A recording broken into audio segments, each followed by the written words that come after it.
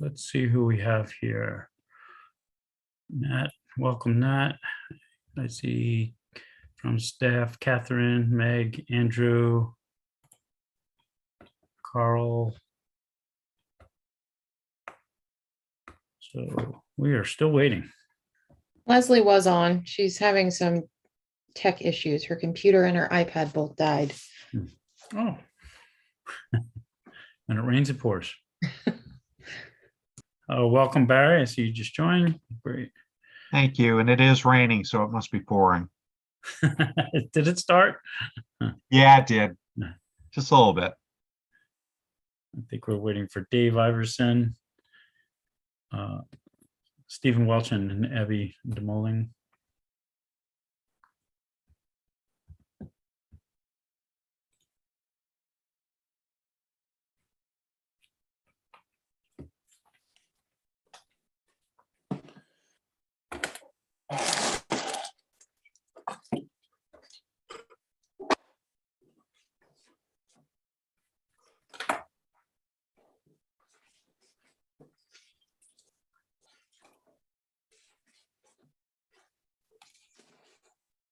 Now we are live streaming, and CTV just told me. So for anyone that may have missed that, if you're watching at home, there'll be a link to register for the Zoom meeting under the live stream of the YouTube.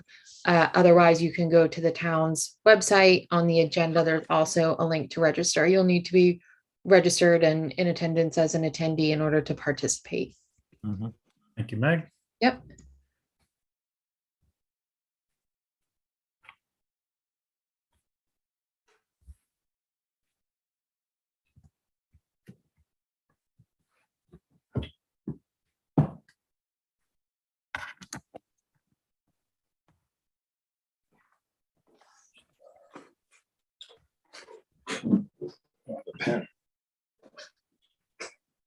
Welcome, Leslie.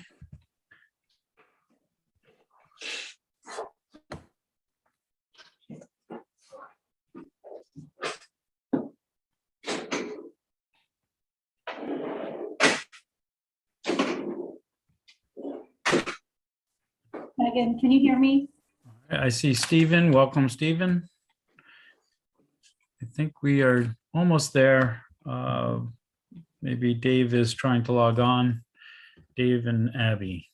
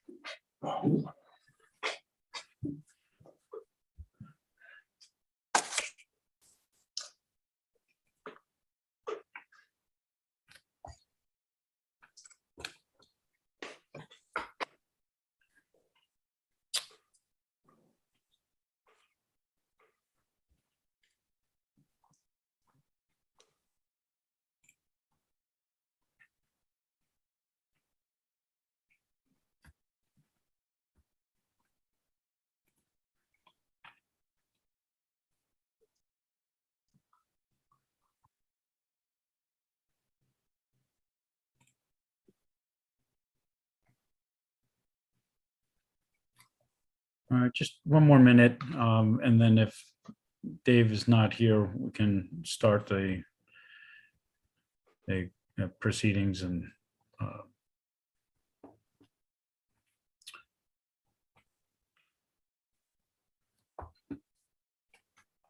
So while we're waiting, if you don't mind, Mr. Chairman, is there anyone who'd like to give up their sweet spot for scallops?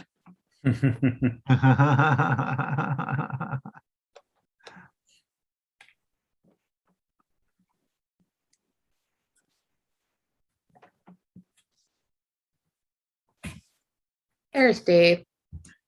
welcome, Dave, just in time. Hey, Sorry, guys, I couldn't find the link anywhere. Traffic, we understand. All right, I think unless we've heard from Abby, I think we're just waiting. So if Abby does log on while making any announcements, Meg, at the appropriate time, just to acknowledge and we'll welcome Abby. Mr. Chairman, Yes, Barry. is Joe Topham showing up as well? He is not. We talked about that. Okay. Yeah, he is unfortunately under the weather and won't be Sorry. joining us this evening. Yeah, so at the appropriate time, if there's a decision that he has sat on the previous Thank you. meetings, we will acknowledge and take the appropriate steps. Yep, sounds good. Okay, with that, let me welcome everyone to the October 13th meeting of the Nantucket Planning Board. We are conducting this meeting via Zoom webinar and remote participation pursuant to Governor Baker's March 12, 2020 order regarding open meeting law. Board members, please acknowledge your attendance when I call your name. Dave Iverson. Here. Nat Lowell. Here. Barry Rector. Here, Joe Toppin will not be joining us this evening. The chair is here, and alternates Carl Borchardt. Here. Stephen Welch. Here. And if Abby has joined us, Abby Demoling? Not yet. yeah, Okay. Staff members, I see a few of you are here. Andrew Vorse, our director. Hello. I did see Andrew here earlier. Sure. Oh, welcome. Leslie Snell, Assistant Here. Planning Director.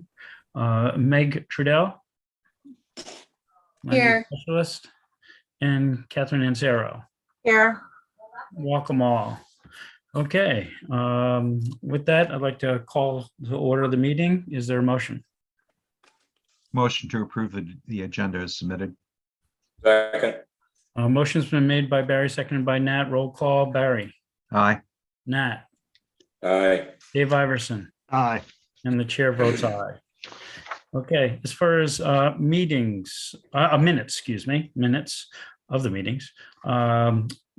Meg, do I see that the September 12th is continued for our November 13th meeting? Yes, please. Okay. Do we need a motion to continue that? Mhm. Okay, great.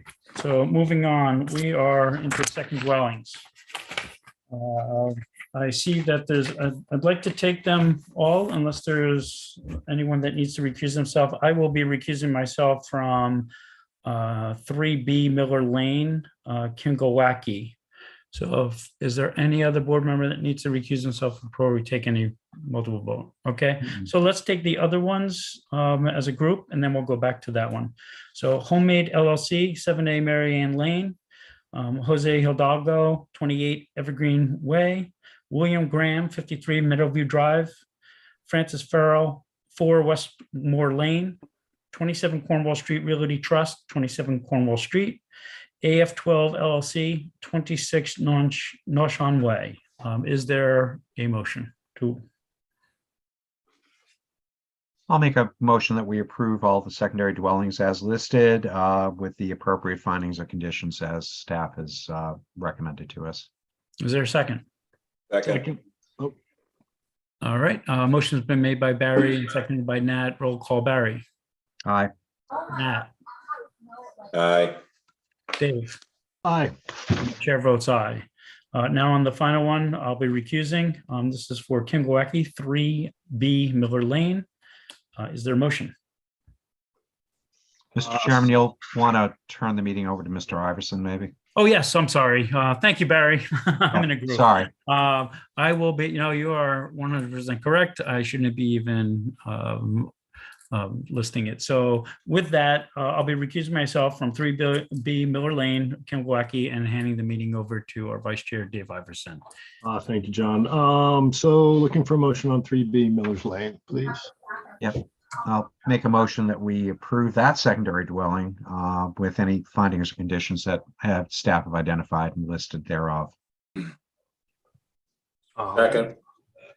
I'm sorry, and Second. 3 of us is enough here, Megan? Mhm. Yeah. Yep, Right, you great. just need 3. Okay, so roll call, Barry, Aye. Nat, Aye. and Vice Chair, myself, aye. So that passes unanimously. John? Great, thank you very much, Dave. Now on to A&Rs. And is there anyone that needs to recuse himself before I go through the list? Seeing none, I will read them off and then we'll look for a motion. SAWB Corporation, 24 Cliff Road, Ronald W. Winters and Ellen H. Winters, 12 Gardner Street. Heather Vance Haddon, trustee of 21 Milk Street Trust, 21 Milk Street. Diane L. Downing, One's Tombs Court. T. McGrath, 2012 Qualified Personal Residence Trust, and S. Medalis, 2012 Qualified Personal Residence Trust, 78 Cliff Road. Town of Nantucket, Waverly Street Parcel W.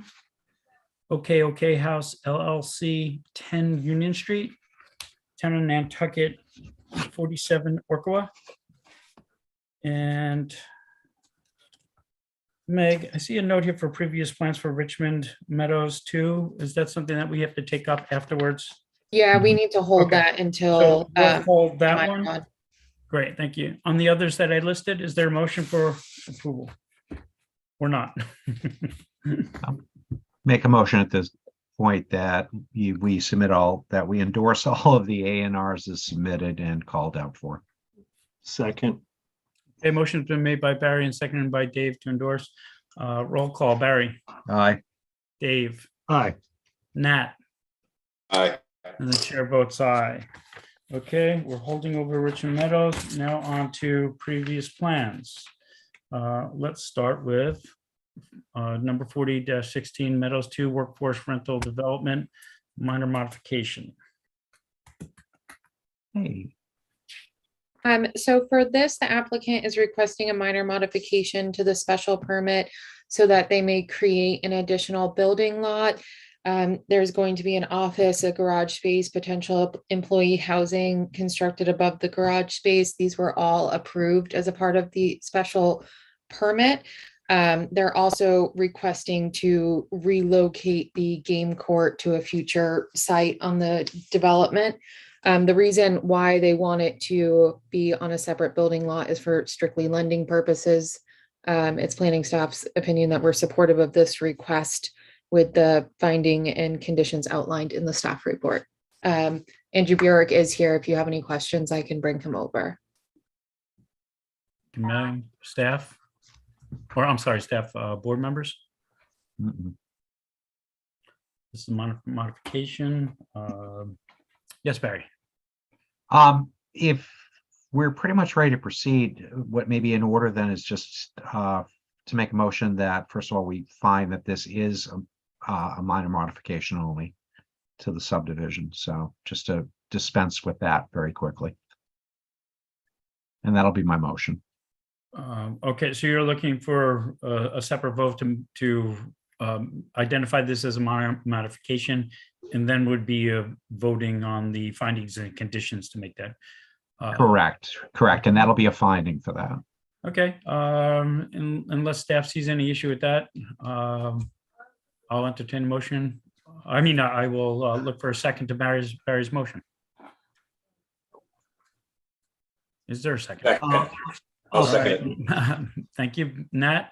Motion's been made by Barry to view this or vote on this as a minor modification. Seconded by Yeah. Nat. Roll call, Barry, Aye. Nat, Aye. Dave, Aye. and the chair votes aye. Now on to the actual endorsement of it.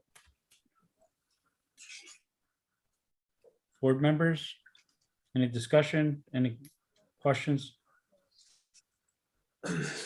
No. Seeing none, I'd entertain a motion. I'll make a motion. I'm sorry, I'm feeling like a parrot. I'll make a motion at this point that that we endorse the special permit with the findings that staff has identified and the conditions that Megan brought up just a few minutes ago. Because I don't think the basketball court is in our packet. It isn't. It is not. So that was something I wanted to bring up. I accidentally left that off the staff report. So we're not losing the basketball court. It's just going to be relocated to a future phase. So that's my motion. Make sure that's also included in there. Not forgotten. Mhm. Right. Yep. Okay, with the one finding. I'll of second that. Okay, and the two conditions. Motion's been made by Barry, seconded by Nat. Roll call, Barry, Aye. Nat, yeah, Nat, Aye. Dave, Aye. and chair votes aye. Okay, now with that, do we go right to the A and R for that, Meg? Mhm. Now that we Yes. put that, all right, let's Yes, vote on please. the A and R. This is for Richmond Meadows 2 AC LLC, lot 963 on Land Court Plan, Harvey Road. The purpose of this plan is to implement the minor modification as described above. If the board has approved the modification, which we just did, as a minor modification, which Barry just did, and we all voted on, planning staff recommends endorsement of the plan. Any questions? I'll make a motion to endorse. Second. Okay, motion has been made to endorse by Nat, seconded by Dave. Roll call, Nat, Aye. Dave, Aye. Barry, Aye. and the chair votes aye. Thank you. Now on to previous plans, Craig's Way subdivision. This is for a reaffirmation of a vote that we had taken in September 12th meeting. Meg, you want to care to add anything to that? No, Okay, I believe the board voted 5-0 in favor of that before. Yeah. Okay, any questions from the board? Any comments? Make a motion to reaffirm our vote taken at September 12th meeting. Okay, is there a second? Second. Motion's been made by Nat, seconded by Dave. Roll call, Nat, Aye. Dave, Aye. Barry, Aye. and the chair votes aye. Okay, thank you. This is, next one is 8 and 8A My Comet Ave, endorsement of plans. This is, Meg, I don't want to take away your job, so if you want me to, I can continue, but please feel free to push me out of the way. no, it's fine. This is just an endorsement of a AR, 2-lot AR subdivision plan that you all approved a couple months back. Remember this. Yeah. Any So when they had discussion? little half circles cut out to give them frontage. hmm Mhm. So it's just, the subdivision's been approved. This is just the signing of the plan. Mhm. So I'll make a motion to endorse. Second. Motion made by Dave, seconded by Nat. Roll call, Dave, Aye. Nat, Aye. Barry, Aye. and chair votes aye. Okay, Sand Eel Lane subdivision, this is an endorsement of plans. This has come before us a few times. At the last meeting, September 12th, we were shown this, and it was this amended, Meg? So Yeah, we're just this, looking for endorsement of that. exactly. Great. Board members, any questions, comments? Mhm. No. Make a motion to endorse the plans. Okay, is there a second? Second. Motion's been made by Nat to endorse, seconded by Dave. Roll call, Nat, Aye. Dave, Aye. Barry, Aye. and the chair votes aye. Thank you. All right, on to Plan Subdivision 2022-05-00273, William A. Trinavish Jr. and Deborah A. Trinavish, trustees, Trinavish Realty Trust, 21 Allen's Lane subdivision. This is to endorse the legal documents. If you remember, this was also before us, a previous, and we were clearing up and verifying I think the drive that had access to it on the left-hand side. The standing planning staff recommends endorsement. Any questions, comments from the board? Hearing none, is there a motion? I'll make a motion that we endorse legal documents in the Form J. Is there a second? Second. Motion's been made to endorse by Barry, seconded by Dave. Roll call, Barry. Aye. Dave, Aye. Nat, Aye. and chair votes aye. Thank you. Now moving on to warrant article concepts, draft list. Who would like to take that over? Meg? Leslie, Andrew? maybe? Leslie? I'll take that over. All right, Leslie, welcome. Step right Okay. up. Good, how are you? All right, excellent. You. All right, so this is just a preliminary draft of concepts. You guys will remember that we give you a pretty long list every year, but we're not able to move forward with all of them usually. So some carry over from year to year. So we have some map change articles that are consistent with the master plan and phasing out certain districts. We're really trying to narrow down on the RC2 district. So there are several of those on the list. Some over on New Whittier Farm Road area, Arrowhead Drive, maybe some of the Egan parcels. Those may not work out for this year. And then some over off Bartlett area, Nobsco Way, Salrose. And then a parcel that was recently bought by the land bank at the end of Mycoma Avenue. RC, we're really close to phasing that out completely. So we just have 2 parcels proposed for this year because the other areas need a lot of analysis. Some other potential map change articles, the Cobble Core article from last year, that was a citizen petition, but we thought the board might sponsor it this year. Monomoy Creek buffer area, that's something that came out of the draft Monomoy area plan. Any sort of technical amendments to the zoning map. We haven't identified any, but there's always stuff that pops up. And then some technical amendments to the zoning bylaw. These are very technical, nothing substantive at all. Anything that may come out of the short-term rental work group, which that may or may not need to be sponsored by the planning board. It might be a select board article. We'll have to see if anything comes out of that for this upcoming year. Same thing with the transient residential facilities that's directly related to short-term rentals. There may be some technical changes that we need to make there as well to be consistent with Board of Health regulations. Other bylaw amendments that staff is working on, but they're not planning board related, but just so you know what we're doing. Chapter 124, that deals with HDC related regulations. That's mostly a cleanup. It's something that's been on the list off and on for years, but we're going to try to advance that this year. Holly Backus is working on that. I had lighting bylaw update on here because we do have the lighting enforcement officer in plus, but I've been working with Nantucket Lights, specifically Gail Walker, talking about lighting issues for about the past year or so. And she has worked on a lighting bylaw that she's going to submit as a citizen petition article. Mhm. And then any real estate items that may come up that we need to devote some time to. So that's our preliminary list. Leslie, with that list, have you had, I know this isn't really, this is kind of public at our meeting now, but has there been any, I guess, opposition to any of the proposed draft articles and concepts that you're listing? Anything that might not be something that we're really focusing on or have to remove, or neighbors that have had opposition? Or is this, I know it's preliminary, but So this list is very preliminary and very, very conceptual at this point.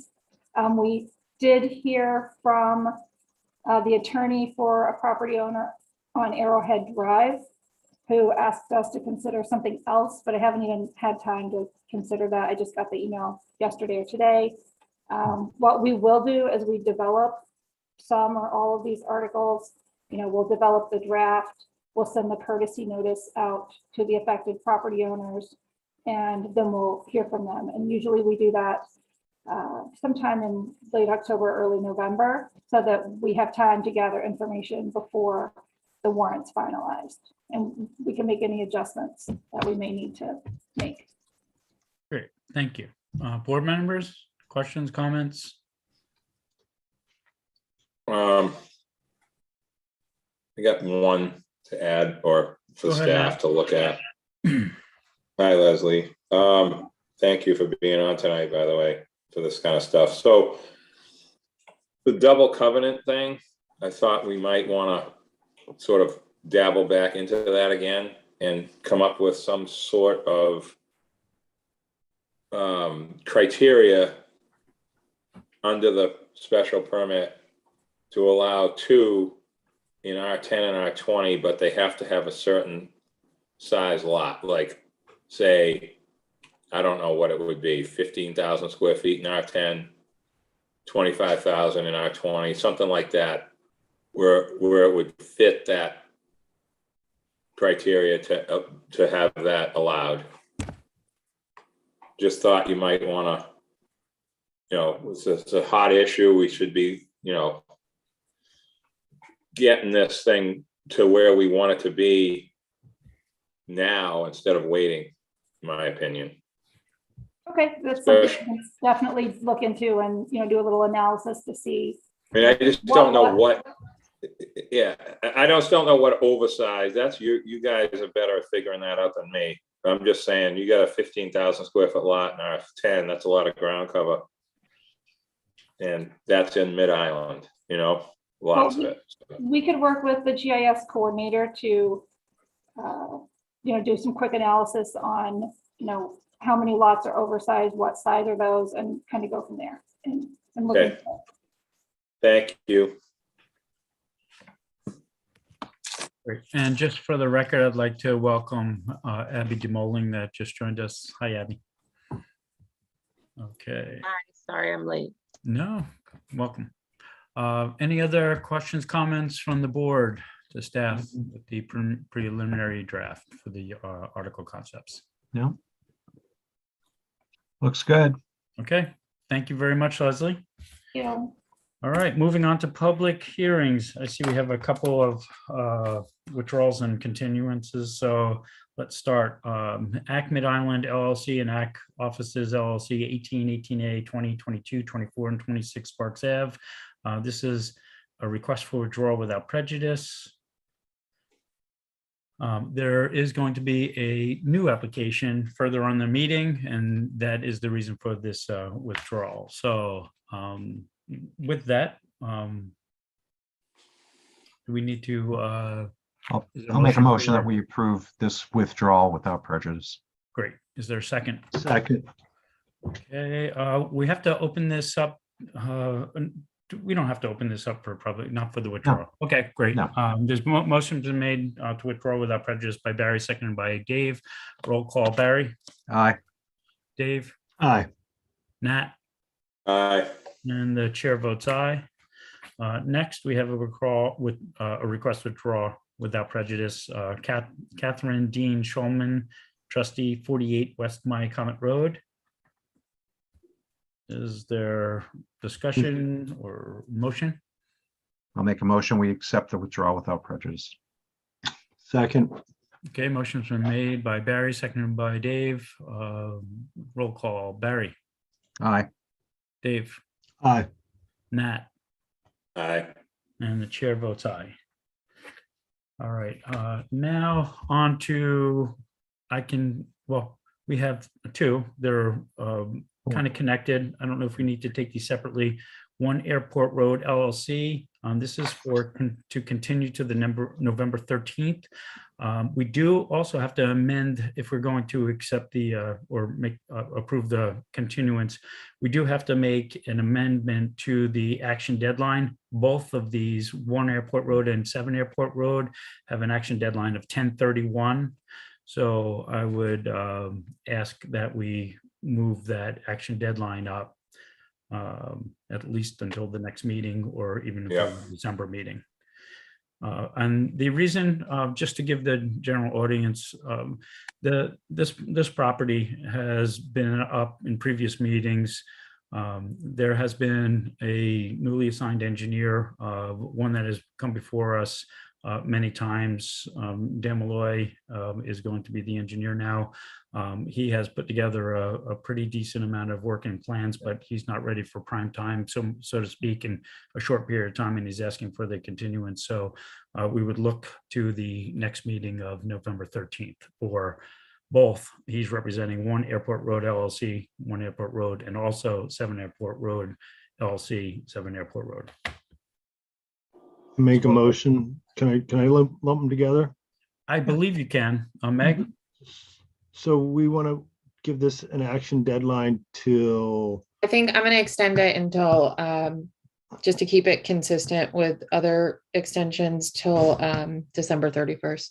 Okay, I make a motion to extend 1 and 7 Airport Road to December 31st, that we said? For the action deadline and For then the next action deadline, meeting, yes. Yes, to continue until November 13th. Second. That's the next meeting. Yeah. Okay, motion's been made by Dave, seconded by Nat. Roll call, Dave, Aye. Nat, Aye. Barry, Aye.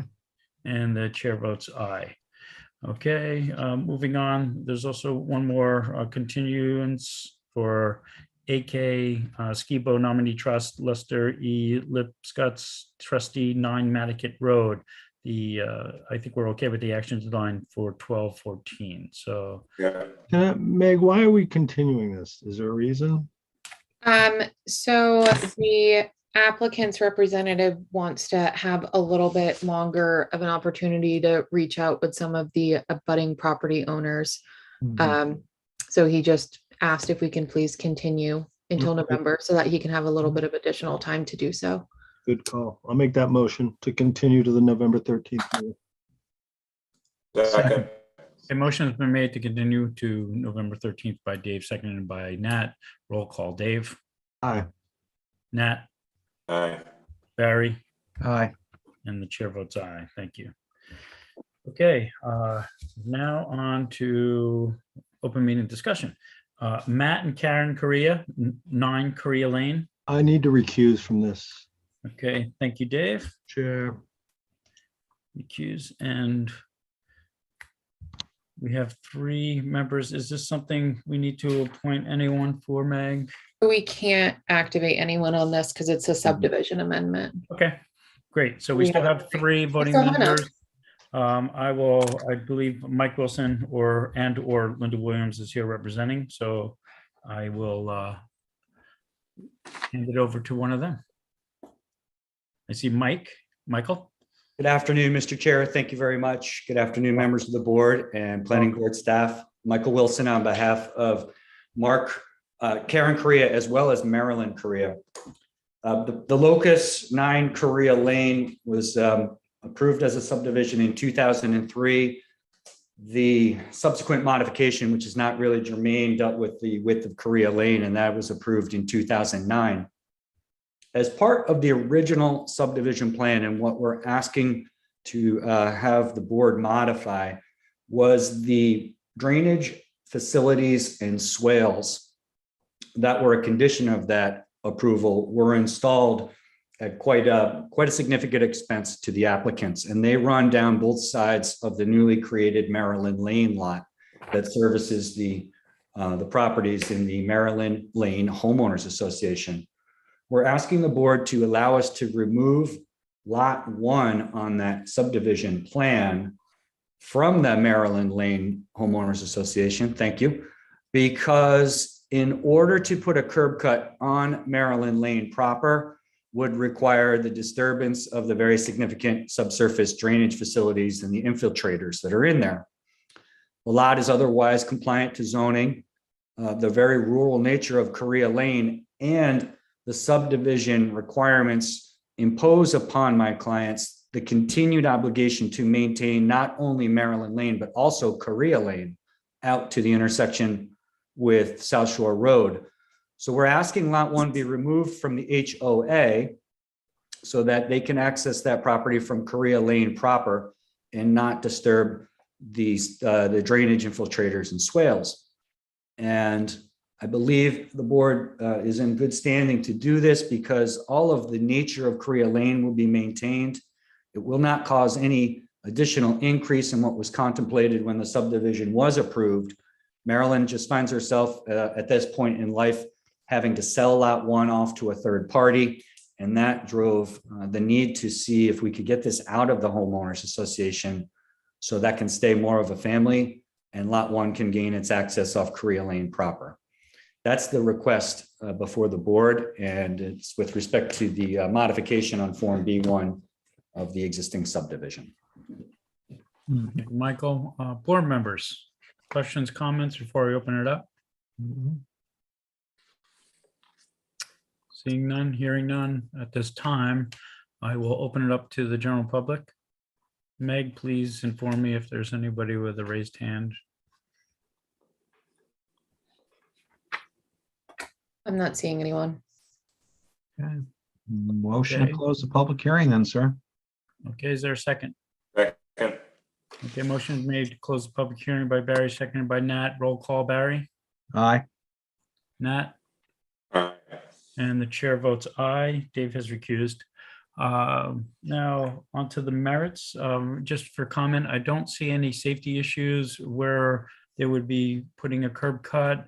There doesn't look like there are any tight corners or turns or emptying onto a busy street where it's close. So if the neighborhood doesn't have a problem, the owners don't have a problem, I don't see a problem with this particular one, especially if it's going to disturb the drainage. So that's only my take on it. And I'd entertain any other comments or questions from the board or a motion. Don, if I may, Mr. Chair, in fact, a condition of the original subdivision is that they have to keep the vegetation low and cut back for just that purpose, the sight lines. And so that, as you point out, is addressed in the conditions prior. Thank you, Michael. Board members? I'll make a motion at this point Yes. that we find this request is in harmony with the purpose and intent of the zoning bylaw and the conditions that's set forward by staff. Second. A motion's been made by Barry, seconded by Nat. Roll call, Barry, Aye. Nat, Aye. and the chair votes aye. Thank you very much. Thanks. All right. Thank you, Now, Mr. Chair. Thank you, members of the board. thank you, Michael. We're moving on to, I will be recusing myself and hand this over to Dave Iverson. This is for Helena M. Jones, 41.5 Nobody Farm Road. We do have 3 sitting members, so unless there's any other issue. So, Dave and John, this one is a special permit. So I would suggest kind of for the special permits, we have some things that you may be ready to vote on tonight, other things that may be a bit more contentious. So for the items that you're ready to go ahead and vote on, it would be appropriate to activate an alternate. If you're not ready for a vote, then maybe consider holding off on activating someone from the permit. So if I'm going to recuse myself, Meg, and then we only have 3 acting So sitting 2. members, I would have to activate 2, correct? Dave would have to activate too. Oh, since you're- yeah, of course, Yeah. but yes, but we Yes. would have a full 5 members voting on this. Right, so 2 for this one. So this one is pretty straightforward. It's a modification to. a I'll be previous- recusing and signing off for a minute. And then Dave can take over, Meg. Okay. This one is pretty straightforward. The applicant's requesting to modify an existing special permit to eliminate a condition which states the use of the new lot, which is now known as 41.5 Nobody Farm Road, shall be limited to 1 single family dwelling. This decision was rendered over 20 years ago, and the lot is now located within the C-Tech zoning district. So we would recommend approval of that request as proposed. Thank you, Meg. So I guess it's Carl and Abby. Is Abby? Yeah, great. Does that work? Activate you too. Any discussion on this with the board? No, I'd entertain a motion to open a public hearing, I guess. Oh, Barry? No, you don't even have to, you just open the public hearing. You don't need a motion. Okay. We'll go ahead and open the public hearing then. Is there anyone out there, Megan? No one with their hand raised now. All right. Make a motion to close the public hearing though for you. Second. Seconded by Nat, motion by Barry, roll call vote, Nat, Aye. Barry, Aye. Abby, Aye. Carl, Aye. and I'm an aye, so unanimous. On the merits, I'll make a motion at this point that we accept the finding that this is a request with the harmony of the general purpose and intent of the zoning bylaw, and follow the advice of staff here in terms of the final outcome of this. Second. All right, motion by Barry, second by Nat. Roll call. Barry, Aye. Nat, Aye. Carl, Aye. Abby. Aye. Vice Chair is aye, so that's unanimous. Onward to the next mod, I guess, right? Yeah. John, you're coming back for this one, right? You're okay with this? Yes, I'm okay with this. Good. Thank you very much, Dave. On to our next public hearing, 29 Center Street LLC, the Faraway, 2 and 4 Chestnut Street, 29 and 31 Center Street, 11 India Street, and 16.5 Federal Street. Action deadline January 11, 2023. Just to note, there are 2 separate public hearings before the board, part 1 and part 2. With that, I think Sarah Alger is here representing. Yep, so Sarah is here on standby if you have any questions. These ones are both, again, fairly straightforward. We do need to take them in 2 parts as 2 separate public hearings. The first one, the applicant is requesting to modify the MCD special permit so that the lower level of the corner property, which is known as the Manor House, can be converted to the existing retail space. It wants to be converted to simple meeting space. We're supportive of that request, and it wouldn't warrant any additional conditions. And, Meg, Mr. Chair, can I ask Meg a question? too? Certainly, go ahead, Dave. That's that kind of weird down the stairs corner retail spot, right? Yeah, I think it had been an art gallery, and then it was I Been a think few it felt different like- things, but. Yeah, a few different things there on the corner. Mhm. Okay, any discussion by the board? For open it up. So let's take this one, part 1 at a time, one at a time. So I will open this up to the public for any questions, comments. Meg, please let me know if there's any. I'm not seeing any.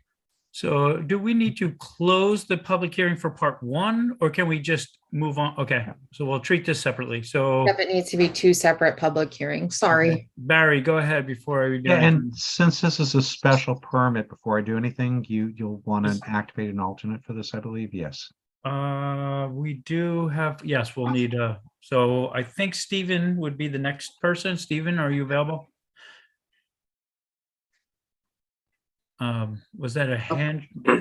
Yes, Stephen, yes, Yeah. okay, great. Okay, so Stephen will be sitting on this, part 1. Any discussion or no other hands from the public, Meg? Or please identify if there are. Motion to close the public hearing then, please. Wait, Second. Meg, did you say anything? Oh, no, I just said, no, there is no one. Okay. We're good to go. Great. All right. Motion's been made to close by Barry and second by Steve, did I see? I think. Sure, I'll do Oh, that. Dave. Okay. Dave, yeah. So roll call to close. Barry, Aye. Dave, Aye.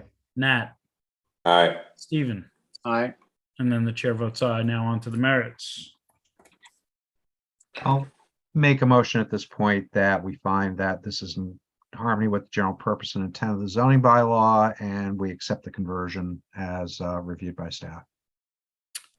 Okay. Is there a second? Second. Okay. Motion been made by Barry, seconded by Dave. Roll call, Barry, Aye. Dave. Aye. Nat, Aye. Stephen, Aye. and the chair votes aye. Okay. Now on to part 2.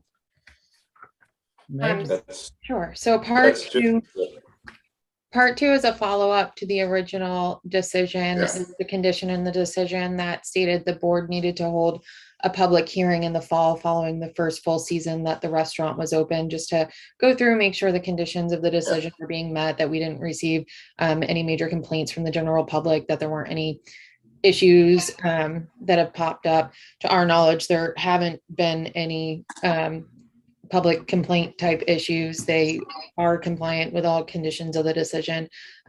So from a staff perspective, they're fine, but we do have to go ahead and open up to the public to see if they have any Yeah. comments. this is the rector rule, the second rector rule. Came up with this a long time ago. This is a great thing. Mhm.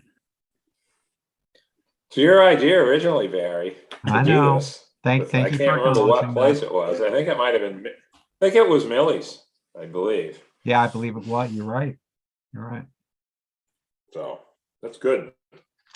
Well, board, besides that general information from Nat, thank you very much. Is there any other comments, question before I open up to the public? Seeing or hearing none, I will open it up to the public. So Cam Sutton has her hand raised. Great. Hi, Cam, welcome.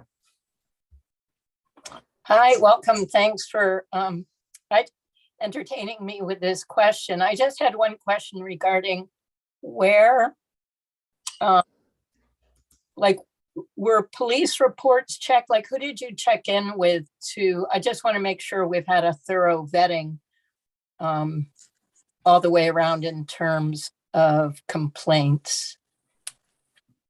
So I can tell you that there have been no complaints to our office regarding this particular special permit or development.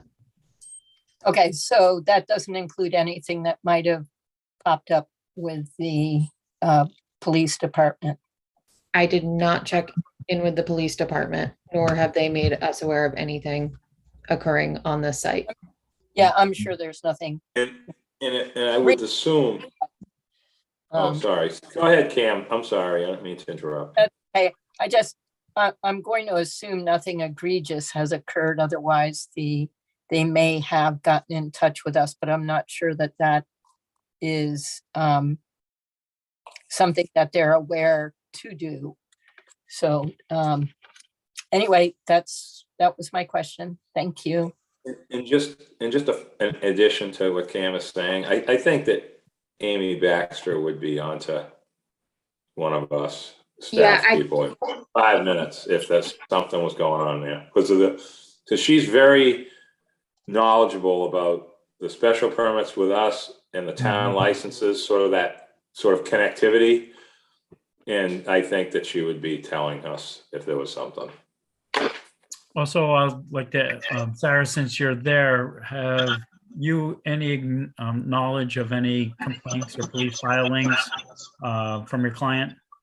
No, I'm not aware of there being any issues. But I haven't actively gone out and checked at the police station, but I haven't heard anything from anyone.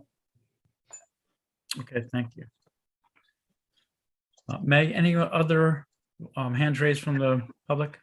Yeah, Hillary Hedges Rayport has her hand up. I see Dave as well, but I just wanted, if I may, through you, Mr. Chair, Sure.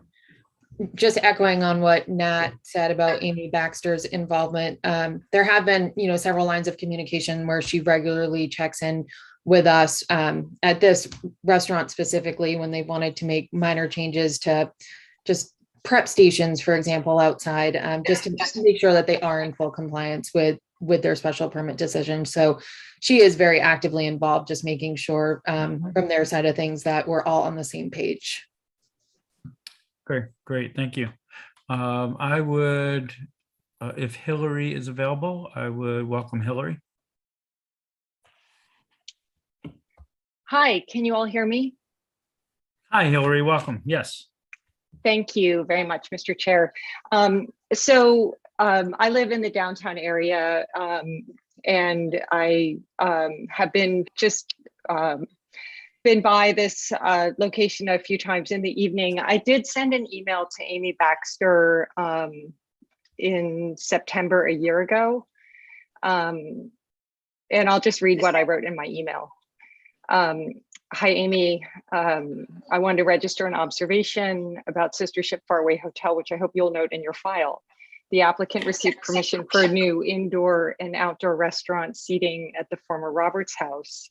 The permitting discussions noted especially that the outdoor area is a restaurant and not a bar or lounge.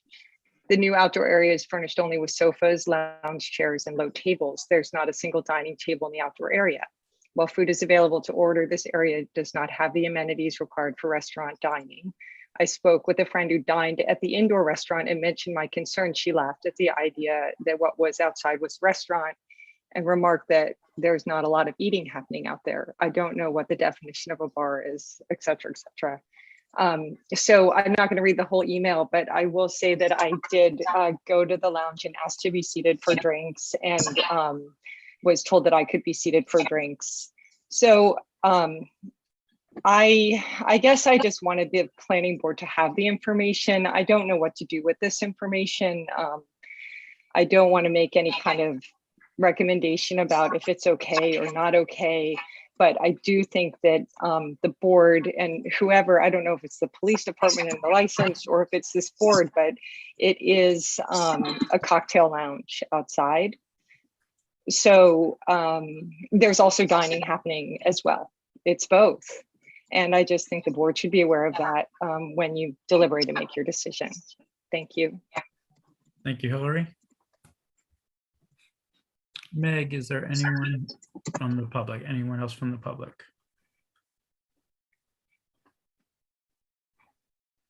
No, I'm not seeing anyone else from the public with their hand raised.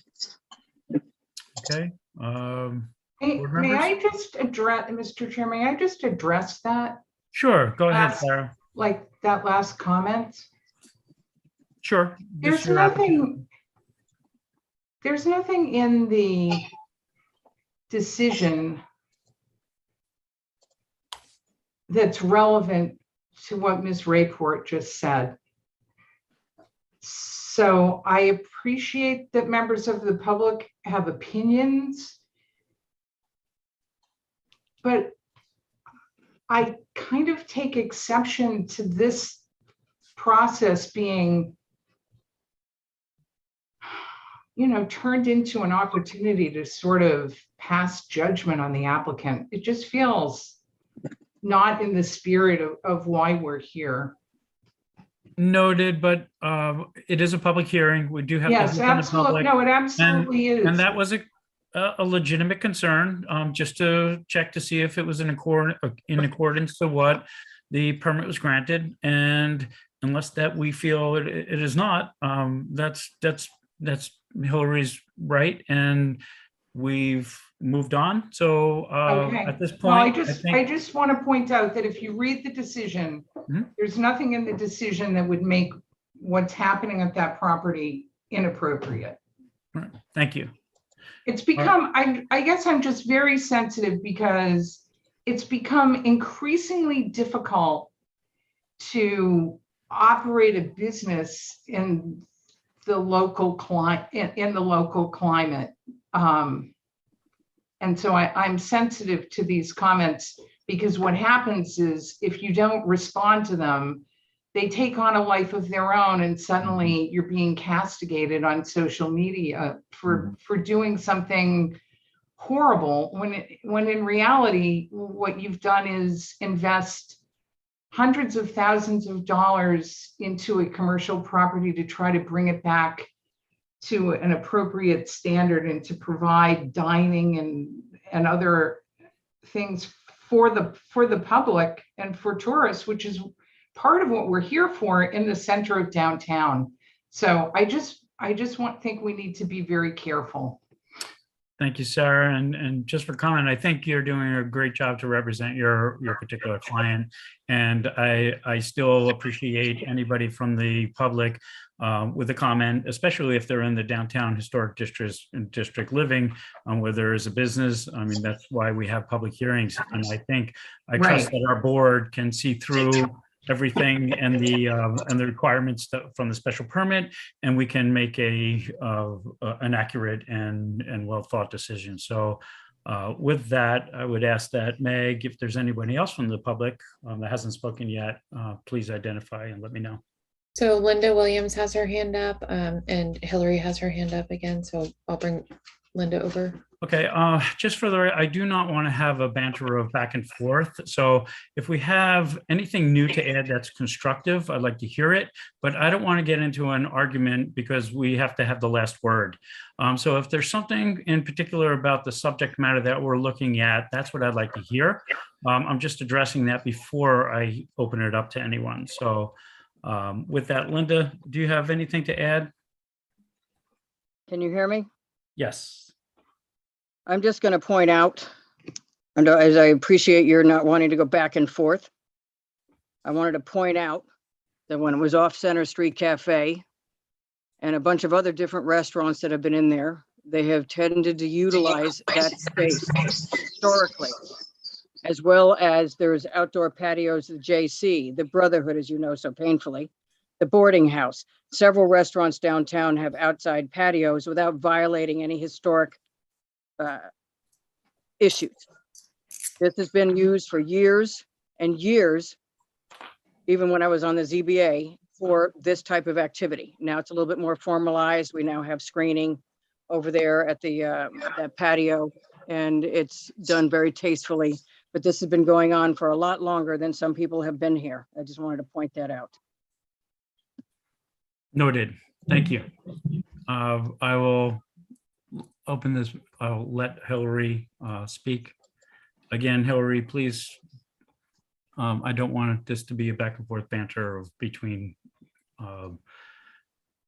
people trying to air out discussions that's not the subject matter that we're really looking at. Yeah, thanks very much. The board asked if there'd been any messages to Amy Baxter and said that they hadn't checked in. And so I wanted to share my message to Amy Baxter. I don't know where, if it's with the planning board or the licensing where that stands, but I wanted to make sure to register my observation, and it was meant to be helpful, and it is public hearing. So I appreciate your hearing me. I appreciate your graciousness, John. Thank you. Thank you, Hillary. Meg, any other persons with hands raised from the public? I'm not seeing any, no.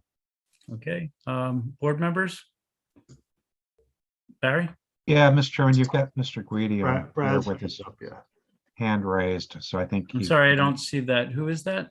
Mr. Guidi? A blue flag. He's over here on our screen Yeah. as the applicant.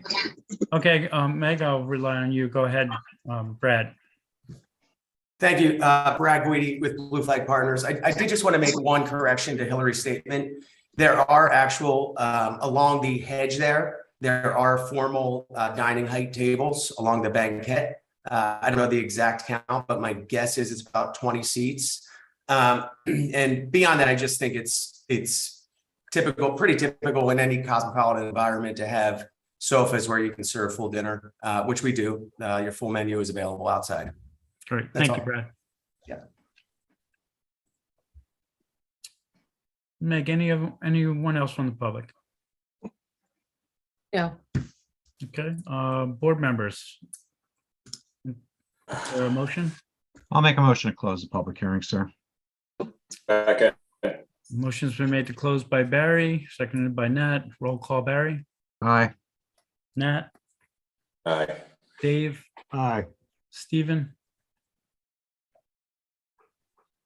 Aye. and chair votes aye. Now on to the merits.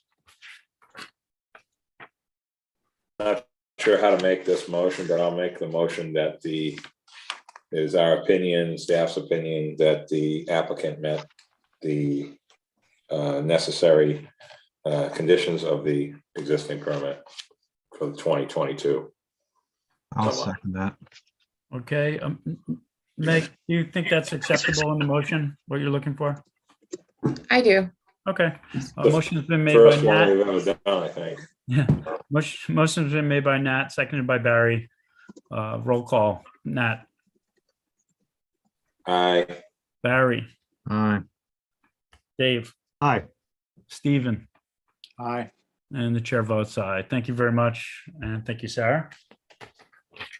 Now moving on, next, Spencer and Denise Goldsmith, 1 White Street, representing Spencer and Denise Goldsmith. This is for a special permit for a second driveway access. Meg, if you care to summarize or lead it over to the applicant. Sure. So the applicant is here should you have any questions. But this is just a request for a second driveway access. The existing driveway access is located on White Street and it'll service the primary dwelling. They did get approval for a secondary dwelling, but did not obtain or request approval for a second driveway access at that time. So they're coming back for it now for the special permit.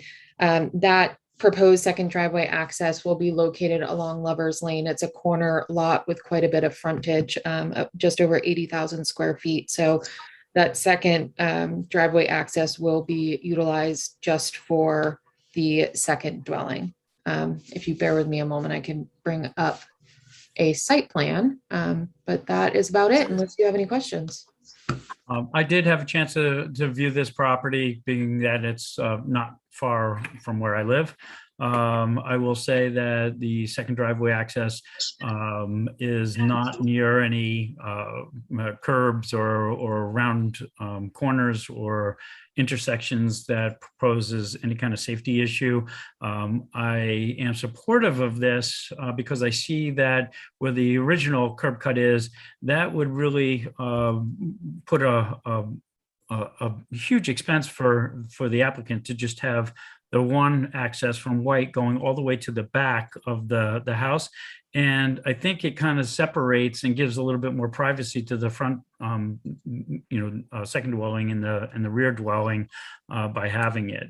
So with the size of the almost 2 acres of a buildable 2-acre lot, over 80,000 square feet, my take on it with my site viewing,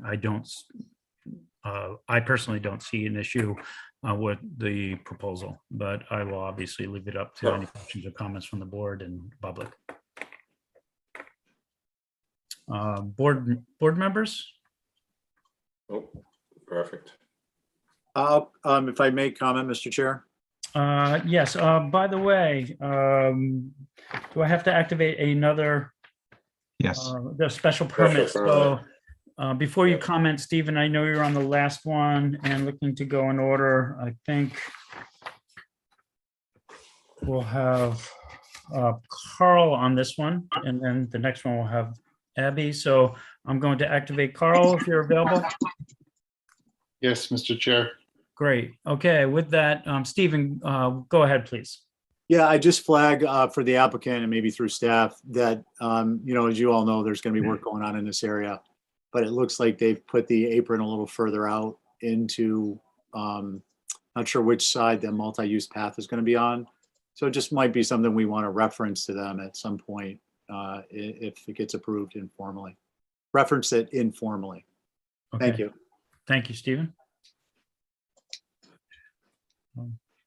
Any other questions, comments from the board before I open it up to the public? No, sir. Seeing none, hearing none, I will open it up. Meg, please identify anyone with their hands raised from the public. Campbell Sutton has her hand raised. Great. Kim, welcome back. Go ahead. Hi, yes. So I was going to mention something to Stephen's point. Last night they were talking at the select board meeting about this becoming it sounded like about 40 feet so wide, and I'm not sure how they're going to delineate that when they do the improvements. So I was just thinking that the apron may be better either delayed until until the improvements are done. Do you see what I mean? So they're like putting an apron, taking it out, putting it in again. And I believe they're doing some taking of land, but again, I think the ones that were under discussion last night were Monahasset and Orkawa. But anyway, that was going to be my comment. And then, John, I appreciate you're going out and taking a look at this spot. So there were no water issues, right? That's the thing I find to be the biggest. Well, we've had an incredible dry summer, Cam, and I didn't see any glaring, any kind of water issues that I saw. We did have 4 or 5 days of bout of rain, and even though it's a quick dumping, I didn't see anything that would change my mind. Obviously, Lover's Lane, without any kind of improvements, that can go from dry and hilly to graded out and then water collecting. But that's on Lover's Lane, not necessarily on the lot that I saw. Right, and I don't think this is close to what I consider the duck pond on Lover's Lane. So, okay, that was my input. Thank you. Thank you. Anyone else, Meg, from the public?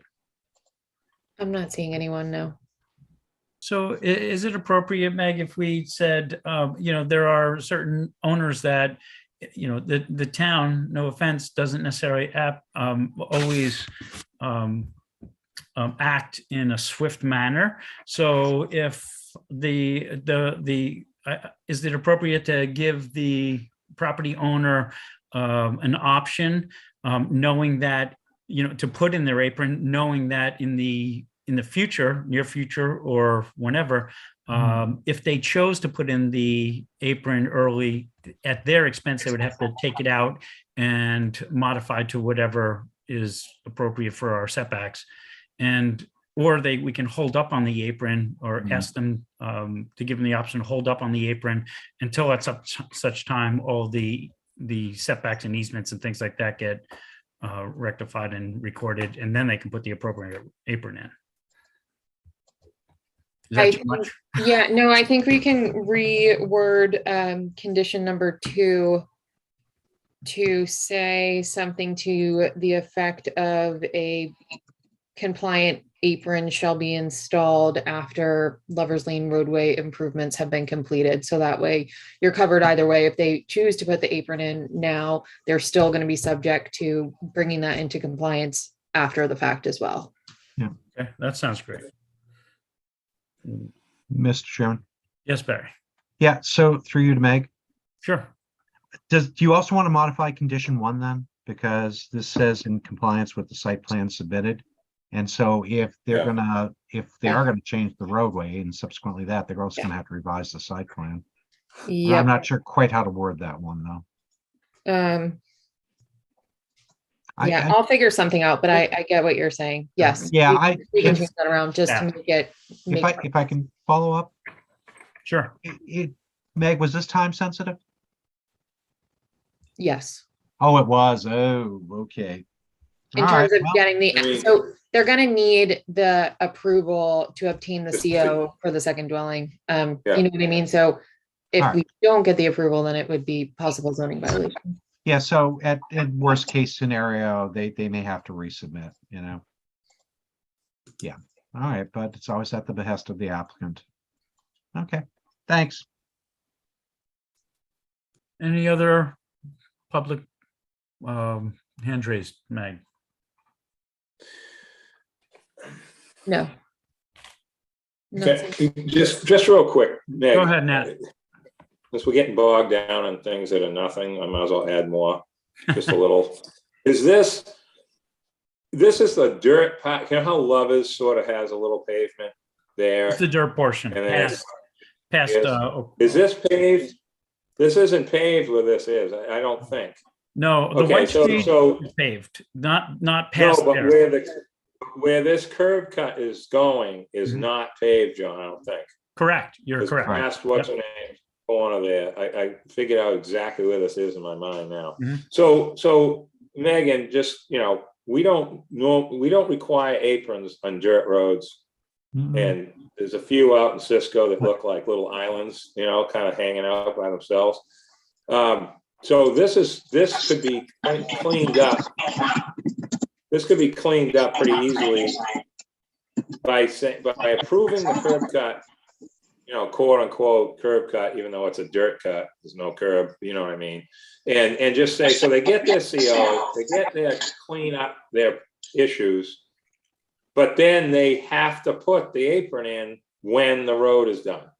So in other words, we're not missing anything, but we can't, I mean, it's really just a normal dirt driveway kind of situation. If it's not paved now where that is, which it's not, John just confirmed, but I wasn't 100% sure. I think we don't need Meg, to ask them to do that. Yeah, I think Meg addressed your point in the language that she was going to add from staff. Right, but I'm just saying it's not, if it isn't paved, John, that's a different animal. That's all. Okay. If I may, through you, Mr. Chair, I actually thought it was paved. I just took a better look at the the site plan and it is not. So I would slightly amend my recommendation, if I may, from a staff perspective, eliminating condition 1 and then just re-wordsmithing condition 2 to bring that into compliance after the roadway improvements are completed. Perfect. We just don't want to hold them up for nothing. Right. Okay, if the board is accepting of that, I'd still look to see if there are any other hands raised from the general public before closing. Seeing none. Okay, with that. Right. is Make there a a motion to close, Second, anyone? please. Second. Motion has been made to close by Nat, seconded by Barry. Roll call. Nat, Aye. Barry, Aye. Dave, Aye. Carl, Aye. and chair votes aye. Now on to the merits. Is there Make a motion? motion to approve, per the 3 findings and with the change in conditions that Megan outlined. Okay, is there a Second it. Change in language. Carl, was that you that second? Mhm. Great. Yeah. Motion's been made by Nat, seconded by Carl. Roll call. Nat, Aye. Carl, Aye. Dave, Aye. Barry. Aye. Chair votes aye. Thank you very much. Moving on, Sarah Underwood, trustee of the Sarah M. Underwood 2021 Revocable Trust, 25 Top Scott Circle, representing Matt McInerney. And I will have to add Abby, if you're available, Abby, to sit on this special permit.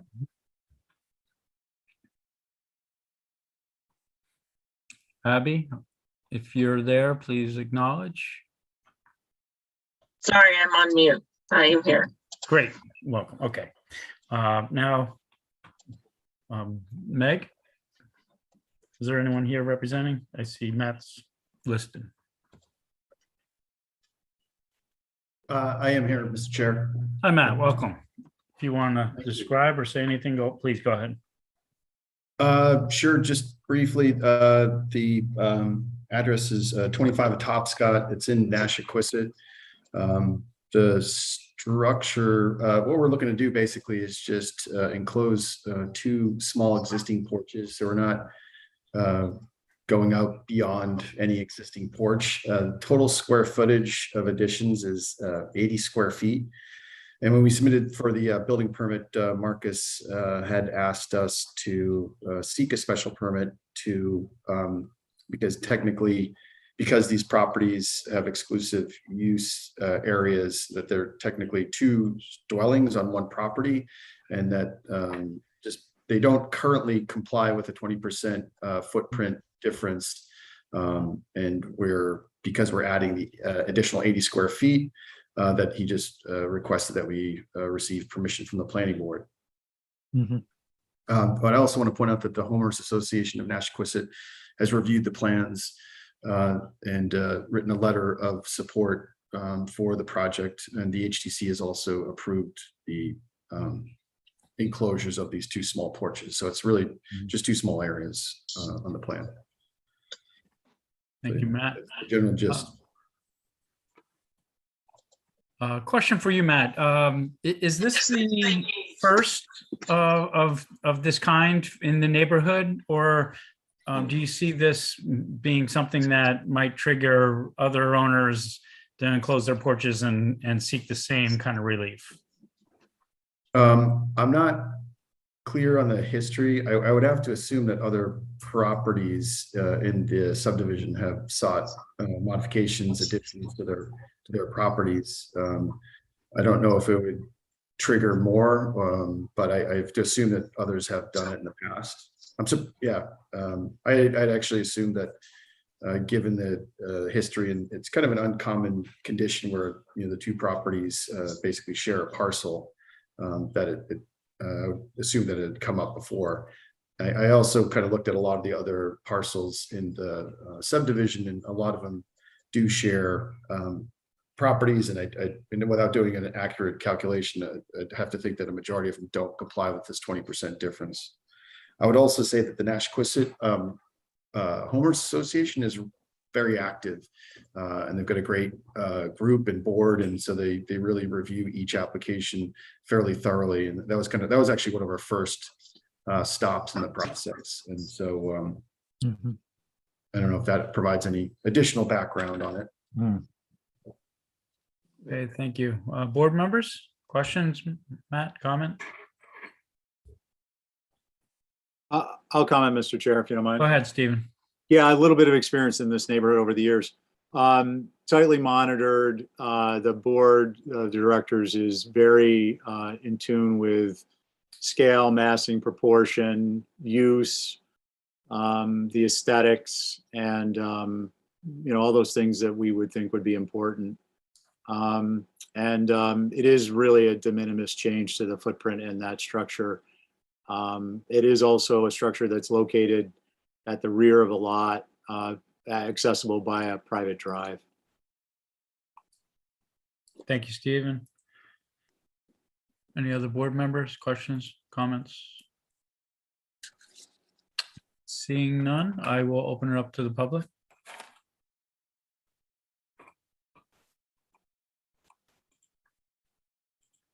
Make a Meg, any- motion. Yeah, I'm not seeing anyone. Go ahead, Nat. Make a motion to close the public hearing. Is there a second? A second. Okay, motion's been made to close by Nat, seconded by Dave. Nat, Aye. Dave, Aye. Barry, Aye. Abby, Aye. and chair votes aye. Now, the merits, board members. Make a motion that the findings of the applicant's request is in harmony with the general purpose and intent of the bylaw, and that the alteration will not be substantially more detrimental to the neighborhood than the existing nonconformities. Okay, is there a second? Second. Motion's been made by Nat, seconded by Dave. Roll call, Nat, Aye. Dave, Aye. Barry, Aye. Abby, Aye. and the chair votes aye. Thank you. Thank you, Matt. Thank you very much, Mr. Chair and the board. Thank you, Matt. Moving on, 6 North Beach Street LLC, 8 North Beach Street LLC, 4 Dolphin Court LLC, the Brandt 6 and 8 North Beach Street and 4 Dolphin Court renotice. We see an action deadline of 10/30/21. So representing Mike Wilson and Linda Williams. If either are here, please go ahead. Michael, I see you. Thank you, Mr. Chair and members of the board and staff. Michael Wilson on behalf of your applicant, which is 3 property owners, BPC 4 Dolphin Court LLC, BP 6 North Beach Street LLC, and 8 North Beach Street LLC. We're asking the board to reopen the approval that was issued on February 14th of this year. It benefited from 2 meetings with a lot of information and detail provided, and what the board granted and approved was the site plan at the time. To refresh your memory, the site plan contemplated the collapsing of these 3 property lot lines to 1 property, and then the subsequent construction of the pool and pool cabana in the center courtyard where the 3 lot lines would have converged. And through the course of after the approval, through the course of working with the abutters and the Dolphin Court Homeowners Association, which I believe is represented by council, and you have a letter, we're asking the board to reconsider, allow us to submit a new site plan rather than collapsing the lines and creating 1 buildable lot. We're asking the board to approve allowing us to create 1 buildable lot and 1 non-buildable lot, which we're going to dedicate to the rerouting of the sidewalk along North Beach Street to accommodate a pullover location for taxi drop-off and pickup, because the pedestrian access to the courtyard and to the hotel is going to be between the structures located at 6 and 8 North Beach. This will improve, we believe, the safety and traffic flow, reduce the amount of turning in and out onto the Dolphin Court proper. And In addition to asking you to approve the revised site plan, I'm not sure the board is used to this, but we're asking for you to impose more conditions on us. We would like you to please restrict us further in our special permit with 6 specific conditions. And I can either get into them now, or we can take them piecemeal to discuss them, however the board pleases. Michael, why don't you read them off? And then if we have particular comments, people can make their notes and then ask. Thank you. We want to be able to have 3 parking spaces that are previously permitted, not to change, located on what is going to be the new site, which will be 1 lot, the buildable lot. The 3 parking spaces, 1 will be the handicap accessible spot, and the other 2 are going to be dedicated for vehicles that are going to be owned by the hotel to be used by guests and or staff. And those will be the only parking space uses for the on-site parking. We're going to have the Dolphin Court vehicle access restricted such that only the handicap space and those 2 vehicles are going to be using it during the usual business hours. Managers and employees of the Brant will be retrieving the 2 vehicles owned by the Brant between the hours of 8 a.m. and 5 p.m., accepting, of course, emergency vehicles, utility vehicles, other contractor vehicles accessing the property for servicing of the utilities or the pool or the construction. And for the elimination of doubt, we do not want a utility or contractor vehicle to contemplate laundry service or landscape or construction vehicles or food delivery. Vehicles engaged in trash collection, certainly, and emergency vehicles.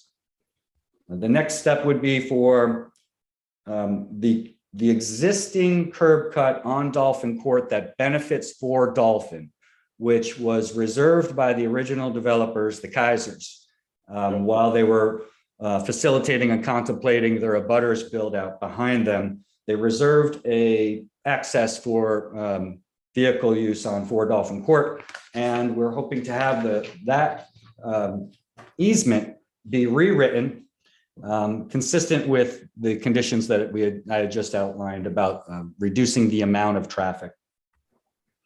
And then, of course, we want to, and this is not something that I think the board is concerned with, but to advertise and to adopt a North Beach Street address for advertising purposes rather than any type of Dolphin Court address for the purposes. And that is basically the extent of the conditions we're asking you to further impose upon us. Thank you, Michael. Oh, Board members, Nat, go ahead. interesting. This is kind of another first tonight. There's a lot of firsts tonight. Michael, go back to the spring or late or winter, actually, right? February. Since you've done such a great job in working with them and figuring out what, how to modify this, what about that bump out idea? Have we looked at that, or you think with the less traffic, do the neighbors want to leave that alone?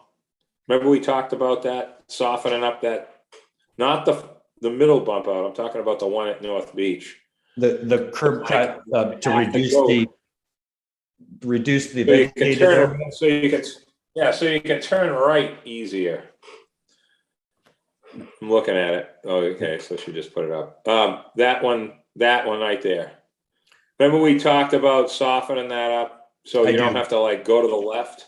But I mean, it's, I'm just bringing it up because we talked about it, but you've made a lot of changes and accommodations. So I just figured I'd throw that in and ask if anything's been discussed about that. I think that was not something that was really brought up between the concerns that the abutters proposed. Because you also lose parking with that too, a little bit. It's kind of I don't know, old school sort of thing, the way they did that back then, but whatever, it's fine. I'm not asking to do it. I'm just asking if that came up as far as, some kind of It conversation. did conceptually, I think it would have required, or it will require, if the board wants it, that we come in and modify the site plan for the Dolphin Court subdivision, not something that we have control over with our locus. They also wanted to keep the parking space away from that corner. And when they set up Dolphin Court originally, they wanted to keep that parking from going all the way to the corner, because then you cannot see. Yeah. So it pushes it farther into Dolphin Court, which is why these little bump outs are like that. Just for procedural purposes, that's Linda Williams speaking, identified that we And so this, introduced. so this pull-in thing, this is very interesting. What will happen with the sidewalk in that? Is it gonna be beyond it or in front of it? I don't I think we can pull up, there should be Bracken's proposed site plan, which depicts it. The sidewalk will be landward. Okay. There should be a better plan that Further will into the actually packet. shows the brickwork. It's a plan that we've shared with and engaged Victor Brandon to implement. If you approve it, I can hold up. Yeah. I don't know if this is going to help. I thought it should be in your packet. There you go. Oh, Yep. I did see Yeah, that just at gotta some keep- point. Yeah. Gotta keep scrolling to find it. That's all right. No, that's how I sort of envisioned, but I wasn't really 100% sure. So they're giving up their property to make this improvement. And in fact, the proposal is to deed that parcel to the town once all the work is complete. Yeah, gift it. Yep, yep. And how wide's that sidewalk? I can't, I didn't, is it It's 6 more or than 8? 4 feet. It's more than 4 feet. It was when it was redone, it Perfect. was redone much wider. There's Okay, pictures of it in the file, but I don't know if they're easily accessible. Don has designed it to be compliant with the regulations, although the depiction I have, if you scale it, it is slightly narrower than what exists, but not appreciably so. I'm bringing Don over. Thank you. Meg, while we have this brief wait for Don to come over, I apologize. I did not activate a alternate, but I know everyone's paying attention. Stephen, if you are here and have been paying attention, I'd like to activate you for this. I am, and I accept. Great, thank you. Go ahead, Meg, if you want to pull Don over. I'm here. Thank you very much, Don Bracken, the engineer for the project. Yeah, that sidewalk is 5 feet wide. And I believe we've set it up as an easement to the town, not as a separate parcel. That's how it's set up right now. yeah.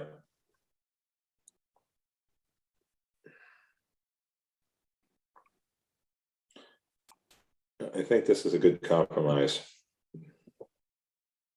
Really good.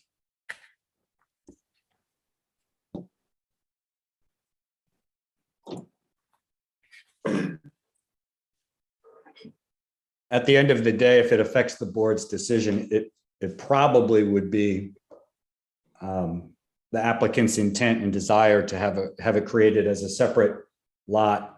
This is land court property. It's registered, so we're going to do the land court subdivision approval process and then the subsequent gift of that non-buildable lot over to the town for the purposes of the sidewalk and the ownership of what would be the expanded North Beach Street Road proper and the area that is contemplated here.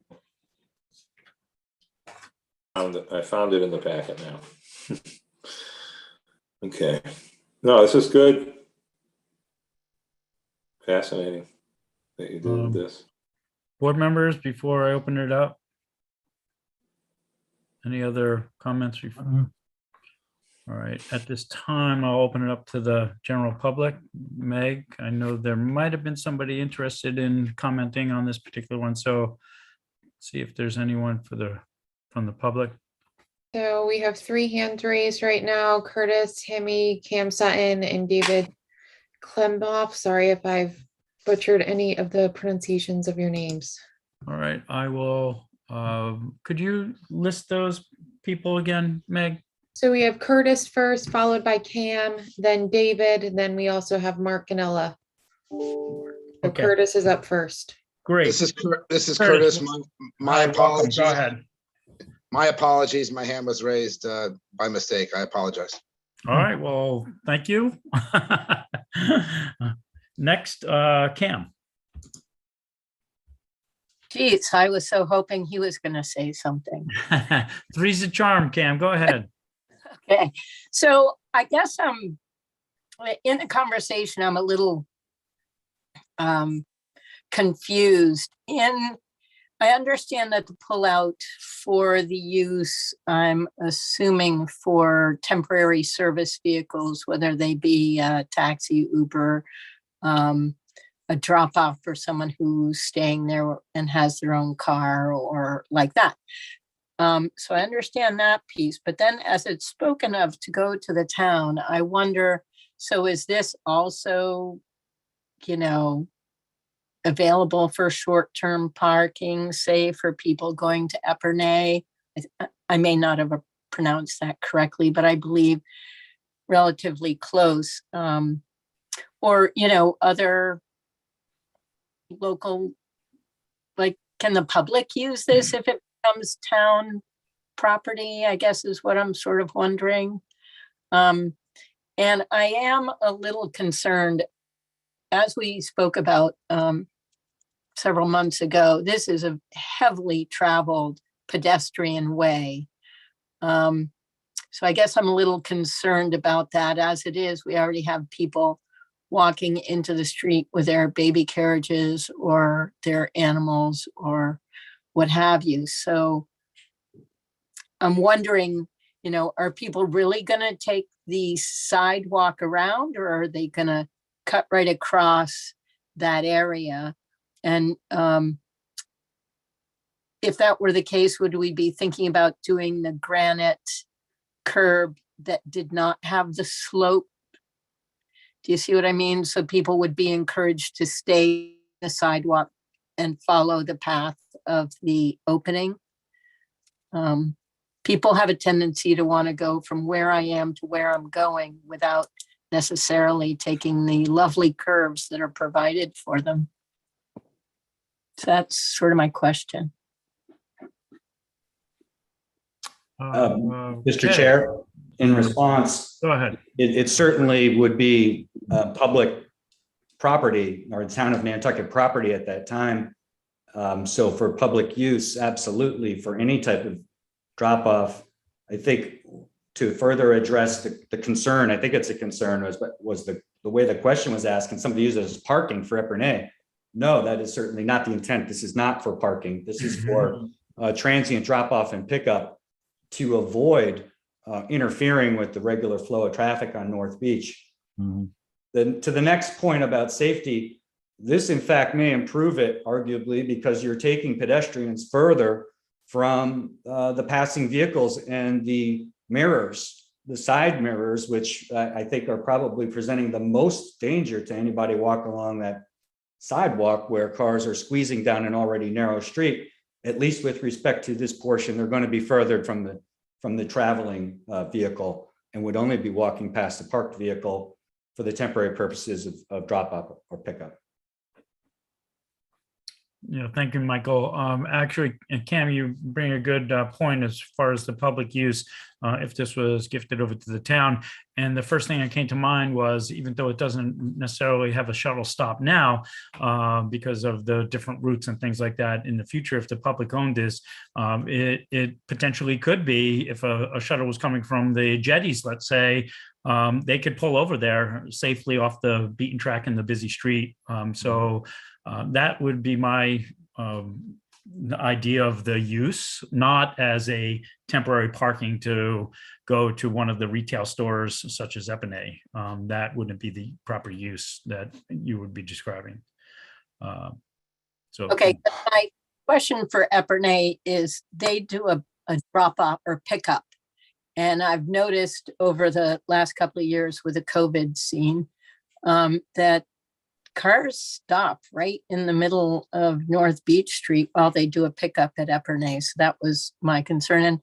And through you, Chair, to the representative, on the granite curbing, in other words, is that going to direct people so you don't have the slope down to the pull off and then a slope up on the other side? In other words, encouraging people to move through the pull-off, but that the curbing would, do you see what I mean? Like where you have the 6-8 inch curbing and it doesn't slope and carries around. I think, Ken, what you're describing is if you're pushing a baby carriage, you naturally would want to go with the smooth route that directed you or steered you in a nice level path, as opposed to dropping off a curb, coming up a curb, by taking the close point A to B. Correct. And if it is sloped, then people will go, take the easiest route across that area. So that's my only concern there. But I'm sure everybody will do the right thing and come up with the best solution. So thank you for your time. Thank you, Cam. Thank you, Mr. Chair. Go ahead, Michael. On the plan that Don has provided, it's depicted to keep to maintain the gutter grade or the grade of North Beach Street is going to be the same grade as where the vehicle will pull over. And the existing grade that the sidewalk benefits from is going to be the existing grade of the proposed sidewalk rerouting. So the natural height of the sidewalk will be maintained. Mm-hmm. And then there would be no slope down that would encourage a pedestrian to go onto that pull-off, because it will be the granite curbing will be replaced. So you'll have that differentiation between street grade and sidewalk grade. Thank you for that. I believe that addresses Cam's question and concerns to right on point. I believe next is Dave. Dave had his hand up. Yes. Can you hear me? Yes. Hi, Dave. Welcome. Hi. I'm actually counsel to the neighbors on Dolphin Court. And what I wanted to just be clear about is this was a very long thought through negotiation. It resulted in a new easement agreement. And I just want to make clear that the conditions that Mr. Wilson sort of summarized weren't exactly on point necessarily with all of the ones that were pre-written out. And I'm hoping that you got a copy of sort of the written conditions that I have hammered out with counsel for the Brandt, so that when it comes time to include them in the permit, they're specific and don't result in conflicts with some of the same conditions in the easement. In other words, we took some of the things that are in the easement that would be naturally enforced by the town and moved them over as these conditions. And I'm hoping that you've got the written version of that for ease of inclusion, not sort of taking notes on Mr. Wilson's summary, which would have taken quite a while for him to read it verbatim and wouldn't have accomplished much. I think he got the gist of it out, but I just want to be sure that we have the specifics of it correct. I'd also like to thank the board for holding off on the written decision on this while this matter worked itself out. It would have complicated things immeasurably if you would have written it up and issued it, and that would have become another appeal. And as things went, it went quite smoothly. The Brandt was quite cooperative. They were very respectful of the concerns of the neighbors. I think the neighbors understood that the Brandt have got to operate a business, and I think everybody's reasonably happy where this has ended up. Great. Thank you, Dave.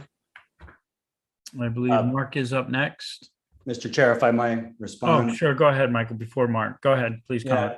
To Attorney Klebanoff's point, he is correct. It's far too long and far too many words to go through for the purposes of today, which is why I summarized it and offered to the board an opportunity to take it piecemeal. And I thought it was probably more appropriate to do what I did. I always work with staff to make sure that the written draft decision is consistent with how we all recall the meeting and how the board members wanted it. And I would certainly, at the time, if approved, share all of the detail that Mr. Klebanoff wants you to see and incorporate it into any draft decision before we would ask that that it be filed. Great, thank you. Mark? Meg, is Mark on? Hi, can you hear me? Hey, Mark, welcome. Hi, thanks, guys. First of all, I want to apologize. I feel a little bit out of the loop on this. I'm not sure if I was ever even informed of meetings that took place last February. My siblings and I, we own the 71, 73, and 75 Easton Street on the backside of the Dolphin Court, Easton Street side. I know we were involved with some Nantucket hotel stuff a couple months ago, but this one is a little new to me. So I'm hoping that you guys could just give me a really brief update of what happened at that February meeting. Are these all new buildings going in there? And is there a pool that's going in there that's been approved already? Can anybody answer that for me? Meg, do you want to recap? I'm sorry, or at least Michael. I could, I Mr. know. Chair, if you'd like. Yeah, Michael, you probably be the Michael best. could. Please go ahead, Michael. Yeah, I do have all of the butter lists. I do see Mr. Ganella on it, and we did turn in all of the butter notifications, not only for the 2 rounds that we did this spring and winter, or I'm sorry, early winter and early spring. So with respect to what you had approved before this board, it went through the open meeting process and was concluded and approved February 14th. To further address his question, no new structures are proposed other than the one in the courtyard that's going to be adjacent to the pool. And that process is going through the Historic District Commission. So to the extent there's an aesthetic concern, that would be addressed there. But no, the 3 structures that the Kaisers operated the bed and breakfasts out of are the 3 structures that my clients will continue to operate the bed and breakfast out of. Great. So the 4th building is still going through HDC right now, and the pool is still going through HDC, or they've been approved?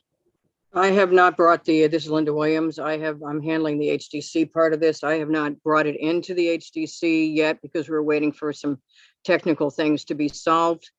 It is a barn type structure. The pool is elevated for Concom reasons and set into the deck. It's just a plunge pool. It's very small. How does that bedrooms in it? How does that work? We get notified when that meeting gets held as well? The only person that's going to get notified are the direct abutters. And Mark, I haven't looked to see if you are actually a direct abutter on the backside. You may be. If anybody in your family is a direct abutter on the Easton Street side of this lot, I think my sister is. I think my sister. You'll get noticed. I'll make sure that you get noticed because only the direct abutters for HDC purposes are noticed. Everybody within 300 feet for a planning board special permit is noticed. So there's a difference in notification. Okay, great, thanks. Great. And further to that, Go Mr. ahead, Chair, Michael. if I may, because of the site plan obligating the collapsing of the lot lines, we couldn't apply to the Historic District Commission to put a building that would straddle 3 properties.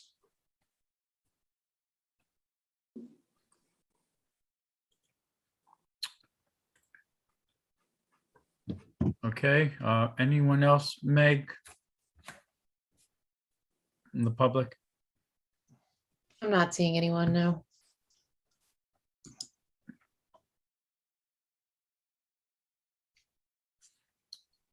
Okay, board? Are we ready to close the public hearing? Well, we'll start with the simple thing. Let's close. I'll make a motion. We close the public hearing. Is there a second? Second. Motion Second. made to close by Barry, seconded by Nat. Barry, Aye. Nat, Aye. Dave, Aye. Stephen, Aye. and the chair votes aye. Now on to the merits.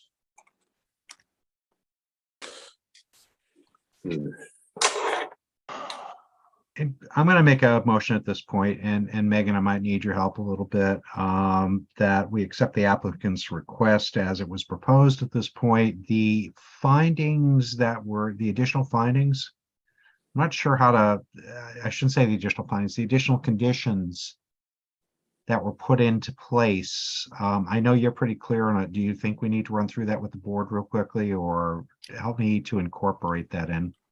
I think you can say something to the effect to allow staff to work with council to incorporate the proper wording and terminology in the decision Okay.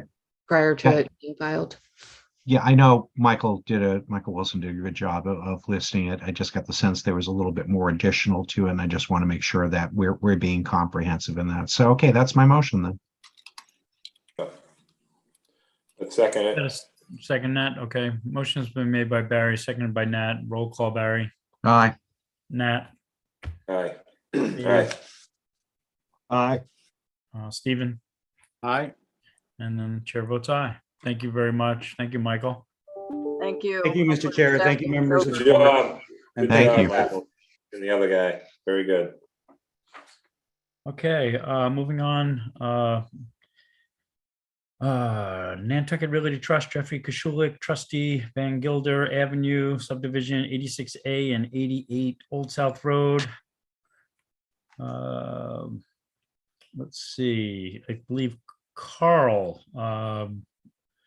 This we're is going- this is a subdivision, so. Okay, and yeah, and Um, we already had Joe sit yeah. on, and this is a previous discussion, Yeah. so. So if we're ready to vote tonight, we can go with 4. If it turns Mhm. contentious, maybe I'd suggest waiting for Joe to come back. Is there But- anyone here representing? Yep, we have Jeff and we have Danny. But I will say from a staff perspective, Jeff and Danny have spent a lot of time Mhm. with myself and Leslie and Andrew to kind of sort through some of the details. And I think, they've really kind of brought back a solid plan this round. Okay, with that, Meg, I'd like to hear from Jeff or Danny, only because they're here. Even though Joe isn't here, I will, obviously give them the option to, knowing that there are 4 members sitting right now. I'll give them the option to continue with that, whether we finish on this meeting or continue it. But while they're here, I'd like to give them at least the courtesy to speak. Yeah, good evening. Thank you, John. Hey, Joe. I have no issue with a 4-member board on this. As Megan said, we've spent quite a bit of time back and forth on basically all the issues that have been brought up in the last couple of meetings. So anyways, I'm good. I'm good to go. Okay, thank you. Meg, do you want to give a brief? I see there are a lot of conditions and things that, before we open it up to the public, looking at the work that you've done, I don't expect you to give us a full rundown step by step, but maybe a summarization of what you've kind of come to and give us something that we need to talk about or consider. Sure. So the plan has been updated slightly since the last time you've seen it. Some of the lot sizes have been adjusted. I'm just trying to find the plan here to have pulled up for you. There was a spike strip added to the end of the roadway to eliminate a connection to an oversized lot. We didn't want the road to all of a sudden create frontage for this unrelated lot to further subdivide. So we had the spike strip put into place there. The applicant has agreed to some utility easements, connecting the easterly access easement that's already in place and the westerly business drive, an electric easement. So these utility easements would be put into place in the subdivision. In terms of the connection to Egan Lane, Jeff can maybe further elaborate on this because I know he spoke with Andrew. I'm not sure if Andrew is still in attendance, but the thought being to give the flexibility of presenting the connection to the planning board at a future date when they really know what's going to be going on with these lots. They still have to, present that, but it would give them some flexibility not to put it on a plan right now. In the staff report, I included a very specific list of uses that are allowed in RC2 and prohibited in CTEC. This whole development is on the list to be rezoned to CTEC at this upcoming town meeting. So in our conversations with the applicant, it seemed like that wouldn't be an issue. Really, the intended uses here are more aligned with the CTEC uses. So just making it clear that any of the RC2 uses that are prohibited in CTEC would also be prohibited uses as a part of the subdivision approval, unless of course there were changes to the use chart at town meeting and at some point in the future they were allowed uses at CTEC. Beyond that, we just have, the standard conditions that you would see in subdivision approvals, such as submitting the plans for endorsement within 6 months, any legal documents would have to be submitted within 6 months, those sort of standard conditions. So I think that's it. Jeff's here to answer any questions. We're here to answer any questions. Just a couple from me, Meg. So there were a couple of things in the previous meetings that we talked about, besides the easements and things. And it seems like the planning staff is on the same page with the applicant right now, which I'm happy to see because there were some questions that we had prior to that. The strip is just for not only myself, but also the general public, if they're interested, that 2-foot strip in the back there, non-buildable. It will be, it's its own kind of lot. Not that the town has any plans, any future plans, any immediate plans to do anything, but would that potentially be open if we wanted to connect to the road in the future? Again, there's no plan for that, but would that give us a potential if the town deems in the future 5, 10, 20 years that it's a necessity for the betterment of the town? So Andrew's here. He's likely better to answer this question than I am. Sure. Go ahead, Andrew. Welcome. Sure. Thank you. The short answer to your question is yes. And basically, I think as you've heard me talk about the planning board's rules and regulations, and one of the most important things you do is coordinate ways and interconnections of ways in the town. It's the basic responsibility of the planning board. So the lot is unbuildable and it will be controlled. So it basically could be released by the planning board if there's an connecting road proposed on the other side of that. We, as you know, I think you've already reviewed a conceptual plan by the Egan Lane neighbors to, I guess, unravel that mess of 10-foot strips that run to the west side of this property. So I think, the overall goal would be to make sure there's a lateral connection over to Egan Lane. And I think in our conversations with Jeff, I think he made the point that's correct that, a lateral connection through that Egan property probably makes the most sense in our planning with the neighbors. So, and again, the ways. So Jeff's committed to, provide a lateral easement in a slightly different location than where that 30-foot easement aligns, as a backup plan. So it's not shown on the plan, but it would be a document that we would include in the final approval. I think we've covered it, especially with the work that we're going to be doing with the Egan Lane neighbors and the Pinecrest neighbors. I think that we're working with both of those groups to correct some of the complications created by those early bizarre subdivisions on Old South. Right. And just to continue, just to clarify previous discussions, there were landscape issues and things like that. It's my understanding that there's a pretty good landscaping plan in place from the applicant.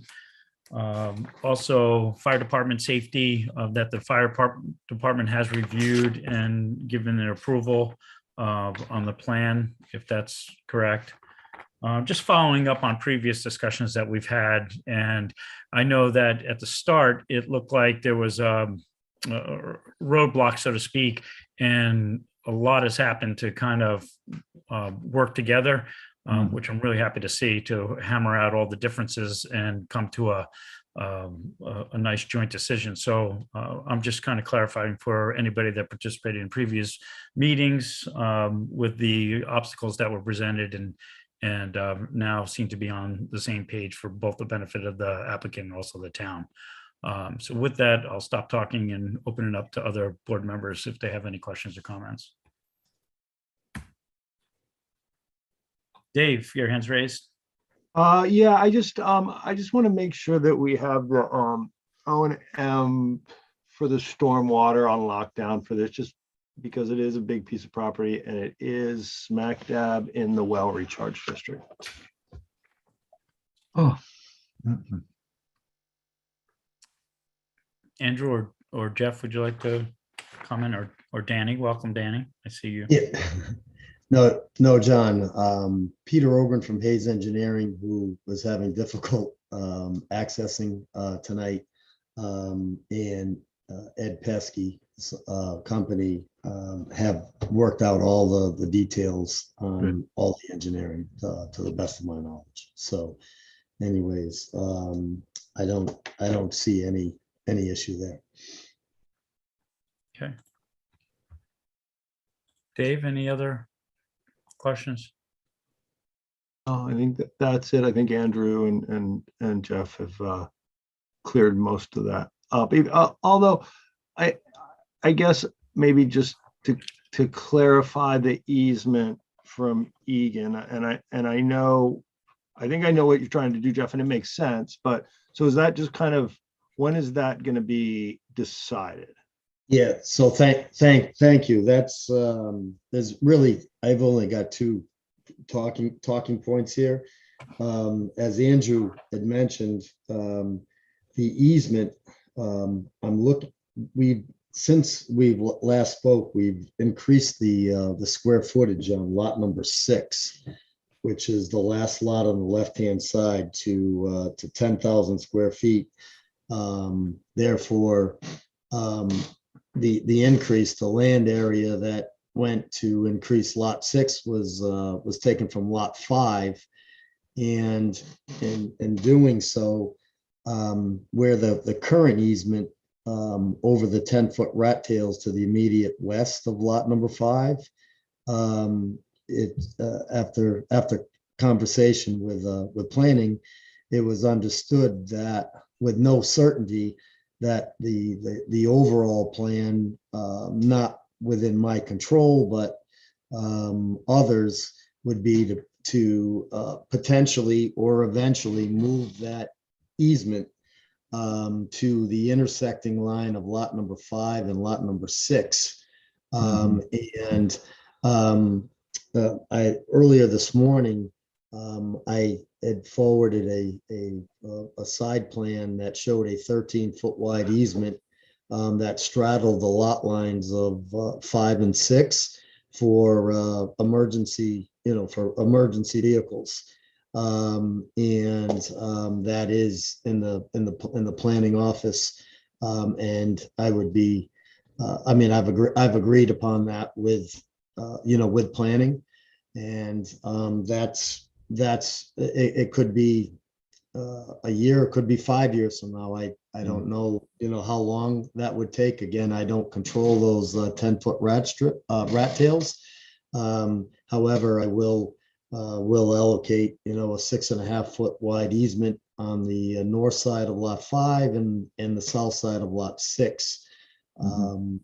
For prior to any lot release. And in the staff report, there was language regarding before the release of any lots on the west side of Van Gilder Road, it should probably only should be amended so that it's just the lots 5 and 6, because 1, 2, 3, and 4 don't have any involvement whatsoever with the easement. Or potential easement. Is that an emergency? It's going to be emergency use only. That's not going to be access as a through road from Egan or from Van Gilder. No, that's correct. Is that what we're comfortable with, Andrew?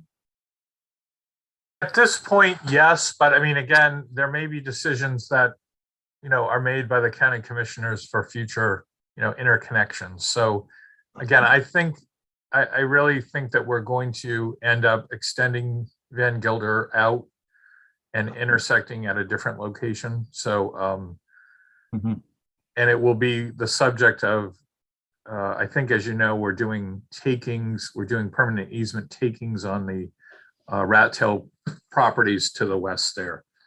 So, again, with it as an easement, the town, if there is no sort of way to connect the other way, the town can basically take this section of Van Gilder and that emergency access and connect it all together as a public way.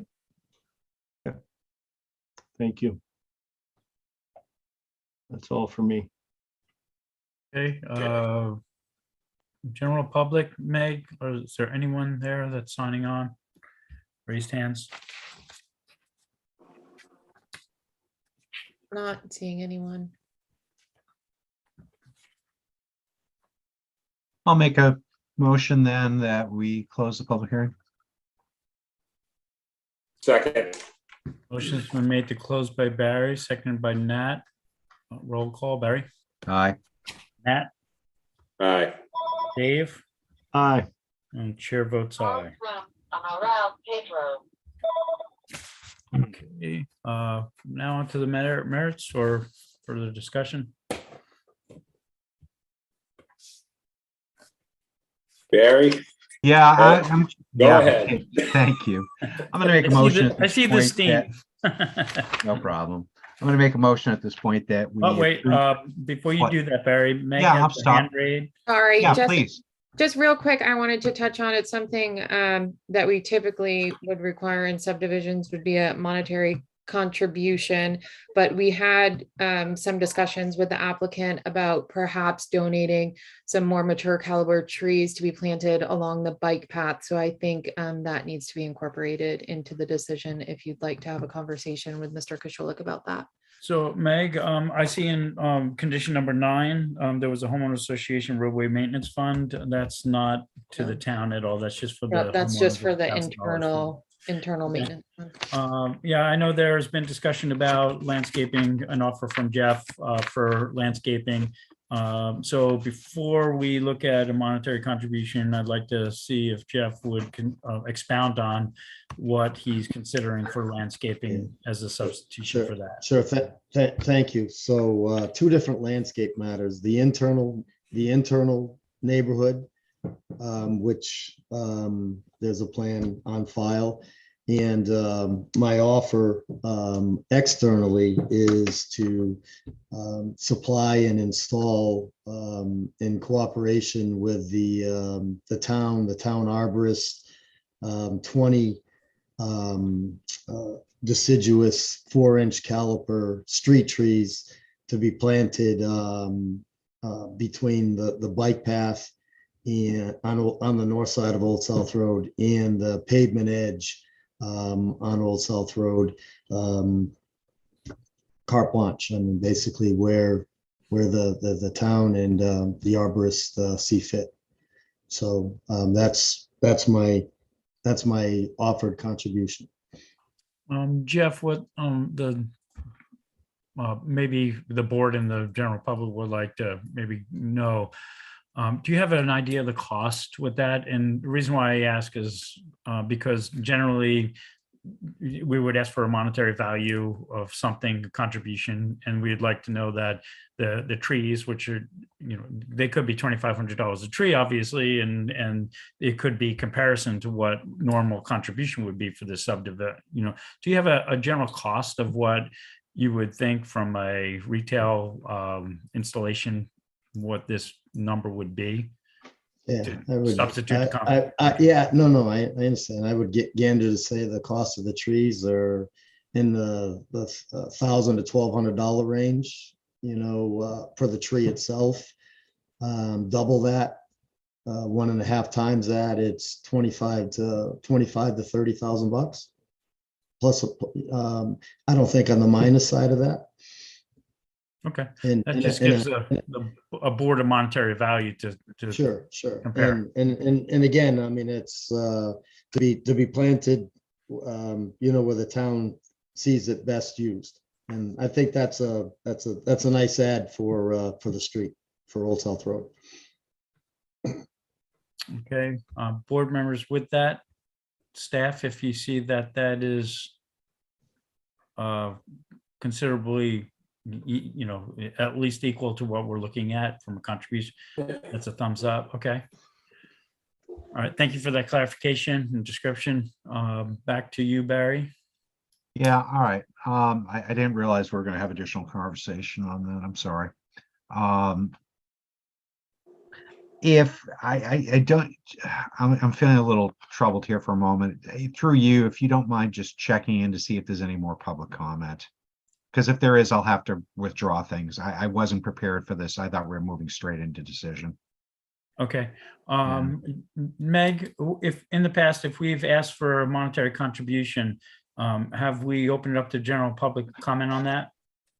Because I know we're talking the same thing with trees, but Barry, if you think that's too general from a landscaping perspective, then. I'm not, either way, I'm not seeing anyone with their hand up. So. All right, good. So we're in safe territory then. Okay. All right. I just wanted to be a little respectful here. Yeah, because I'll be respectful of what I don't want you to feel uncomfortable, Barry. We have 4 No, members. I know that. And I just wanted to be, transparent in the Sure. situation here of us trying to all do the right thing. Right. So, all right, not seeing anything else going on. Let me make a motion at this point that we approve the subdivision with the conditions that we've laid forward at this point and with what staff has provided for us. With the addition of the 4-inch tree, caliper trees. Oh, absolutely. Yeah, absolutely. Sure. That would be number 10, I'm assuming. And I'll Okay. edit that know you will. condition number 3 to specify lots 5 and 6 instead of all lots to the west. Yeah, no, that's fine. Yep. If I'll second Nat is it. comfortable with that, Nat, did you second? Second, yep. Motion's been made by Barry, seconded by Nat. Roll call, Barry. Aye. Nat, Aye. Dave, Aye. and the chair votes aye, unanimous. Thank you, Jeff. Excuse me, that would be 11, Meg. I see what's going on the other page. Sorry about that. Just one thing before we move along. Go ahead, Barry. Yeah, Mr. Kuchulik, thank you for working with the board and staff with this. I know from where we started to where we are today, it's really significantly well done. So I for one really appreciate all the work that you put into doing this. Thank you. Thank you. Yep. Thank you, Thank you, Danny, guys. too. Have All right. a good evening. Have a good evening. Great. Have a nice evening. All right, moving on. Leslie Lindsay, 39 Union Street. I think Paul Santos is here representing. And I will activate Abby if she's available. Abby, a nod, a thumbs up. I'm waving. Great. Okay. All right. Is Paul here, Meg? Yes, I see Paul. Yes, Welcome. Paul is Thank here, you. as well as Leslie Lindsley is here too. Great. Welcome. Okay, great. Thank you. Paul Santos on behalf of the property owner of Leslie Lindsley. This is an application that came before the board at last month's meeting. It's an application for a special permit to create a secondary residential lot for the property located at 39 Union Street. This is a piece of property that Leslie and her late husband, John, have owned for some time. It's located at the intersection of Union and Flora Street. The intent here is to create a secondary residential lot, and it's actually, after speaking with Leslie, the intent would be for her to downsize and actually utilize this lot for her own purposes, to be able to stay on the island and sell off the remainder or the market rate lot. The application itself requested 3 waivers with regard to the secondary residential lot regulations. The first one was to waive the setback requirements only as they apply to the lot lines between the secondary lots. Second was special permit to waive the ground coverage ratio for the for the secondary lots, whereas the ground cover ratio would not be exceeded for the lot as a whole. The only available ground coverage on the property after the secondary residential lot component would be approximately 461 square feet. The existing two-story dwelling contains a ground cover of 1662. Again, that leaves a remainder of 461. And then a special permit to waive the required shared single driveway access.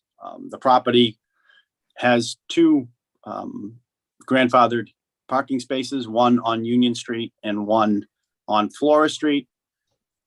Both of those would be incorporated, would utilized for the two lots with no other requirement or need for an additional curb cut or additional parking. That's all, I think, fairly straightforward. The last meeting, it was discussed, though, with regard to the location of 3. Subsequent to that last meeting, we agreed to continue. We've added the location of the trees to the plan. There are 3 of them, all with fairly new tags on them. It is Town Tree 878, 879, and 880. I don't know if you can bring that plan up, Megan, but I believe you've seen it and it's in the packet. So the 3 trees are all located actually on the property. All of them are approximately 5 feet or so inside the lot lines. One off of Flora Street, one at the intersection of Union and Flora, and another one on Union adjacent to the existing parking space.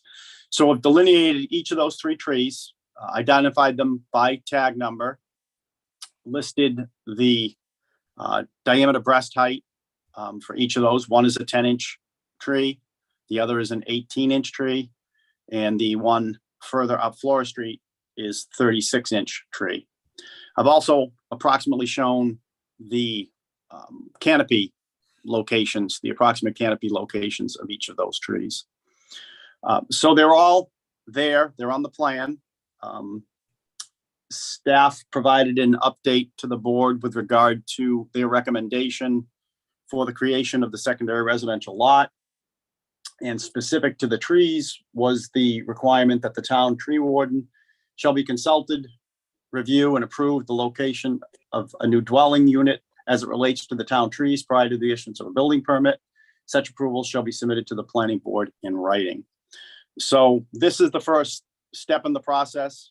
Obviously, next step would be to see if there is a way to create a smaller single-family dwelling on the property, stay whatever specified distances we would need to try to work in between the town trees. There is no intention to request, or there was never an intention to request the removal of the trees. It was simply to design something small in nature that fit on the secondary residential lot in respect of the location of the trees themselves.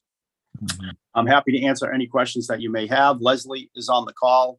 She did watch the last meeting, but she is here tonight to answer any questions that you may have. Thank you, Paul. Questions that the board has also. Great.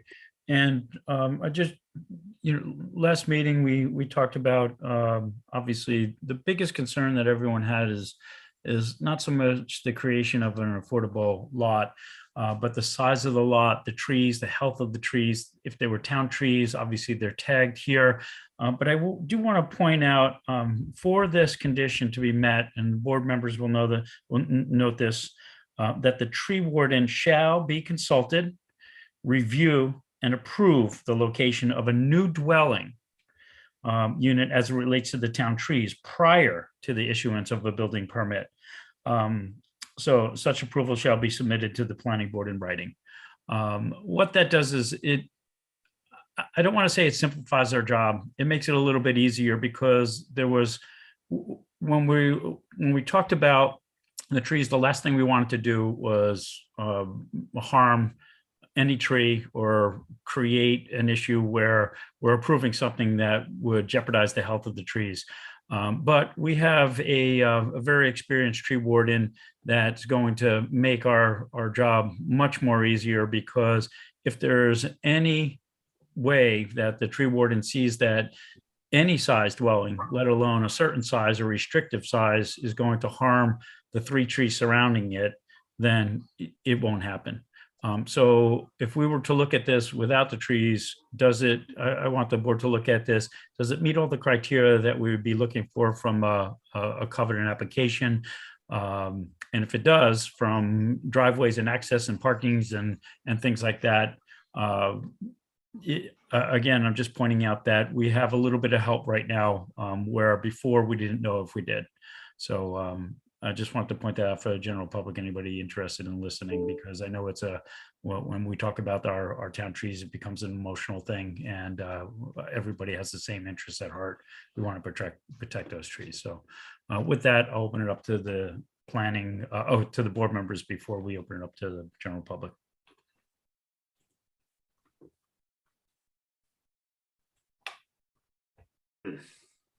We have Kathleen Shampoo followed by Cam Sutton. Oh, sorry. Oh, sorry. That's okay, Mr. Board Chairman. members, anybody before? Yeah, Mr. Chairman. Go ahead, Barry. Please, thank you. Listen, I've spent a little bit of time really reanalyzing this plan from a number of different perspectives. Covenant housing, great. I'm always a big fan of it, but this particular lot, I find a little bit troublesome to be able to accomplish that. There's a lot, the waivers here are kind of a little bit extensive in terms of being able to provide that. I mean, you're talking about even having to remove a window to make this happen. Let's be serious. But you know, we're talking about having to waive setbacks, which is unusual. We're having to allow separate driveways to occur, and then we're also waiving ground cover, which listening to some of the other applications that have come before this board, all of a sudden I'm surprised there's this general acceptance to waive that level of ground cover, especially with this one. I mean, I could see something modest and reasonable happening, like an accessory apartment to the existing building, which I think would serve well at this point, but the creation of a separate lot and then to have to list all these waivers in order to achieve it, I'm finding to be a little troublesome here. And I'm not really thrilled with the precedent this is now beginning to set for doing that level of creation. So I'd like to hear a little bit more from people, but it's like I said, I'm troubled by this. Thank you, Barry. Anyone else on the board before I open it up? Dave, go ahead. Yeah, and all due respect to Barry, I mean, I agree. The ground cover though, if it's not to exceed 40% for the whole lot for everything, I don't think we're giving up a lot there. And you can tell me if I'm wrong, but I feel like if they can have 40% ground cover on that full lot anyway. So if it's not to exceed that, not sure that we're giving up much there, but I agree on all your other points. So it's a lot. It's a big ask. Thanks, Dave. Carl, go ahead. Carl, your hand was up? Yeah, I went and took a look at this property, and I just don't think it's going to be possible to build something on that covenant lot without damaging those trees or killing them, because they're so. I guess I hope everybody had a chance to go down there and look at this. They looked like 2 Nantucket electric trees from the 1980s along the road, and then there's a bigger tree up on Forest Street. But I know I'm not voting on this, but I just don't understand how you could dig a foundation hole in that lot without severely harming those 3 trees. Thank you. Thanks, Carl. Go ahead, Dave. Right. I guess the bigger question is, is this in our wheelhouse, the trees? I mean, can we deny this because of the trees, or do we approve it and let the town tree warden do his work? I mean, right, are the trees in our purview, I guess is the question, Megan. If you don't mind, I'll defer to Leslie or Andrew on this one. Can you speak? Leslie? No, it's Leslie Snell they're looking for. Yes, Leslie Lindsley. Oh. We were looking for Leslie Snell. I knew you were looking for Leslie Snell. Go ahead, Leslie Snell. I saw Andrew pop up. I think he was going to. Okay, great. Andrew, you're there. Go ahead, please. Well, there's nothing, it's not specifically outlined, but remember, your finding under a special permit is quite broad, and you certainly can consider the impact to a public resource like,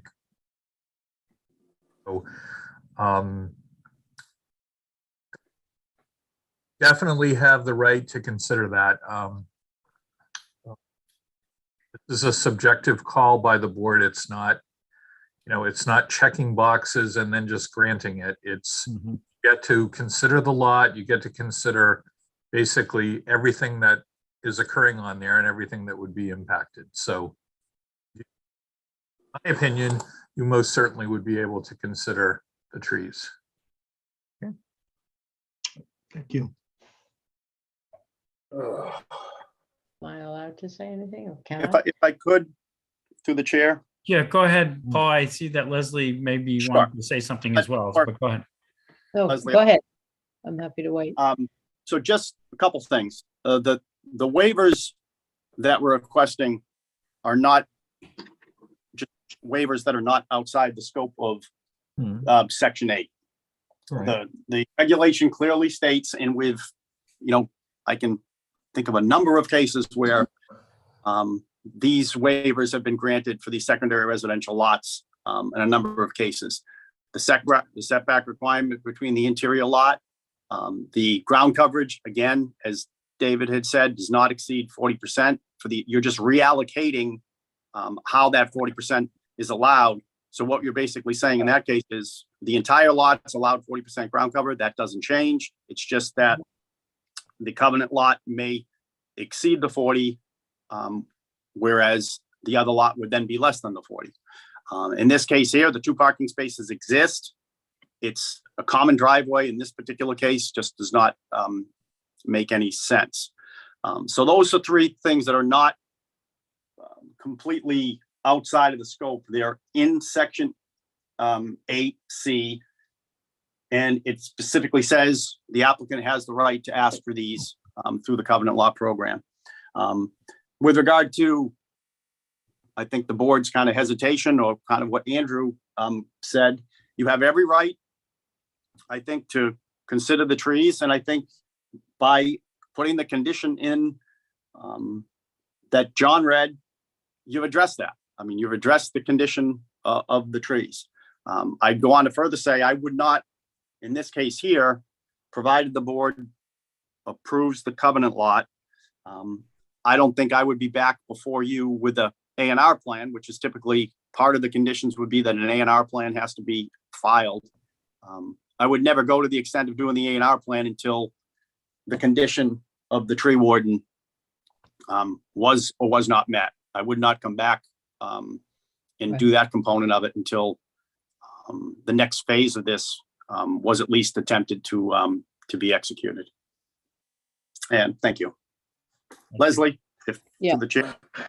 Maybe. Go ahead, Miss Leslie. Yeah, I've lived on this lot since 1968. I've lived with those trees. 2 of them have been here forever, and the third one, the smaller one, which is on the corner of the of Union Street and the my parking space, was put in just not that long ago due to Dutch elm's disease by one of the trees. I wouldn't build. I wouldn't even ask to build if it would be a problem with the trees. Those trees are my family. I have been trying to find a way to stay on this island. I raised my kids here, and my grandkids were born here, and they've all moved away because they can't afford to stay here. And I'm trying to find a way to stay on my property. With that given, I'm trying to figure out any way that I can redirect my property and stay here. I started with a little cottage and kept adding on. I still have that little cottage. And at one point I tried to, and Dick Glidden went out of his way to try to figure out a way that we could make it into a condominium so that I could sell off half of the house and stay in the cottage. But I was told I couldn't do that because it didn't exist before a certain date. I can't remember what that was about. I would look for any alternative that would meet the requirements of the board and, whatever I'd have to do to stay here and figure out how to use this property in a legal way. Thank you, Leslie.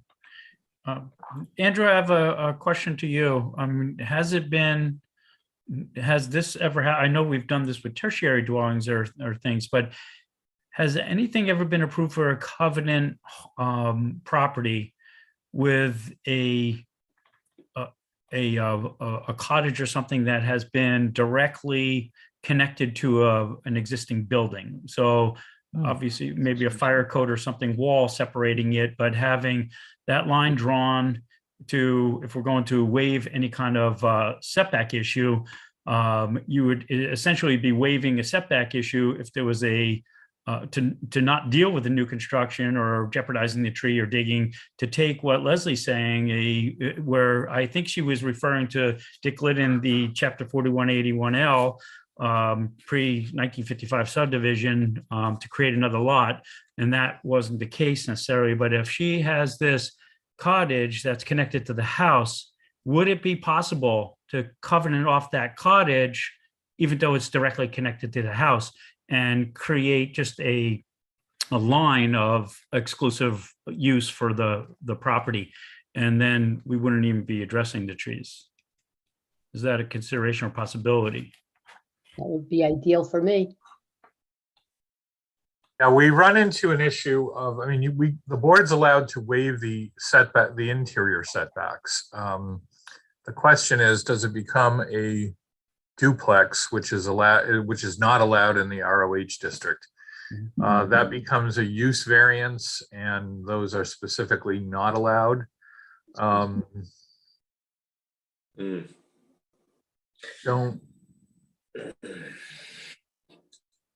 think that's going to be a possibility. Well, I understand. I get that. If the definition will then be termed duplex, and that poses a problem in the ROH. But I would say if there's any kind of possibility to create an alternative to what we're proposing right now, to jam something in there, and it might be something that's worth investing some time into, looking into for potentially even the next meeting. And I don't want to skirt this under the rug and looking like we're trying to avoid it, but I think trying to come to a reasonable alternative is something to explore. So, and I'm not saying there's a possibility for it. I just don't know. It's just a suggestion or idea to look into. I have a question about that. Across the street are 4 condominiums. Where Left Bank was, and the house that was the Dubox house is also 2 families. Has 2 kitchens. I think number 40, to your point, Leslie, number 40 has similar to like a duplex. There's an upside, a second floor unit and a first floor unit. They've just put in 2 new kitchens in there. It looks like 2 apartments are going in. What constitutes a duplex? I'm not even sure I understand the definition of that. Mr. Chairman, it's basically two dwelling units within the same building. And there are instances where, prior to the adoption of zoning, two dwelling units existed in properties and they can continue on as pre-existing non-conforming. The one possible exception is the addition of an accessory apartment, which is allowed. I think Barry mentioned that in his statement. The issue there, though, is it cannot be, it can't really be separately owned. It would have to be, you'd have to structure it somehow differently. You could structure it as a life estate or something like that, but it would not be a traditional separate marketable property. Okay, Oh. thank you.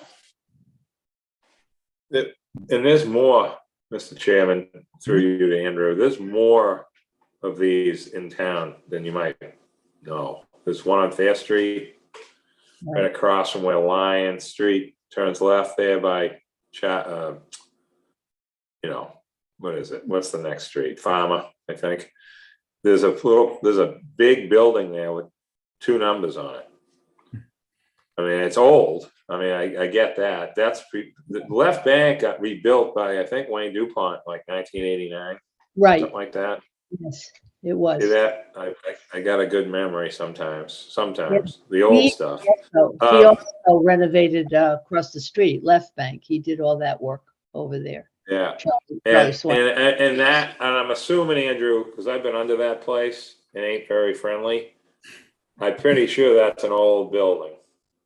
So probably pre-existed with that setup that they have, although I don't know that for sure. This is a very tough conversation to have. I personally feel horrible about this. Felt horrible the last meeting, and I feel worse now. Leslie, I've been in your house 1,000 times. I know where every little thing is. I just don't even know what to say to you about this. Yeah. Because there's not a good answer. And we have to think about all the stuff that Barry brought up. I mean, we can't just ignore trees, especially town trees, especially now in today's environment. I mean, you can't just say, oh, it doesn't matter. You know what I mean? And leave it. I don't want this to be left up to the tree warden to make a decision on a special permit. It really needs to be with us. I want the input, and we've learned a lot about that as well. I'm just saying, I don't want to turn this into something that like we're running away from this issue. I think we should look at a town meeting article to fix this problem, to be honest. We had the accessory apartment thing last year. I mean, I'm not saying that this can help you, Leslie. It's not like you can just freeze time and make everything go away. But Leslie and Andrew are pretty smart, and people want to live in town, and you shouldn't have to be a millionaire to buy a house in town. If you already own something, I mean, why shouldn't you be able to stay? If there's a way to do it that doesn't change the historic character and the nature of the town. And it looks to me like the historic nature was to have two dwellings inside of one building. Zoning, you know what I mean? So yes, I am certainly open to working with you guys on any way that I could solve this problem, on how I can stay on this property, because once I sell it, I can't buy back in again. I mean, we just did it with 31 Fairgrounds. I mean, that's what Andrew was talking about waiving setbacks, interior lot lines. It's kind of the same thing. It's just today's way of doing it. But so anyway, so that's all I have, I guess. Well, thanks, Nat. I appreciate your input. Always. Could I make a suggestion? Go ahead, Paul. Okay. I mean, I think we all want the same thing here for Leslie. And if with Leslie's approval, I think what I'd maybe like to do is we can maybe continue with this for one more meeting. In the interim, Leslie and I can actually meet on the property with the tree warden. Now that we've got these things located, discuss, what the root system are, how, if there's an option for no foundation, something on piers, if there's any options from that end of it. And in the meantime, maybe also talk to staff about, whether there's any way to achieve what we're trying to do here. Again, that Leslie, that I defer to you on whether you agree to that, but I think maybe that would be, I think we're hearing from everybody, we all want the same thing. We just need to somehow get to that point. Absolutely. And I appreciate the fact that you're all putting in the time to help me try to figure this out. Especially. Well, I think that's wise. I really like the idea of the tree warden going there first, because it might be a moot point, and he might say, absolutely not, we can't do this. Or he might be surprising everyone, say, sure, if you create a 10-foot by 10-foot house, that's the most you're going to get. But he would probably answer a lot of the questions that we're all wondering. And then we can see what direction, if there's a direction to go in, including maybe alternative possibilities. I think it gives us a month to kind of answer all those questions and at least close the door or open the door. Well, thank you, John. I appreciate that. And Leslie's not going anywhere right now, so we got a month, Leslie. Hopefully, I'm not going anywhere. So Meg, I would add, Meg, is there anyone else that is here that has been waiting to speak on this, that is in the general public, before we accept a motion to continue? Just to give courtesy of them to speak on this. Yes, there are 3 people with their hand raised: Kathleen Shampoo, Cam Sutton, and Nathaniel Scott. Okay, I'll take those in order. Catherine, welcome. John, it's Dave Shampoo. Oh, okay. Hey, Dave, how are you? Welcome. Thank you. Go ahead. It's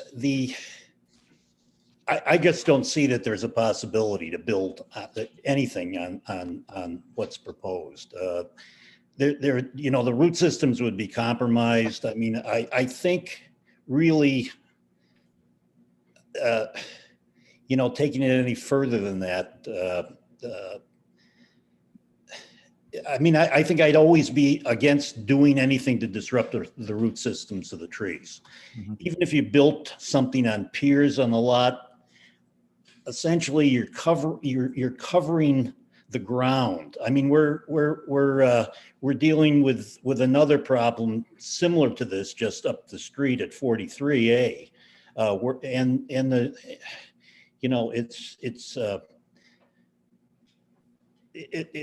Even there, it's an impossibility for what they're proposing, and there's actually more room to do something on that lot than there would be on this particular lot. With the 3 trees, the root system really covers probably that entire area, and they're not small roots either. So to be able to construct something even on piers would probably be out of the question with the damage that it would do. Not to mention the kind of just the construction damage potential there would be. It's just too small a lot. That's. I appreciate that. Well, I'd certainly be glad to meet anytime to discuss it in person. But I think Dave, that would be great, because your inclination is that it wouldn't. But until you have I've looked at it. I mean, I've looked at the lot. It's not an inclination. Right. Okay, good. All right. So you've been there. Okay. And we just want to get clarification and rule something out. And it sounds like if you've been to the lot and you've looked at it, and your professional opinion as a tree warden would be that it would be compromising the root system because it makes up the entire area of disturbance, then we accept that. And I think that would be in the condition that we met. You would have to give an approval for that. And it sounds like you wouldn't. So that answers that question. That's my answer. All right, thank you very much. That definitely narrows down the Yeah. the Really, I mean, I think really the the planning board is the planning board. I mean, it starts with you people to map the future of what and the future of the trees, where the town trees are concerned. It starts there, and if we can set some ground rules, I think that's at this particular juncture. I agree with you, and I appreciate your expertise, and that's what we rely on also to make a sound opinion and ruling and judgment. So thank you very much. Thank you. Okay, hearing that, we had a couple other ones. Cam, I think you were next. Hi, yes, thank you. And I appreciate everyone spending so much time to get to here. But so what I'm going to sort of throw out is a different design on the lot. So where they have a 10-foot wide access and parking easement, which is 33.57 by 16.94. So I've been by this lot a lot, and the only buildable area is the area with the parking space on Flora. And it would sort of be like maybe a garage apartment. Maybe not a garage apartment. Maybe it's That's right. a secondary dwelling with the garage or something. But where that deck is, so let's say we remove that lot line that has the easement on Union, and then that just becomes part of lot 1. I'm going to call it the market rate lot for lack of anything else. And we remove the deck in the back. I understand the aesthetic thing, etc. But we remove the deck in the back and we make the lot line to near zero. Let's say it's a 12-inch. So that the buildings don't actually connect, but that back deck comes across and that area becomes the area where a building could be. And I sort of see that, it's small in scale. Yes, I understand. But I do see where something in there, like when you drive that area, you could see where something in there might be able to work. So that's I have to make to the discussion. So thank you. I appreciate that. That's a creative idea. Thank you, Cam. Meg, did we have a third person? Yes, we have Nathaniel Scott. Okay, Nathaniel, welcome. Thank you, Mr. Chair, and good evening, everybody. My name is Nathaniel Scott. I am the Land Use and Stewardship Coordinator for the Nantucket Land Council. We just wanted to address some of the concerns about the secondary lot proposed on this property, as we've all talked about this evening. And at the last meeting, the planning board had sought this additional information regarding these 3 trees that have been identified. And I was appreciative to see them. They're on the plan. Unfortunately, I think this lot is just simply too small and constrained for the construction of another dwelling unit without significantly compromising the root system of these trees. I remember taking some classes at my agricultural school, and a good rule of thumb for me, which my teachers always taught, was the furthest stretching limbs go as far as some of the furthest stretching roots. So looking at that property, I remembered that, and I thought, wow, that is a really tough for those beautiful trees up there on the hill. One other issue that we were concerned about was the lack of frontage that the market rate lot, as proposed, has on any of the adjacent roadways. So in summary, as it's proposed, we at the Land Council don't believe that the planning board should be granting this special permit. I definitely do want to echo what Nat had said earlier. I totally understand Leslie's situation, and I think it's a really a big problem that the island has with affordable housing and, you know, trying to keep up with this ever-growing real estate market. So I love the conversation about these alternatives, and I love, you know, the inclusion of, you know, all the different people here tonight, and it's nice to hear that everybody's concerned about the situation. So thank you for your time. Thank you, Nathaniel. Emily had advised me you would be speaking this evening. So on behalf of the Land Council, I think you did a great job. Thank you for your comments. Sure, thank you. Barry, go ahead. I believe your hand's raised. Yeah, thank you. Listen, like I said earlier, and let me just reiterate, you know, giving up a covenant lot is always a very difficult thing in my book. I am a major fan of affordable housing. But you know, then there are times you have to put on the different hat that you wear, and that's the planning board thing. But this is one of the reasons I you know, in saying what I said, I didn't want to just come in and say problem A, problem B, problem C without at least being able to offer a solution.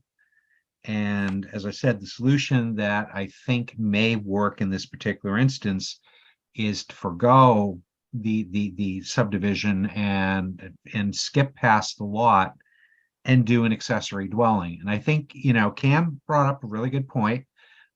She covered the territory before I did, but I think you've got potential off of Flora Street. And then strangely enough, you may also have potential on the front of the lot if you were to forego the parking space on Union Street and maybe just get a little creative as to how you build it. So I think there is a solution here. Maybe it's not the solution we initially started with, but I do see some potentials here that are going to require a little bit of work, but in the end, it may just work itself out. And I think working, you know, I mean, I've known Paul Santos for a while, and you know, he can come up with some really good and creative ideas as well too.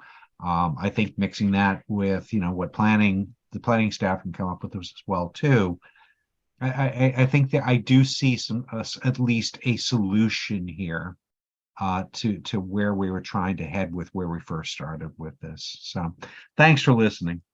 Barry, thank you. I really appreciate the fact that I've got such great minds working on my problem. Because I'm on your page. I am totally in agreement with all of you.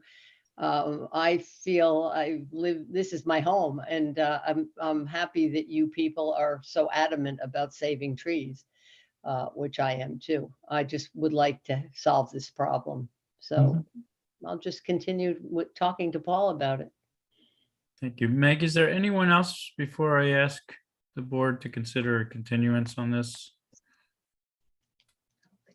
I'm not seeing anyone. Okay. Barry, you just nodded? Dave's got his hand raised. Okay, I think. Yeah, and Go ahead, Dave. real quick, could either Leslie or Megan just explain to the gentleman from the Land Council, Nick, about the frontage situation, just so he understands going forward, please? Nathaniel. I jotted that down. Nathaniel, yes. Do you want to take it? Do you want me to take it? You can take it. Either one. So the frontage situation is a little bit different with covenant lots. It's not the same requirements that you would have with two market rate lots. A simple easement would satisfy the frontage requirement so long as the market rate lot has access. So that's really the level of review we'd be looking for that, only when a covenant lot is in play. Thank you. Okay, with that, no other hands raised. I think there's been a lot of discussion, potential for alternatives. Just thinking about different solutions. Everyone's trying to be accommodating and who knows, maybe there's something out there. So I think speaking with or having Paul comment earlier, a continuance is in order. With that, I would entertain a motion. Make a motion, we continue to our November 13th meeting. Second. Motion's been made by Barry to continue to November 13th, seconded by Dave. Roll call, Barry. Aye. Dave. Aye. Nat. Aye. Abby. Aye, sorry. That's right. And the chair votes aye. Great. Thank you. Thank you, Leslie, for taking the time. Thank you, Paul. We'll see you next month. Hopefully we have a couple of different conversations ready. Thanks, everyone. Thank you. Thank you, Paul. Mhm. Okay. I think we have, let's see, one more on the list. So I was going to say we try and push through and get this one. Act Mid Island LLC and Act Offices LLC, 18A, 20, 22, 24, 26 Sparks Ave. Representing Dan Malloy, I would ask, I believe Stephen is in line to sit on this. Stephen? Yep, we have, oh, sorry. I thought you meant Stephen Cohen. I was going to say we have quite a few people. No, Stephen yeah. Cohen is one of the people I'm Stephen- bringing over. He Stephen is Welch. representing. Okay. But Stephen Stephen Welch. Welch actually is, I don't know. I would actually suggest, if you don't mind, Mr. Chair, since it's a new application, that we maybe back and give Joe the opportunity. I don't. Okay, so he can moan in on this and review anything and then come back for their next with a new application. Because I don't think we're gonna get to a decision tonight. Yeah, no, I agree. This is, That's for sure. yeah, we're treating this as an entirely new application, nothing to do with the previous one that was withdrawn without prejudice. So we're starting a new life here. If you think that's the appropriate to wait for Joe for the future meeting, then we'll open it up and hear, and I will take back that statement. I appreciate your willingness, but I'd ask that we wait for Joe.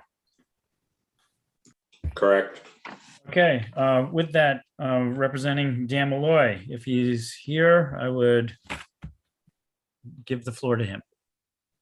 Good afternoon, Dan Malloy, for the applicants, me with Steve Cohen as well. I think you just did a pretty decent first start for the introduction. So this is a new application. I think everyone that's here tonight has heard 99% of this already. But because it's new, we're just going to start from scratch. I assume we'll have to maybe give a quick update again at the next meeting. So I'm sure Joe's going to read in, but in case he has any basic questions. So again, Dan Malloy, Steve Cohen here for the applicants for MCD application, special permit application on Sparks Ave. Spans multiple parcels on Sparks Ave, starting from 18 all the way up to 26 Sparks Ave. I think everybody's familiar with where the properties are between the Downey Flake and Cumberland Farms. So the property is zoned commercial mixed industrial CMI. It is approximately 69,000 square feet in lot area. And the special permit qualifications for this are due to the size of the proposed building, an enclosed area of greater than 4,000 square feet. In this case, we're at 63,000, and requiring more than 20 parking spaces, and we're proposing, I believe, 94. So we may certainly meet the criteria for a special permit to do with an MCD. So that's the basics right there. In terms of what's being proposed, it's a mixed-use commercial residential building. We have restaurant space proposed on the first floor with a small office space and some apartments, and then a second and third floor proposed as apartments. The basement of the building is proposed to have part of the restaurant space as well as a 6-lane bowling alley. The site itself, as you can see, if anybody's had a chance to look at the plan, so I'm sure everybody has, after a lot of back and Excuse me, forth. Dan. Sorry to interrupt. Mike, can we show this plan, or Dan, do you have ability to put up this plan for the general public to, as you're speaking, they can look at? Yeah, I can. Is that working? It is now, Yes, yes. thank you. That's great, thank you. Let me just zoom in a little bit here. Okay. Great, sorry for interruption, Dan, go Yep, ahead. no problem. So the overall uses, in terms of obviously it's mixed use, commercial and residential. The intensity of the site, I know it's a new application, but in terms of what's been seen in the past, it's been reduced dramatically. So we're now looking at a building with 32 apartments. Just for clarity, I believe the application when it was submitted called for 34 and was brought to our attention that we had a misread on the zoning bylaw. So I think the application asked for 34. We were reducing that to 32 for compliance with the zoning requirements. So we are down to 32 apartments, a total of 59 bedrooms. And then the remainder of the space, like I said, is all restaurant space with a small retail component as well. Access to the site, after all the back and forth and a lot of public comment and meetings, we're looking at proposing a shared driveway with Cumberland Farms on one side, and then a shared driveway connection with house fitters on the other side. Before I go into any more detail now, I just want to make it clear to the board and everybody in the public that at this point, this is a proposal. We don't have any written agreements or easements with either of the abutters yet to actually do this work. So our goal with this is really to get this in front of the board, get everyone's take on what we're proposing, see if it addresses, I think, most, not all of the concerns that were brought up. So we can then go back and work with the abutters on appropriate actions for easements and access. Other things the plan proposes as a public benefit, we've pulled this building back a little further off of Sparks Ave so we can provide a bigger sidewalk and also provide a little bit, like a 3 or 4 foot landscape strip between the sidewalk and the building just for a better aesthetic layout. And that will also match up better with other buildings in Sparks Ave.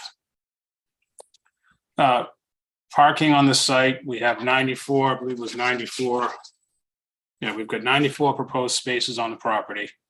We're requiring, with the reduction in bedrooms, we require 103. So we've asked for some credits and relief on some of the parking requirements, which are very, what I'd be willing to say, very minor in nature. It's things that I think the board has routinely looked at as acceptable in other areas, other projects in the same general mid-island area. And so some of the things we're talking about there is asking the board to recognize the availability of on-street parking in the general vicinity of the property. That's allowed in the zoning bylaw. There's 12 spaces within the vicinity of the property that the board could allow us to credit for on the property. And then there is spaces, if the shared driveways work out, there'd be a request for the credit of shared parking on adjacent properties. In this case, we'll be looking to get credit for sharing spaces with Cumberland Farms on one side.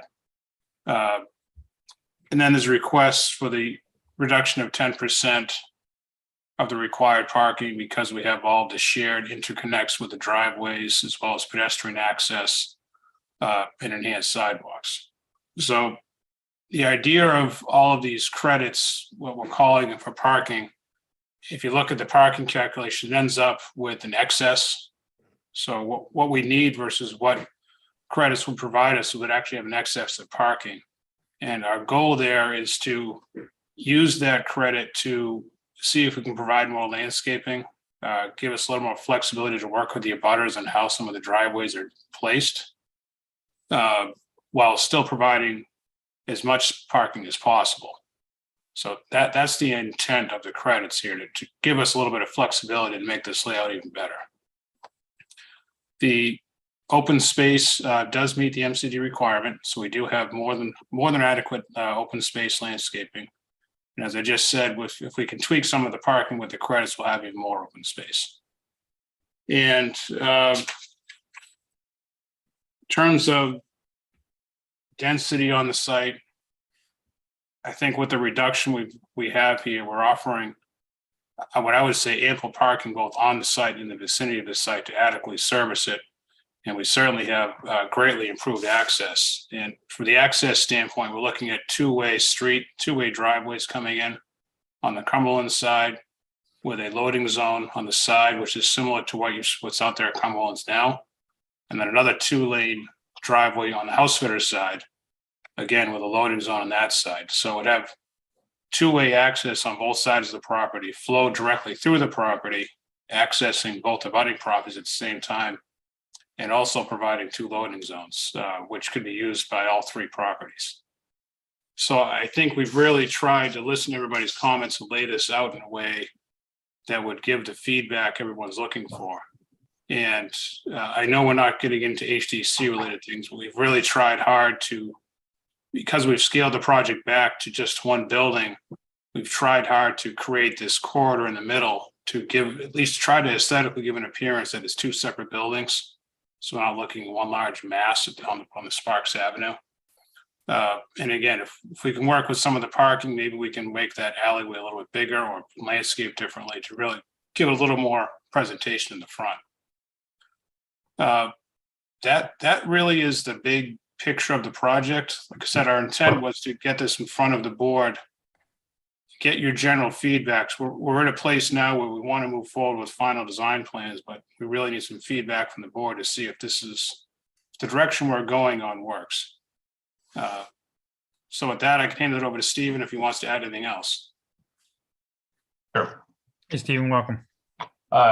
Thanks. I appreciate that. I don't want to necessarily repeat what Dan said, but I do want to note that, you know, this project as originally proposed was essentially twice as many residential units as we're coming in with now, and more commercial as well. And I've worked with this client to try and get it down to the core of what they want and what kind of housing they want to provide and what kind of commercial opportunities they want to have available. And I think that having 32 units of 1, 2, and 3 bedroom units in this area that is walkable and near restaurants and near Stop and Shop and near the schools is an amazing opportunity to get that entry level and rental, year-round rental housing that just doesn't exist in an area where the master plan begs for it. You know, this is essentially the exactly what the master plan calls for with this kind of mixed use development here. Having 2 new restaurants and then a bank or an office or a retail space would be right in line with what is you know, desired and marketable in this area. And having those units available for year-round housing would be fantastic. You know, this is not some kind of high density summer housing, and it is not outside of the master plan. It's, you know, consistent with it. The other thing that's worth noting, I think, is that the original application, and in fact, many applications that the board gets, have a parking requirement that can't be met, and people come in and ask for waivers to try and have it match what they are able to provide. And what I do really like about this project, and I hope the board appreciates as well, is that although we're seeking waivers and credits based on what's available in the bylaw, we're then offering more than 20 spaces more than would be required with those waivers and credits. And we're hoping to still get them, but you know, like it's obviously very important for the board not to create a traffic problem or a parking problem. And not having enough parking is you know, is like the broken windows effect that really can ruin some of these things.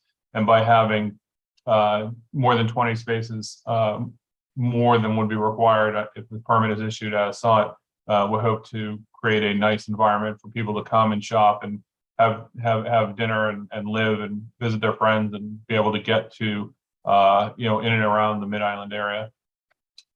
And I'm happy to get into the details of anything, but I think what we really want to do tonight is just listen and get feedback from the board so that we can be prepared to make adjustments to the project as proposed, and also to go to the HDC once we have some comfort that the project looks, you know, the scope and scale of the project is understood. And I also do want to know, the one thing I didn't mention is, you know, the bowling alley in the basement, I think would be a great amenity. As most people know, there hasn't been a bowling alley on Nantucket in almost 30 years, and it would be great to have that amenity for our community again. Thank you. Thank you, Stephen. You want me to keep this screen share up or pull it down? I think you should keep it. Yeah, I think as we're making Keep it. comments, it'd be a nice Yeah. reference, if we can point Yeah. to whatever. Oh, There's a lot. First of all, I'd like to say thank you for pulling the other one. Yeah. I think there was a lot to work through, that it was going to be really cumbersome and too long, and not necessarily what we were thinking about. I really appreciate the scaled down version of this. I actually, looking at this, I'd like to see the elevation designs and things like that, and HDCs, which is in their wheelhouse, how they like the building. But it is one building. I can see the efficiency of having one building with the breakup there that makes it look like it's two buildings in the middle. So when you're facing the front elevation, to me, it's more aesthetically pleasing to have two buildings there. And by doing so, where all the handicap parking is located, you have that one entrance going in there. And I know there's going to be an elevator for accessibility to the second floor apartments, et cetera. And this allows that elevator for cost-wise and things like that to service both buildings on either side, instead of having two separate buildings, three buildings, et cetera, with double or triple the elevators. So that's just one note. I'd be curious about the fire department, and with the having their take in view, because turning ratios and things like that, when you have two loading zones, how they can go along the back area, and if they're looking at any kind of trailer, clipping the corner or something like that, make sure the turning radius is safe for that, or any parking areas, and for that. There's no underground parking. We're obviously scaling down. There'll be underground level for retail or something that Stephen and Cohen had mentioned, with potentially a bowling alley, which is nice to hear that we're leaving options on the table for that. I'm curious about the exit and entrance. I know we have in and out both ways, and I would just be curious to see if there's any way to consider a one way in, one way out for safety. But I know that by doing so and combining the parking and the entrances, we're also asking that we work together with house fitters on one side and Cumberland Farms on the other. And so that opens up three entrances, so we'd have to be, looking at maybe on one side coming in and out the middle, and then maybe having one way coming in by house fitters and out the middle. So that's up for discussion later on, to see what's in the best interest, if we keep them one way or two or both ways. Hours of operations, lighting, landscaping plans, and things like that. I know we're getting ahead of ourselves, or I'm getting ahead of myself, but these are things that we're going to talk about in the future in other meetings. But I guess the biggest point, and I want to let everybody know, the public know, that I mentioned this in our previous discussions, and I know this is a new application, and I'll just reiterate it. I think the planning board is going to look at this. This is a pretty big project, and we're going to look at this as not an individual project, although it is, but we're going to look at the overall area, how it will address our future, how we would want our future out of town, downtown, so to speak, to look. And I think to work with abutting businesses and to, look at accommodating not only the use and restaurants, bowling houses, and things like that, but also this is going to set an example for the remaining lots and things like that by the Boys and Girls Club, and how we approach what this area, this whole Sparks area, is going to look like. So everybody has to keep an open mind to be cognizant of the fact that this is a design, and it's also going to be reflective of what we do in the future in the area. So I think it's a really good start. I like the progress. I'm happy that we're working with this plan to start instead of the previous one. So that's my initial take. And I'd love to hear from the rest of the board. I probably have said too much, but so thank you for hearing me out, and I'd open it up to the rest of the board for comment. Any hands that want to start? Yeah, I guess I can. John, Well, Dave, next, go ahead. trouble. No, I don't know how to, do I do a hand when the screen's up? I never actually did that before, so whatever. Yeah, well, that's all Whatever right. Dave wants to do. If Dave wants to go, Barry, that's fine. Nat, you go for it, buddy. Go for it, Matt. All right. So Dan, thank you very much for the reset button. Appreciate it. This is a very, when I want to just roll back a few years, I have to do that with this because every piece of land along in this area that had the old development has been, you know, piecemeal repaired, piecemeal developed, redeveloped, whatever you want to call it. And I always like to bring up Kitty's, the last mistake we ever made at this board as far as where the building was located. If that was done today, the building would be in the front. That's it. Just like the places next to it, 6 and 8. So here comes Dan's Pharmacy. Built by itself, kind of with the worst entrance. The curb was too high. You had to turn 110 degree right turn until Cape Cod 5 came along, which took forever because of the previous landowner stuff. There was a lot of issues there. And what did we do? We required a cut through to Dan's, and we fixed the curbing and flushed it all down at the Sparks Ave entrance to Dan's. And we made the cut through to the back one way through the to the Commons. So there's 2 places that got fixed, and look how long it took in between projects. So we have a lot of other places in this area that are going to be fixed at some point, okay? This one here is got multiple old curmudgeon-y problems with spite parking spaces. This is mine, not yours. All those awful signs that are unfriendly, plant bushes instead of parking. So seeing something like this, opening up all the mistakes and fixing them and building from the Cumberland's former gas station before the new gas station.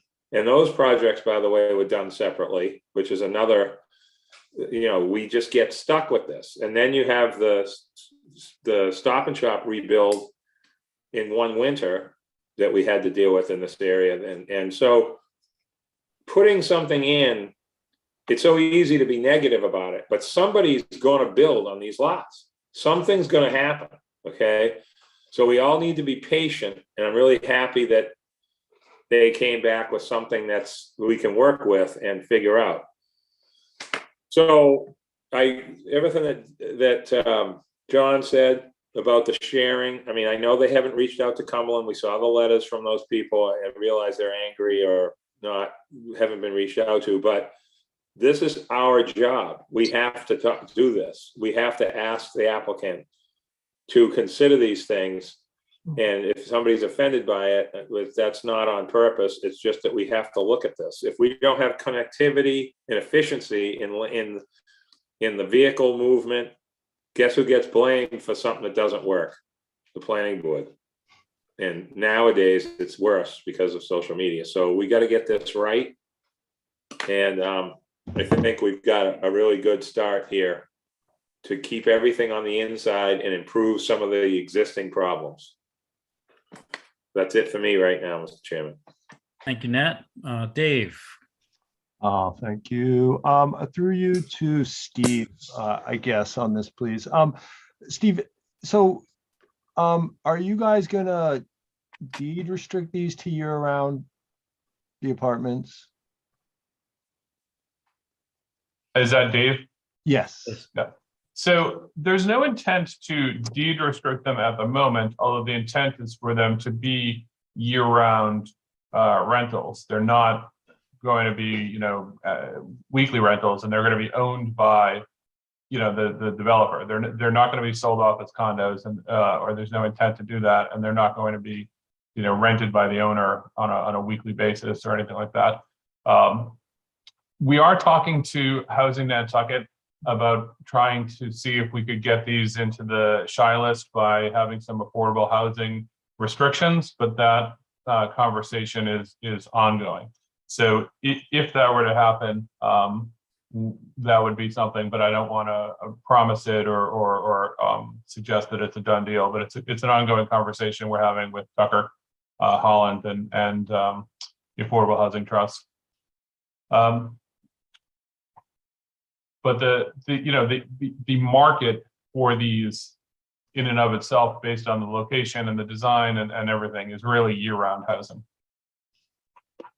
Okay, thank, no, I encourage you to keep those channels open and discuss, because I think that will go a long way in helping this project be more palatable. And I'm not saying, I do truly, as Nat said, appreciate the downsizing you guys have done. I'm just concerned that at market rate, it really won't serve the community, because it will be too expensive for those in greatest need for housing. So I do really encourage you guys to continue keeping the channels open with Tucker and yeah. While we were talking, Dave, I got a text from my client saying that he's not against discussing a year-round housing restriction. So I think that's something, I think we want to see how far we can get with housing with the Nantucket Housing Office, the Affordable Housing Trust Fund, and staff at the Plus Department before we decide which way to go. But I think that makes sense. Yeah, I think you'll definitely see these, operationally as year-round rentals, sort of based on the market. And if we can get some of them affordable, and if we can get the whole thing on the shy list, I think that'd be even better. But it's not a done deal yet. Agreed. All right, thank you. I would just point out that the percentages of 3 bedrooms are designed to make that work if we can get there. So there is some thought that has gone into making sure that if we cut a deal, that we've designed it right. Great, awesome. Thank you, Stephen. If you're done, Dave, I'll ask for Barry. Yeah, actually, you know what? I might wait a second just to see if our alternates have anything first, and then chime in afterwards. So let me step back for a second. Okay. Carl, Abby, Stephen. If Carl doesn't have anything, I'll quick comments. Go ahead, Stephen. Thank you. I agree. David summarized my comments about the housing very well. Thank you, David. I think just with respect to, at this point, the parking, Ad Pesci, town engineer, obviously indicated a parking deficit with the public bus waiver aside for a moment. I think it'd be appropriate to get a table that indicates by use what the requirements are, so that we have an idea how the bus credits might actually apply. And just, I think it'd be good for general knowledge to have that included in the application. Thank you. Thank you. I could speak to that a little bit if you'd like. Go ahead, Stephen. Great. Sure. So we've got 59 bedrooms at 1 space per bedroom, and then you've got a restaurant at about 2,700 square feet, we'll call it, with 50 seats. Yeah, this chart that Dan is pulling up, I believe, is part of the application. And then another restaurant that's intended to have less seats and be more of a takeout, and then a bank, and then the bowling alley at 6 lanes. So if you do the math on that, you get to the numbers that we were talking about in the presentation of 102 required, 94 provided, but that you're 24 in excess if we get the waivers that are sought, which I think the board understands that those are relatively common waivers. We're not seeking, deep variance kind of waivers. So, what I feel comfortable about this project is that it's designed to work with the features that the board typically works with, and it's also designed to provide a livable amount of parking when you have a residential area and mixed-use commercial. By providing 94 spaces, we feel comfortable that the residents and the visitors and the commercial employees and the guests will have what they need to make it work in a way that, frankly, traditionally is not met in a lot of commercial facilities on Nantucket. We think that this plan should address that in a way that the board has encouraged. And I would point out that with that comment with Stephen, with the parking, if there are 32 units that are going to be hopefully considered to be year-round units, then there are going to be a good percentage of those parking places that will be available during the day for retail operation while the residents are maybe at work or something like that, if they have that, that parking. So I think the next, Abby, yes. Sorry, I was on mute. I just had two quick questions. I do think obviously you've covered the parking piece and the affordable housing piece.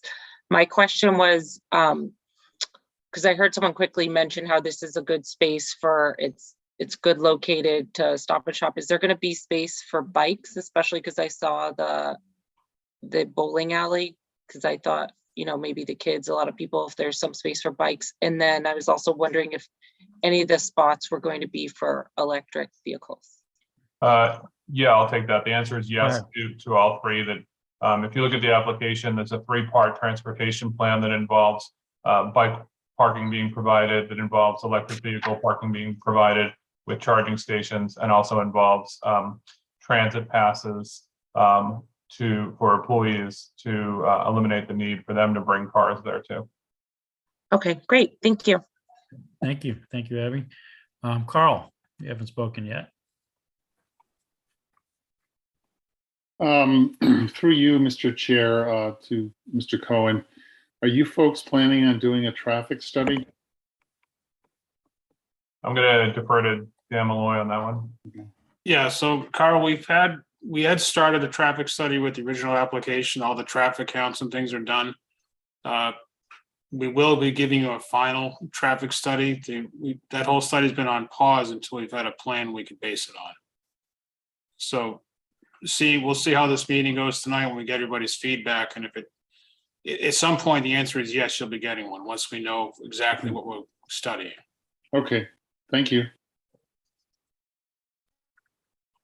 Okay, and my little plug that I always do, consideration for maybe one day in the future, Sparks Ave to be a one-way, on the other side on Pleasant to be another one-way. So there's my plug for that, and I won't go into any more, but I saw an opportunity when traffic was mentioned. So Nat, I'm just going in order. Go ahead. Yeah, just my second time. I saw Barry's hand up, I think, so I don't want to go in front of him if he's got. Go ahead. If he's waiting. He's just building up. Just to follow up on what Carl said, I wanted to, it actually made me think of a few things. Back when the original DJ McKinnon project was actually approved for the spots for the just for everyone, boys and girls area. Refresher. We've had a lot of bowling alleys proposed since we haven't had one for so long. So that's kind of interesting. It's sort of cycling around the neighborhood, and hopefully this will be the last, the first and last one since Young's. But this guy named Lloyd Bristol, as I recall, was the traffic guy that was the first person at a meeting that said the cars are already here. I'll never forget that for the rest of my life. And it's been used ever since, and he probably doesn't even know he's the one that coined it. But I think that Dan, getting the Stop and Shop engineer guy that we had, I can't remember his name, big tall guy that used to be, we've reviewed if you'll know that we got the Stop and Shop to make a couple of changes a few years back since 2014, and the flow of this area, how the gas station works, how people pull out of the station kind of on the wrong side of the road. You sort of pull out on the left. You're like in England for like 100 feet, and then you switch back to America there when you take a right. Well, some of these existing conditions, in my opinion, need to be addressed with some of the players that are already built. You know, Stop and Shop's not changing now. Gas station's not changing. Cumberland's isn't changing. So the way those streets work, those entrances and exits work, is going to affect this application, this project.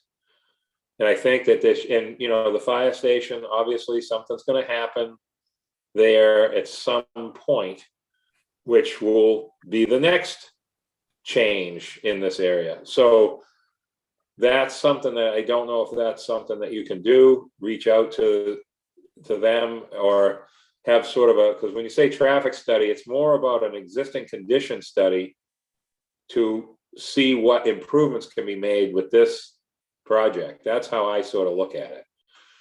I'm very happy, by the way, that we got the loading zone thing out of the way and have everything on the inside so trucks can pull in and leave in a loop. That's the right thing to do.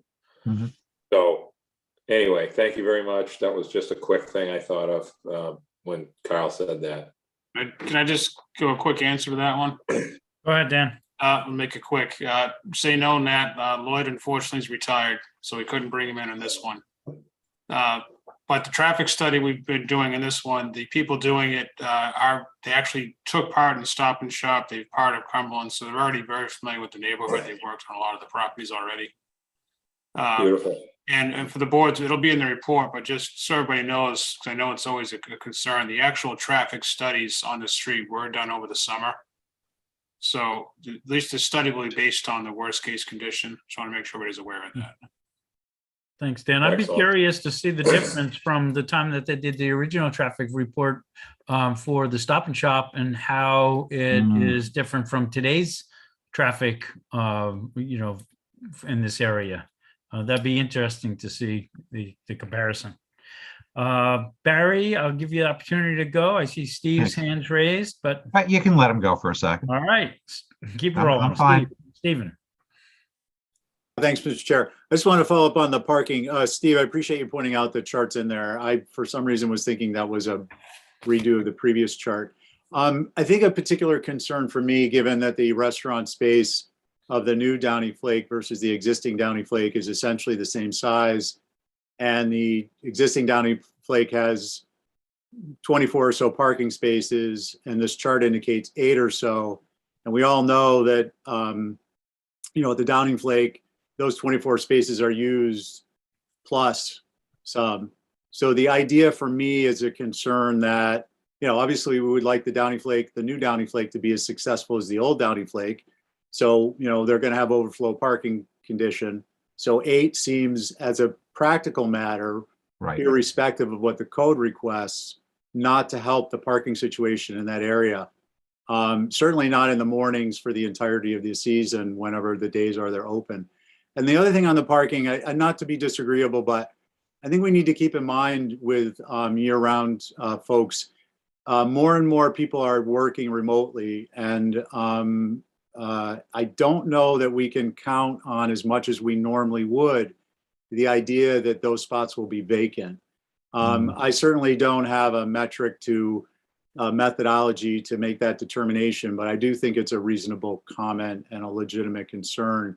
When we know how popular this area is, we understand that there is more than a mere inconvenience with respect to the lack of parking in the area for both people who want to frequent it, but also the business owners.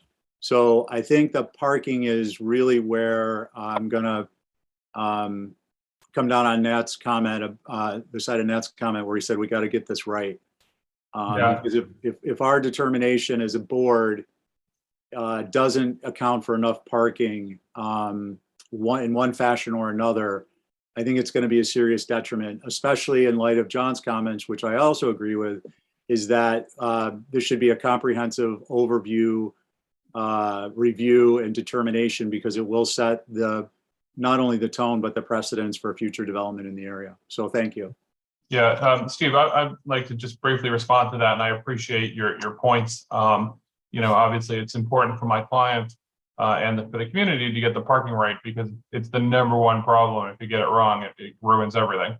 And I think, I'm obviously not a traffic engineer, but I think what we would likely do is designate the residential parking for the rear and commercial only parking closer to the restaurants, so that we make sure that those spaces are kept available and open for your early morning people. And then, by the time, 8 or 9 or 10 o'clock rolls around, most of the residential spaces, or certainly a significant amount of them, should be emptied out to create space for a lunch crowd or a dinner crowd.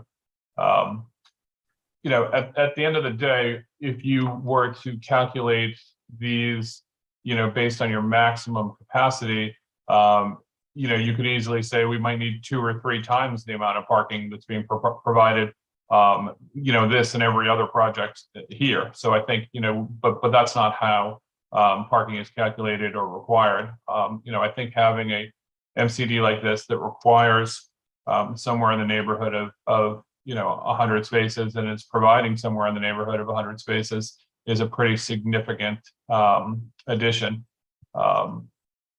I think there are people who know more about this than me that could make some tweaks to the plan that could try to make sure that you don't pull in and are not able to find a place to go get your scrambled eggs and coffee in the morning. That would be a tragedy. Okay, Barry, Thanks. it's your Appreciate turn. it. All right. First of all, I want to set the record straight, Nat. The kitties thing wasn't the planning board who put that in front. It was the ZBA. Okay, so we take enough heat at times. I just want to make sure that's properly assigned to the board that created it. But your point is well taken with that. In relation to things that John and Steve have both brought up, John, I echo your sentiment about the Sparks Ave and Pleasant Street going to one ways. That's not off my radar, because there's a lot of good, I think, that will come out of that. Steve has brought up some good points too about that. And I think we need to kind of listen a little bit more. But what'll help determine part of what's going on, and then we're going to look a little long range things too.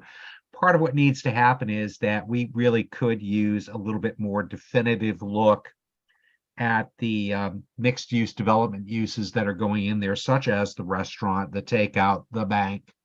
Hours of operation will be really critical to doing this, because if you have things that are overlapping each other, we need to figure that out in terms of how that space works. I mean, look at the Downy Flake.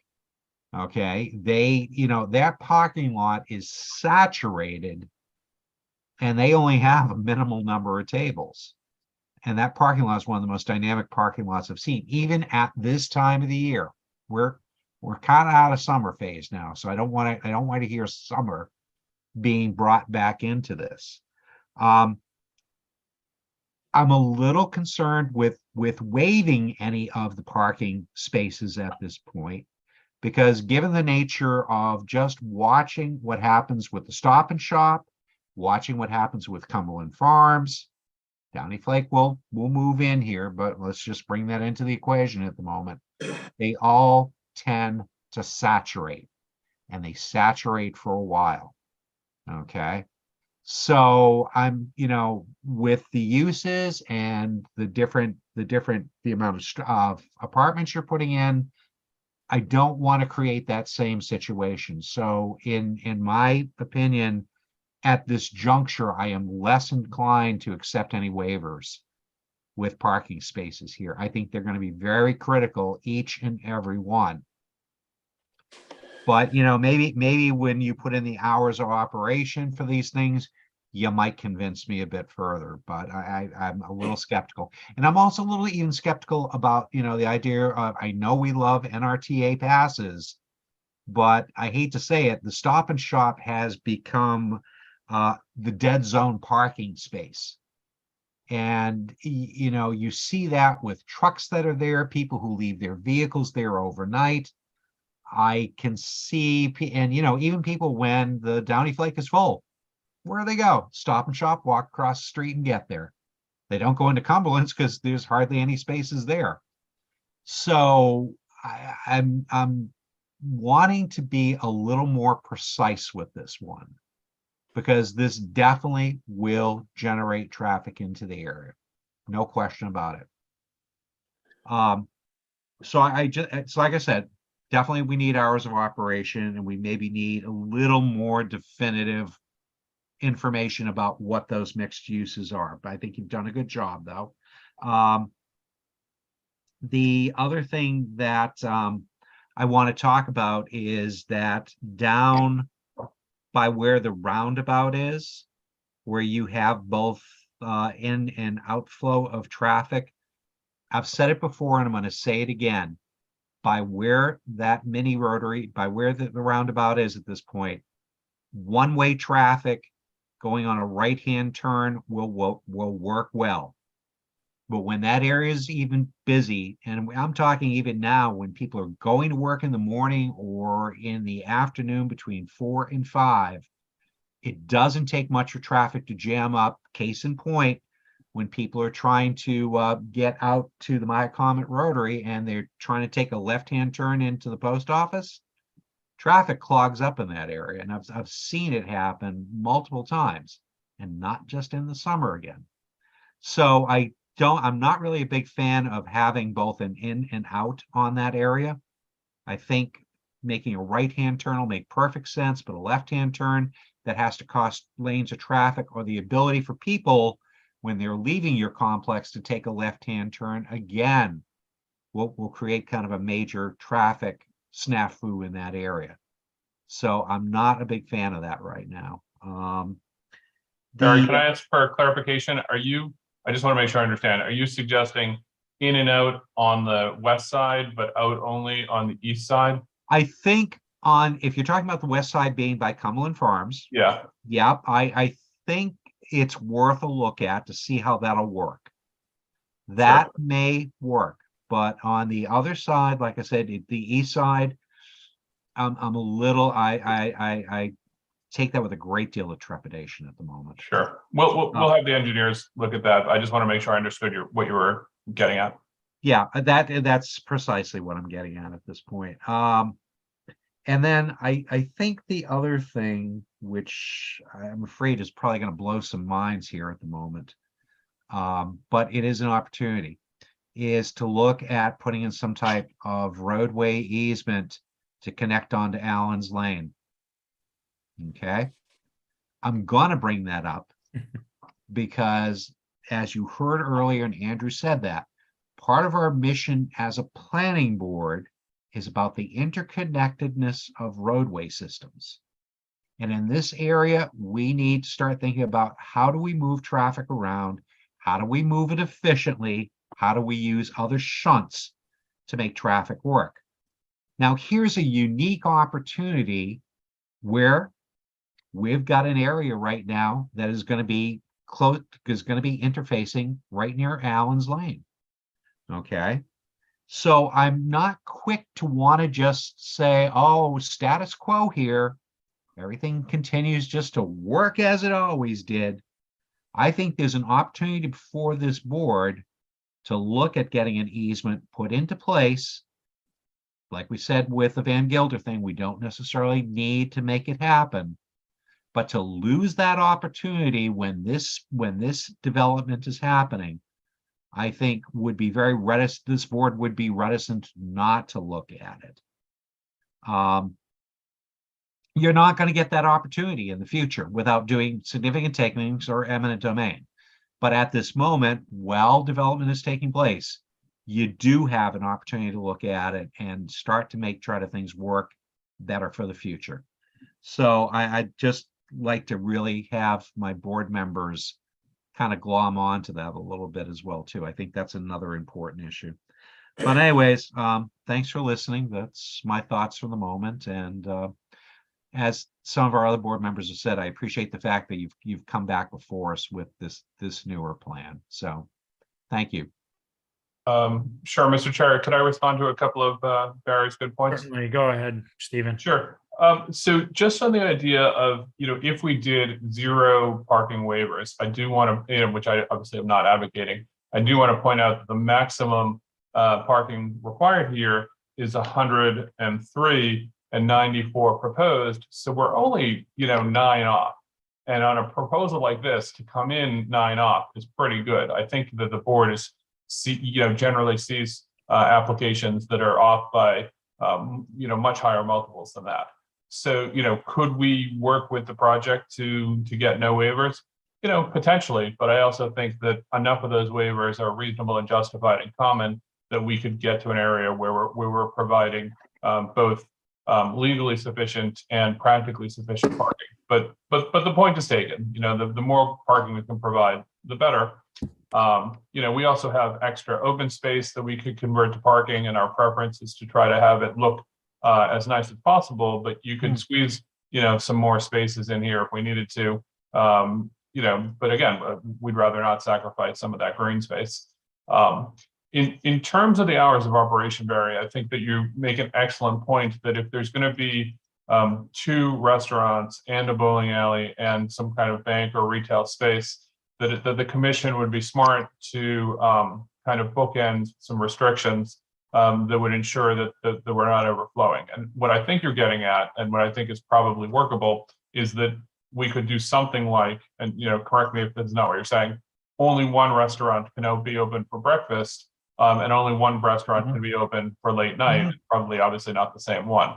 So therefore, you've got, if it's the Downy Flake, you've got the Downy Flake open for breakfast. The other one is, lunch and dinner, and is late night. But the Downy Flake is, breakfast and lunch or dinner, but not late night. So you don't have, in the area where you're going to have potentially more residential cars there, they're not competing with both restaurants. And then the retail space could be designed to not interfere with that early morning traffic as well. So I think those are smart and practical solutions that we could easily put into place. I don't want to, put the numbers on the table in terms of like the hours, but I think that concept is more than workable and practical. We don't need two breakfast places. Right. In terms of the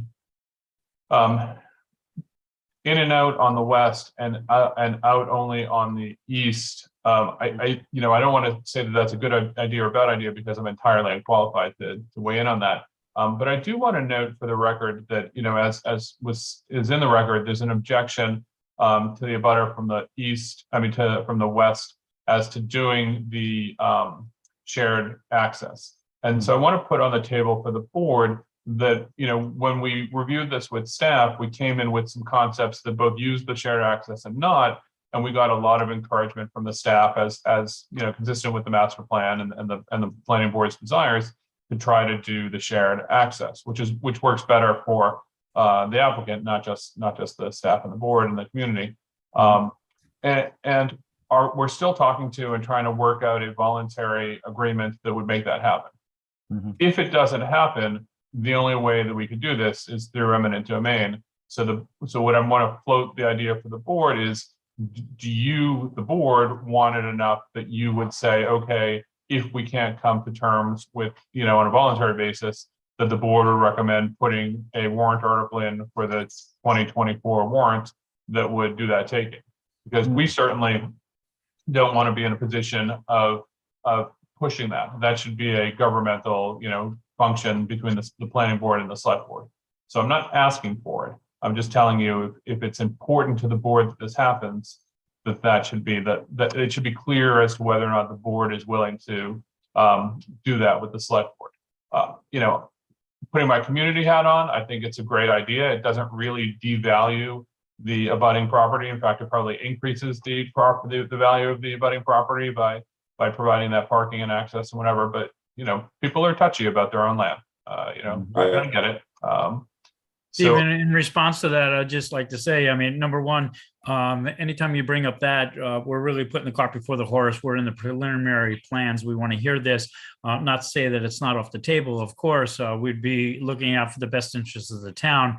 But anytime you can, especially in the introduction to a plan, work with cooperation with your neighbors, that's the first and ultimate goal. Absolutely. And then we'll see how the plan progresses as we look at it and comment on it and make changes. Traffic studies and things like that might affect certain things that we're not even looking at. So I think all options are on the table, and Yeah. we're going to do what we think is the right thing for the town, the community. So yeah, I mean, I hope that answers your question, but we don't want to get to the point. Yeah. I entirely agree. I only want to plant the seed because if the board is committed to that concept as a high priority, then it should understand that it may or may not come to a taking. And if the board is only lightly committed to that concept, then it should understand that it may be abandoned, which is, in my mind, doesn't have a strong position on that, whether that should happen. I'm only floating the concept. So as we get through a couple of meetings on this, we don't get to a place where the board is, we have misprioritized something. I want everybody to be on the same page as to what the priority level is on that issue. Understood. So Barry, your hand's raised. Sorry. Yes. Make sure Mr. Cohen's finished. Yeah. No, I'm good. Okay, good. So, here's the challenge whenever we do these things. Like when we did Stop and Shop, when we did Cumberland Farms, you look into the crystal ball and you try to make a good series of decisions that work well. And then sometimes once it's implemented and it starts flowing and functioning, and it starts gaining more momentum and traction, you're like, would have liked to do over a little bit. So I'd probably say with the Stop and Shop, I'd probably say with Cumberland Farms, when it comes to parking and that dynamic, I'd kind of like that do-over. So it's like I said, we've got a ways to go here. But right now, I mean, every parking space in my mind is valuable here. And if it means having to sacrifice a little bit of open space to accomplish it, so be it.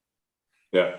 Because I don't want to be looking at this project 3-4 years down the road, repeating myself on where I could have been with the Stop and Shop, where I could have been with Cumberland Farms.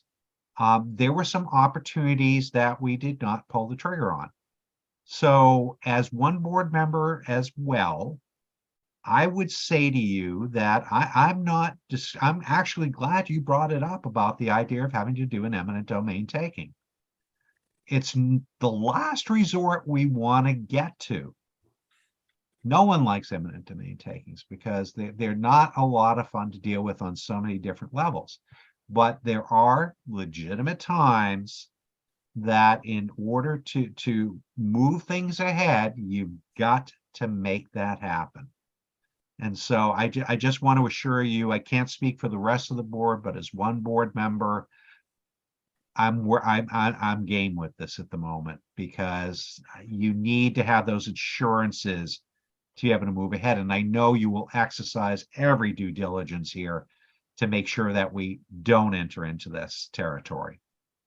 But I don't want that. I don't want to compromise and be looking backwards again. Okay. Yeah. Because the Mid-Island is just, we keep calling it, and I know I do keep calling it the new downtown district, and it really has been. And so there's more that we have to keep looking at with all of this. And just to think we're going to march in, or, people are going to say, no more development here. Fine. Is really, do you want Nantucket just to stagnate all of a sudden? I mean, these are the things that we look forward to as a community here. So, we've got to be able to be a little open-minded with this process. And I think that's with the project that you're bringing forward. Here we go. I agree that we do need to be somewhat open-minded with this. Anyways, I've probably spoken too much. Thanks. No, I appreciate it, Mr. Reicher. And I think, just to point out the obvious, if you look at where the property line is on the Cumberland side, there's parking and loading zone there that would be lost. So, there's a lot of benefit to doing it aside from just the flow and all that. And, we can make this work either way. It's not as if we couldn't make it work the other way, but it's just such a better plan this way. So we'll continue to work with the neighbor, but I just wanted to plant that seed with the board to think about what level of priority it is for the board and as we go. Thank you, Stephen. And at this time, I'd like to hear, or at least ask Meg, if we have people that have been waiting with their hands up from the general public. They've heard us speak, and I think we've had enough to plant the seed on our thoughts as board members. So, Meg, is there anyone listening in that has their hand raised? Yes, so we have Cam Sutton, followed by Val Oliver, then Charles Locke, then Nathaniel Scott. Great, let's take them in that order. Go ahead.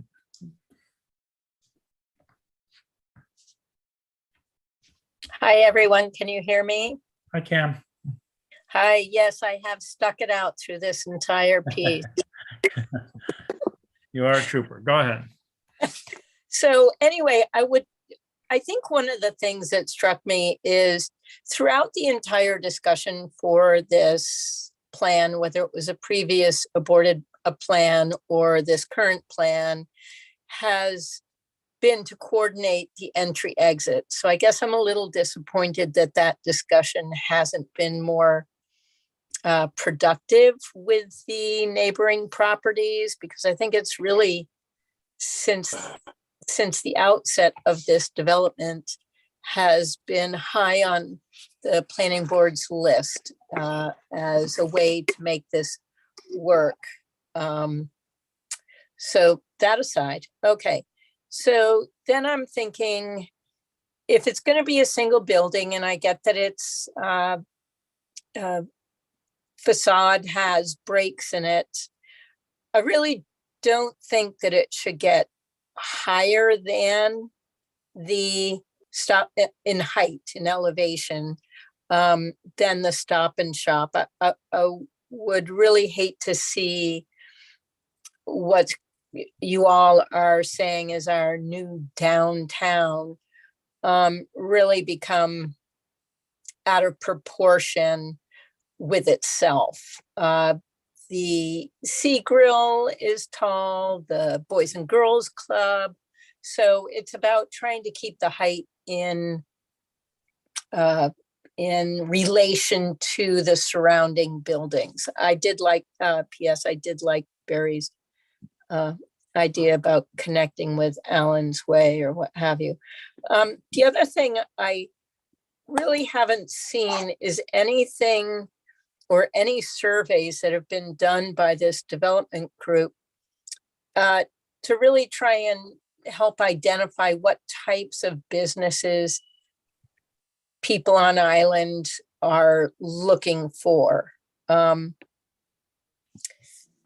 you know, with the Roberts collection a number of years ago, I was talking about the loss of entrepreneurial retail spaces. I still think that's a huge loss, and would love to see some way to facilitate that. I know there's a lot of people that are creative and trying to develop new businesses, but they don't need huge square footage to at least create the following for that.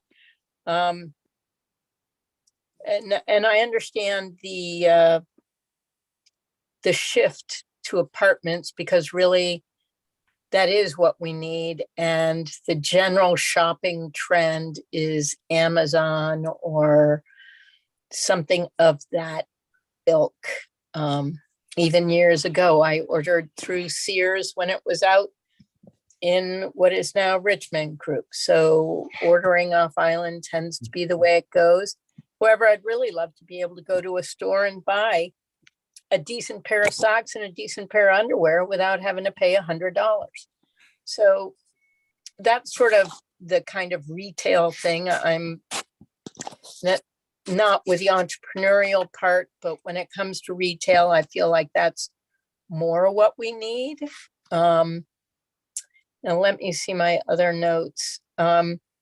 I think in terms of waiving parking, I understand it with operating hours, etc.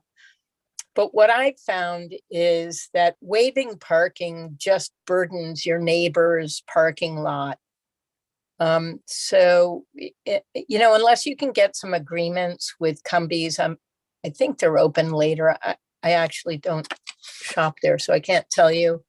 But I think that there needs to be some kind of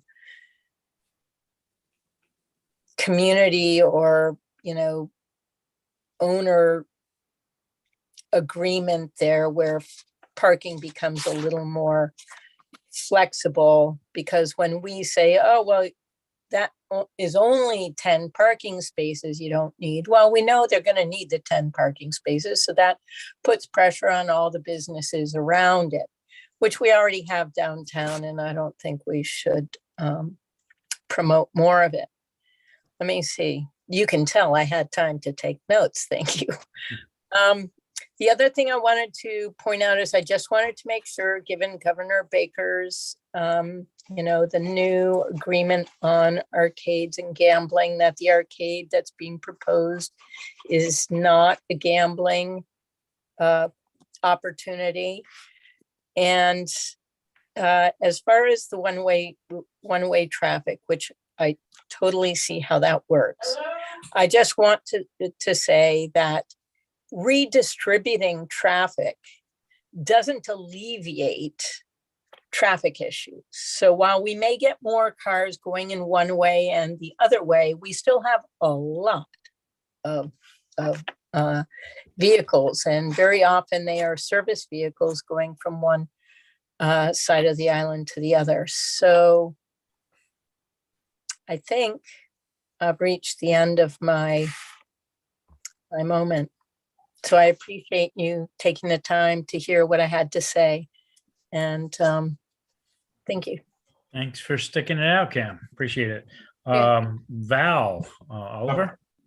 John, before Val talks, I just do Go want ahead, Stephen. just to address the minor point of the arcade games. We're definitely not talking about gambling. We're talking about amusements, not Sure. gambling. It's a whole different licensing state. Yeah. I mean, it's a good question, Yeah. but we're not talking about Keno and gambling. Thanks for the clarification. Hi, Val, welcome. Hi, John. Hi, everybody. Can you hear me? Absolutely. Go ahead Okay. whenever you're ready. So let's see, where do I want to start? I think what's really important to remember is that, and someone mentioned it earlier, this is the pioneer. This is the paradigm of what new development is going to be on the island. So it does need to be highly scrutinized. I know the master plan wants everything to be in Mid-Island, and I think when the master plan was created, it could not have predicted the gross magnitude of development that was going to occur on Nantucket. So I think it's important to keep that in mind. Transportation and parking in this area, and I know I say it when any of these projects come up in Mid-Island, so you're probably sick of listening to me, but I live it. That is the biggest challenge, and it's not just seasonally, it is year round. I think that this is it's exciting, it's creative, but it's overscaled. I personally don't see it working unless we have some traffic controls to tell people when to stop and when to go. I think because older projects that have come along as things have developed, waived parking doesn't mean that's a precedent that we should adhere to. As we know, housing, no matter, I don't know what's considered affordable, but I certainly live in an area where there's a lot of people in every bedroom. So I think one space per bedroom is foolhardy in order to pay a rent. So I do think the traffic and parking study is hugely important. I think instead of trying to waive parking and things like that, why don't we think about scaling it down? I think it can still be successful and people will be happy with what the end result is, and we won't have to waive anything. So let's try to think about things that way instead of trying to bend to the ginormous development. Why not ask them to give too? And I do appreciate the second rendition here from the first one. So that's great. It's working in the right direction. I just think parking, traffic, parking needs to be considered. Thank you. Thank you, Val. I think I had Nathaniel next, if he is still with us. We actually had Charles next and then Nathaniel. if Oh, that's okay, and then we Krista, have you have my my back. So go ahead, Charles. Thank you. Yes, thank you very much, ladies and gentlemen. I represent on Island Center and my siblings that are involved with that operation. I guess I'm a little bit annoyed at the plans that were submitted because it shows that that we have agreed to, or at least negotiating the parking spaces next to Cumberland Farms and the two-way next to Cumberland Farms.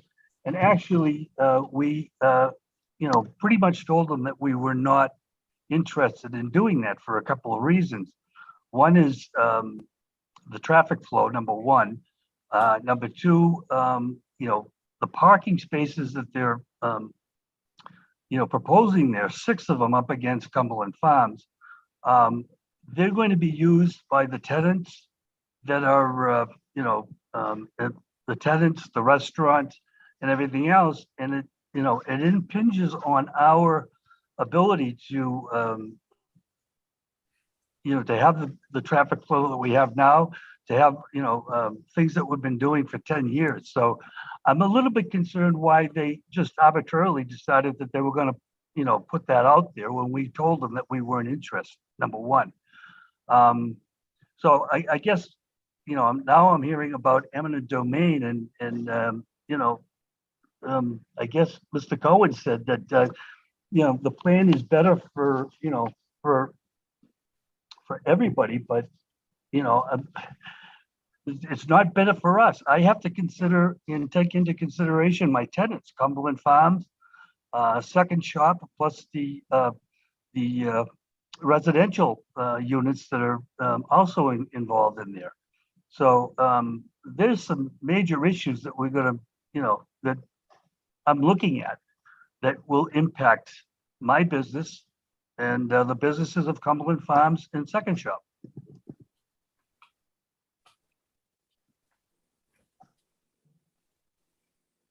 Thank you, Charles. I'd like to comment on the parking, only because I've heard it at least 2, maybe even 3 times. When we're looking at a plan like this, and it was brought up a while ago when we had a discussion on a certain property that had hours of operation for trying to add breakfast, and they didn't have the proper parking. But it was noted for lunch and dinner and things like that. Well, be specific, looking at the pharmacy parking. Pharmacy had operational hours of generally the morning through the afternoon and early evening. There were restaurants around there that were open in the evening. And I think it was my co-board member, Nat, that might have mentioned this. But this area, when you have 1 building, 2 buildings, 5 buildings, you try and obviously meet the required parking. and the minimum parking. But over the course of time, it evolves. And then sometimes the pharmacy will be full and somebody will park across the street at the Stop and Shop and walk over. A lot of times they'll walk over there and then they'll do business and they'll go back into the Stop and Shop and do business. So to have the required parking is obviously our ideal goal. And then when you look at the shared parking, I foresee different hours of operations, how they coordinate to maybe, as we were talking about, a restaurant being breakfast and lunch, and then maybe another restaurant being lunch and dinner. So that helps to have that shared parking. And then you have a bowling alley that might be afternoons and evenings, and then early mornings for seniors or something while the kids are at school. There's certain things that are going to work themselves out, but I already foresee, Charles, that there might be, with those 6 parking places that you're talking about that will potentially be for, the new buildings going up. I see sometimes that, there might be a sale at the second shop and there's so many cars there that they will actually overflow into the parking for this particular, spaces. So when we look at that, it's not mine. It's what is better for the community, and the different hours of operations will definitely help with, employees going to work, et cetera. So you're going to find, and I think we already see that with the Stop and Shop being the center there. There are times when the Downy Flake has people that are parked in the Stop and Shop. We can't actually look at, enforce, and ticket every person that's there. We know that. And the fire department, there are some people that are parking the old fire department and going over for breakfast. Now that maybe one day will be something that we deal with, overflow parking, and that's a possibility. But we don't see this is mine. Although you have a right to, as property owners, we look at it from a planning position. And again, I did not want to bring up eminent domain because it creates a kind of, tension that doesn't necessarily have to even be there. But everyone has to understand we as a board are going to do the proper thing and right thing for the community as a whole, looking at what's good for the future, the flow, traffic, safety. We take everything into consideration. And we don't want to take anybody's parking places, but it's a fact of life that there are people that park in the Stop and Shop that walk across the street and go to Cumberland Farms. So the same is going to be true of that parking. And I just wanted to point that out because I've heard that at least 2, maybe 3 times. But we hear your concerns. And we're not trying to avoid those. We're trying to all work together, to come up with a solution that everybody will be happy about. And that's well, I mean, I still look at it from the standpoint of, when the tenants, in the evening, because Cumberland Farms is open till 11 o'clock at night, and when you've got a full, when all the tenants are back, you got the restaurant running, that it does impact on the Cumberland Farms ability to, have people come in and do business there. So, I mean, I'm concerned for my, my tenant. Cumberland Farms is my anchor tenant. I can't afford to lose them. Because. And Charles, we're concerned for you and your tenant as well. Someone said it's not going to happen. The other thing is the traffic flow. I mean, you right now with there's basically one way coming in and going out, and now you're going to have vehicles coming in, going right, going left. It's just that's what we have now. Yeah. Mr. Chair, could I make a brief point? Go ahead. I certainly understand Mr. Locke's position as the landowner, that he wants to protect his clients, and he definitely should. And I think that there are ways that we could, both work with him and work with the board to make sure that everybody, not just the new project, but that the existing businesses are taken care of through the rules that we put in place for that. But I do want to point out that the existing situation is that, like if we didn't have the shared entry, you would still have the problems that he's concerned about. They'd just be worse. Right now, people Right. park in the Downing Flake, and when it's full, they go to the Stop and Shop, and people, like people are stealing that parking anyway. It's, we would just be doing it with less access and less parking. So, No, because there's a 4-foot, retaining wall, and then there's a wall that, divides our property. So right. I just don't see how you make that comment, or make that statement.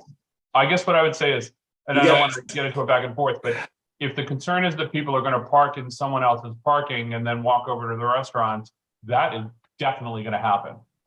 So the fact whether you connect them or not doesn't prevent that. So I think the question is, how do we have the best flow and the most parking so that we're making the best situation for everybody? And again, I don't want to get into a back and forth, and I don't want to debate it here. We'll talk with Mr. Locke offline, and we'll talk to the engineers. But I just do want to make the point that avoiding connectivity does not avoid the problem that he's concerned about. It probably makes it worse. Thank you. All right, thank you. Nat, go Well, I ahead. obviously, Oh, sorry, Charles, are you still? John. I don't see you. Go ahead, please. Is me or Charles? No, 'Cause Charles. I want to talk to Charles a little bit. I want to offer I'm letting Charles speak. an Go ahead, olive Charles. branch, a local olive branch. Charles, are you still with us? I'm sorry. Yes, I'm sorry. I'll still listen. Okay, Nat, go ahead then. Let me just say, Charles, I think I know who you are. Okay, you're Marge's brother, aren't you? Right? Yes, I am. Yes, I am. All right. When Marge called me some many years ago, and when they bought that property over there, she asked me, what does the town want here? And I sent her right out to see Andrew and Leslie. Okay. She was a wonderful woman. Okay. And I can tell you, I'm going to give you my phone number. You come over here and we're going to have a nice chat and a walk around the Mid-Island if you want, because nobody on this screen is against you. Okay. Whatsoever. We just need to do what works. That gas station, okay, when that got permitted, one of the most important things was to make sure those trucks could come around Sanford Road, take a left without a problem, and slide right in to dump that fuel without hitting a curb. It's all flush, okay? That was what we asked to have. And that was done before Cumberland, okay? That Cumbies is today's Rebembises. The kids all go there. They don't have to cross the street. They can go to the school without crossing the street, okay? That was the greatest thing that ever happened at Cumbies, because it made the other Cumbies be able to get rebuilt. And now we got two with the same number of truck reservations a week, Tuesdays and Fridays, okay? Same truck's been coming here for 15 years, exactly the same reservations. So you're talking to somebody here that knows what's going on, and I feel bad that you're upset and how this process sort of meandered its way around and got you upset. But I can tell you, trust me, that we're looking out for you just as much as this applicant. We're looking out for what works on Sparks Avenue. The confusion, there's a curb across the street from the gas station, needs to move back 3 feet. That might happen. It's part of this project. Okay, nothing works perfectly in the Mid-Island. If you think that what you have right now works great, I mean, it doesn't, but it works because that's what we have. But there's ways to make it better, and something's going to happen on the land next to you, just like your land that you have now was a disaster for years, but that's just what it was. So look how nice it is now. Well, the land next to you is going to be nice too. And the next crappy piece of land is going to be nice. So it's just the way it works. We just got to go one at a time and do it right, so everybody wins. That's all I'm saying, Mr. Locke. Okay, that's all I'm going to say. And I appreciate that. I really do. And I understand what you're saying. But it seems like that we're the, Cumberland Farms, or I will say On Island Center, which Cumberland Farms is one of my tenants. We're the ones who are sacrificing everything. I mean, we're losing, we're losing that, the traffic flow that's worked so well for us for 10 years. The one way going out, I mean, you bring up the idea of the kids coming into Cumberland Farms all the time. Now you got a lot of traffic going in and out of there. So, something, I'm just wondering what is the developer sacrificing here? It looks like we're doing all the sacrificing. So that's why I'm upset, to be perfectly honest with you. It looked like we don't have a say in it, and I guess based on what I'm listening to here, it's almost like a fait accompli. So that's why I'm upset. So at least understand why I'm upset, and as I said, I've got to put the best interest of my tenants in the forefront. So that's all I'm going to say about it. So at this point. Thank you, Charles. And I would echo Nat's comment. When we look at a plan like this, we're not just looking at the plan and the applicant. We're looking at the abutters and their concerns, and that's why we appreciate your comments. So they all will be taken into consideration. I appreciate you coming out. Barry, your hand is up. Go ahead, please. I can wait, but I'd love to address Mr. Walk for about a minute or two. Because you want me to wait? Get through the public? Well, Meg, we have a couple other people. Go. You do. Who do we have?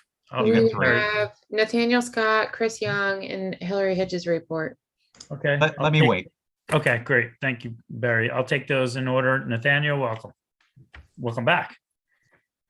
Thank you, Mr. Chair.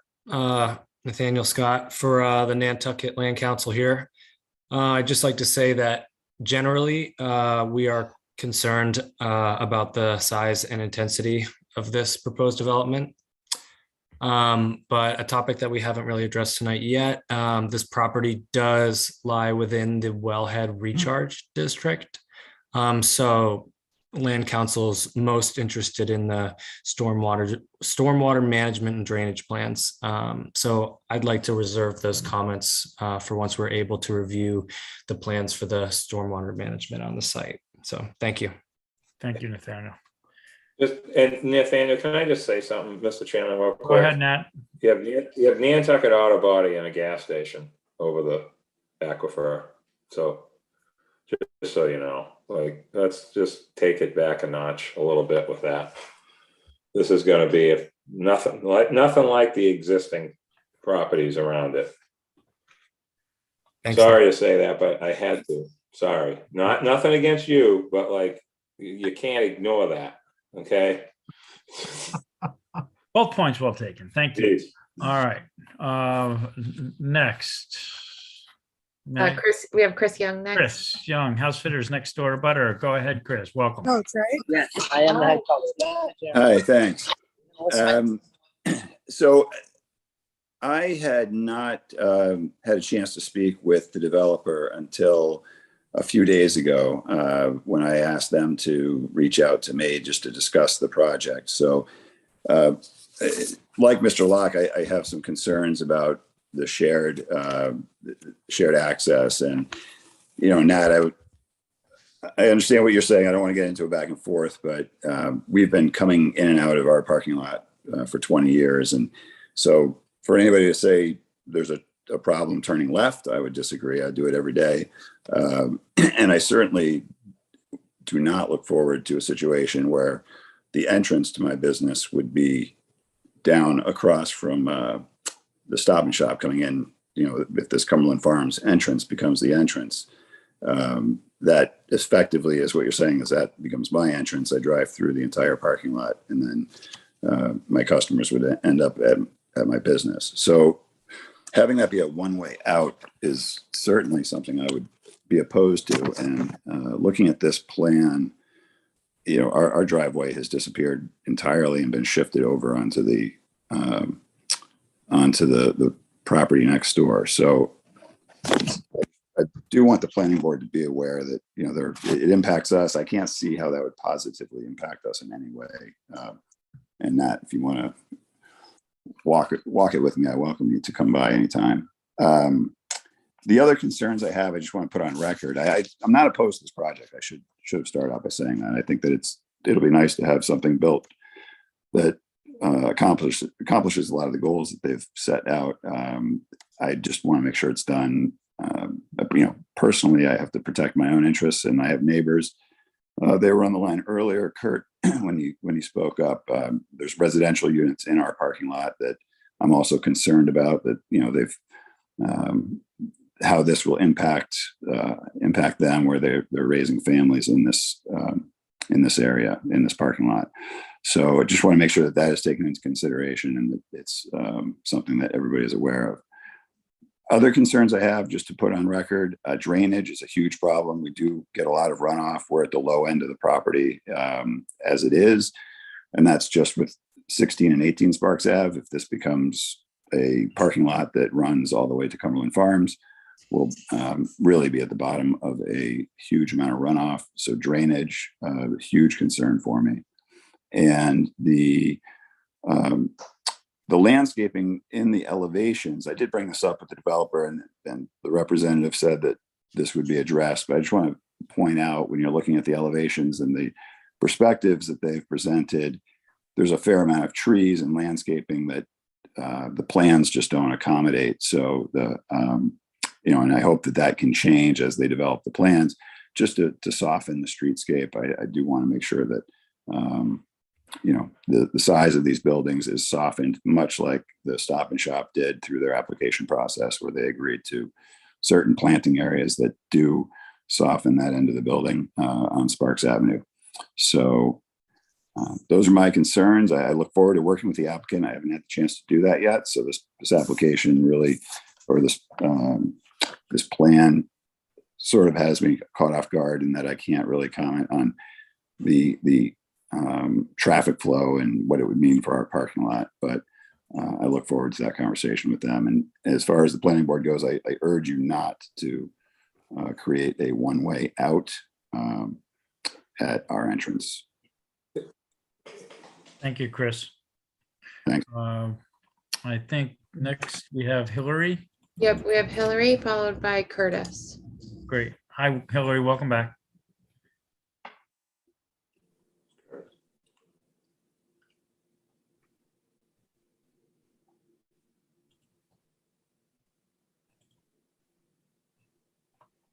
Hello, Hillary. It says you're unmuted, but we can't hear you.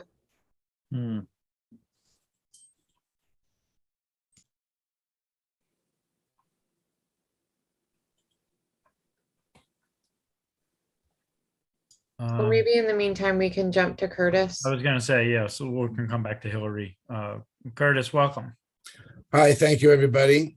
I just wanted to clarify that I agree with everything that Chris Young represented just now. And I am pretty much in the same position as he is with my concerns. I'll just leave it at that. But I just wanted to raise my hand and let you know that I'm here, and that I am with Chris Young and his concerns. I am at 16 Sparks Avenue, Unit E. Thank you very much. Thank you, Curtis. Meg, do we have Hillary yet? I mean, it says she's here and that she's not muted. So I don't know. Okay, let's keep on trying. And I see Barry's hand up. Or is that? Yes. Go ahead, Barry. Thanks. So, Megan, can you or Dan, I don't know which of the two of you has the plan available that shows all the parking and stuff? Can you bring that back to screen share, please?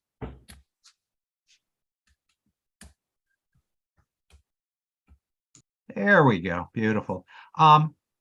Just something I've heard, you know, I get it. at times we are very guarded about our parking situations. Mid-Island's a little bit different, and it was intentionally created that way, where shared parking is something that needs to happen in order for this area to work. So, Mr. Locke, I hear you loud and clear. I get it. Every space is precious.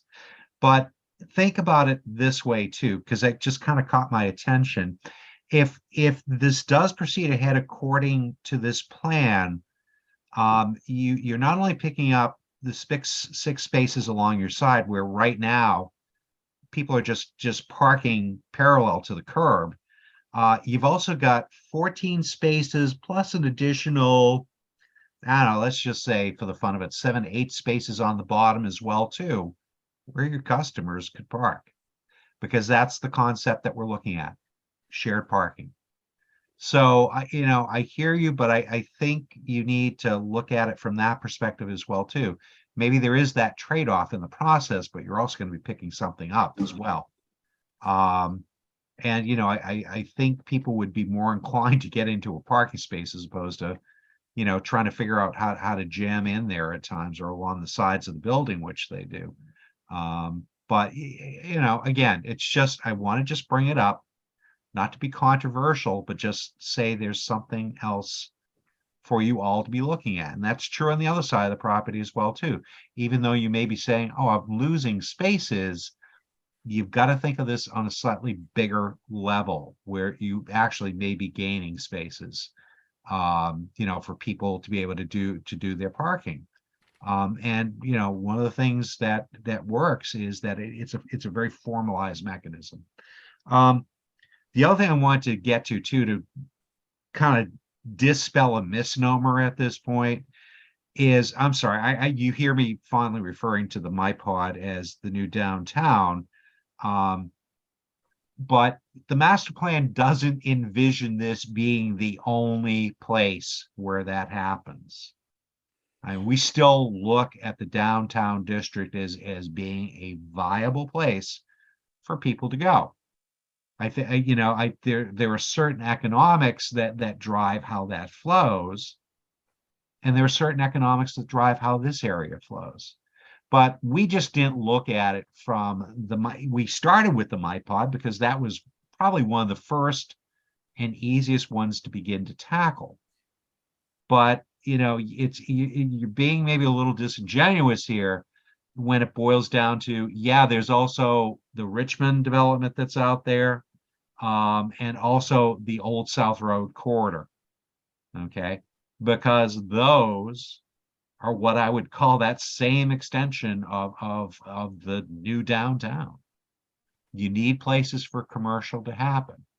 So I know in the master plan, that's what we've envisioned, is not just the MyPod. It's not all meant to be lumped into there. There's other places where these levels of development will need to take place. And certainly certain things like the Richmond property do lend themselves toward doing that. And we've seen some beginning examples of it along the Old South Road corridor. So, and the other thing too is I'm a little fuzzy on the height restriction thing happening in MyPod, because I think it's maybe a lot more generous than what we're allowing it to be at the moment. But what may confuse the situation, but I mean, because I look at the hospital, for instance, I look at the Boys and Girls Club, but what may confuse the situation a bit from a visual perspective is that, again, depending upon where they're built, whereas the Boys Club, Boys and Girls Club is way down in the valley, it can be a little deceiving at times about what those height restrictions are. So let's get past the visual and let's deal with what really is there available on the bylaw at this point. So I just want to raise some of those issues up because they did catch my attention as we were having conversations. Thank you. Thank you, Barry. Meg, did we get Hillary back yet? It looks like we did. So hold on. Let's see if we can get this to work. Sure. Hi, can everybody hear me? We can now. Well, Oh, good. Yeah, I logged out and logged back in and now it works. So thank you. So I just want to start out by saying I'm extremely excited about the potential for this development. And I just really appreciate that the developer is interested in coming up with a plan that's going to bring a mixed use facility. It's going to make everything look better. It's going to make the Mid-Island have more of a sense of place if it's done well. And I've heard from the board a commitment to, to helping the developer do it well, which is what needs to happen. So I really love the Mid-Island plan. It's an old plan from 2003, but not that much has, changed. And I just wanted to read a couple paragraphs from the introduction. It says the Mid-Island works poorly and looks worse. Streetscapes are non-existent and automobiles and parking lots dominate. Buildings are scattered, making it unfriendly and dangerous to walk even a short couple of blocks. Yet walking from Lucky's Express to Geronimo's is the same distance as walking from the former Sports Locker to Murray's Toggery. The latter is a rich and rewarding stroll. The former is an exercise in self-preservation. The buildings, islands in a sea of parking have no hope of connecting to one another. Consequently, where the downtown offers a supreme social and physical environment, the Mid-Island feels cold and unfriendly. It's time to turn back to our past to guide the Mid-Island into the future. So, people have been, there've been comments all over the map about the parking, and I just would ask, and I guess I would agree with the people who are encouraging shared parking and recognizing that it's really only the planning board and the planning department that can guide proper development of shared parking. We just can't do it parcel by parcel. You can never give enough parking. It will always be full. So, and the other thing about parking is that we get to choose. Do you want places for people or do you want places for cars? So people are talking about the intensity of this building, and it is intense, but do we really want a suburban pattern of development where we've got a building in a sea of parking? And I think the Mid-Island plan called for on-street parking, it called for shared parking. So let's figure out how to do that. And then we might be able to accommodate the developer's goal in a building container that is going to be more palatable and more Nantucket-like. There are very few 3-story buildings on Nantucket. I agree with the people who felt that this building was going to be out of scale. And I don't think the use is too intense for the area, but the scale is too intense. And that could be because so much of the area has to be given over to parking. So I wanted to make a suggestion, given that this is a major commercial development, that there might be some way to incorporate HDC, an HDC session.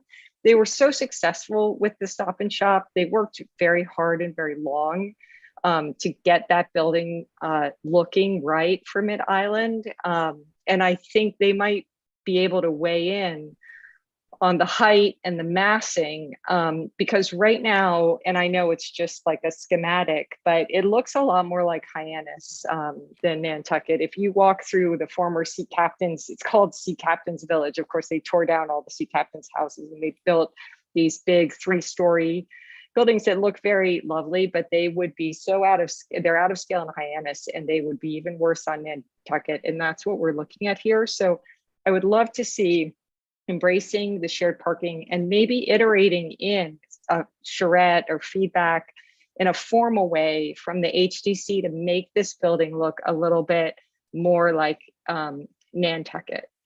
And my final request, and it's also gratitude to the developer who has been extending an interest in year-round leases, as opposed to, not having monthly leases, but also that this planning board will require the inclusionary zoning that's in the MCD to the maximum extent possible. I think it's 4,000 a one unit, one affordable unit for 4,000 square feet of commercial space, if I'm right about that.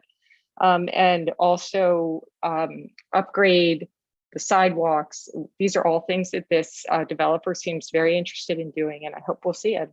Thank you for listening to me. I know it's been a long meeting. I appreciate it. Thank you, Hillary. Stephen, your hand's up. Yeah, thanks, Mr. Chair. I just want to touch briefly on I think an underrepresented constituency in the parking battle, which is the residents. And I think it'd be important early in this process to determine, in crossing the T's and dotting the I's, to perhaps game out a typical weekday and a typical weekend of how those spaces are going to become available over the course of a day, so that if they're part of the shared profile parking solution or not, how are they going to be protected so they're available for use by the residents when the residents come home? Say you are, for example, a traditional working person and you come, you leave it, depend on, let's say 7 a.m. and you come back by 4. How are you going to be guaranteed your space is available? It seems simple, but there's, there are a lot of details involved in it. Steve, I know you want to get right on it with a rebuttal, but I'm not suggesting it is. I think it's an important part of the problem solving, and I didn't want it to go unsaid because it is something I think is going to need some thought. It may actually even impact layout, because it may be that this is, and I'm not suggesting it will be, but it may be that in order for this to be successful, a certain number of those spaces, perhaps ADA related, are going to need some type of a partition. I'm not going to go so far as to say a gate, but I just think that it's an important element to think about early and thoroughly, because of the competition for parking spaces, number one, but is equally important the density. I'm not using that in a pejorative sense, but the density of residential units in this area. This is a combination we don't have anywhere else on the island, not even in the Commons, I don't think, because they have a larger parking area. So the number of parking spots per unit is not as diluted. Here, you've got a lot of residents, you've got a lot of commercial in a smaller space. So I think I made my point. I just wanted to make sure that I planted the seed on that, since we're all busy planting seeds this evening. Thank you. Great. Thank you, Stephen. And I'm sure we don't all have answers for everything that we're discussing. It's just informing the developer, the engineer, just giving different ideas, food for thought.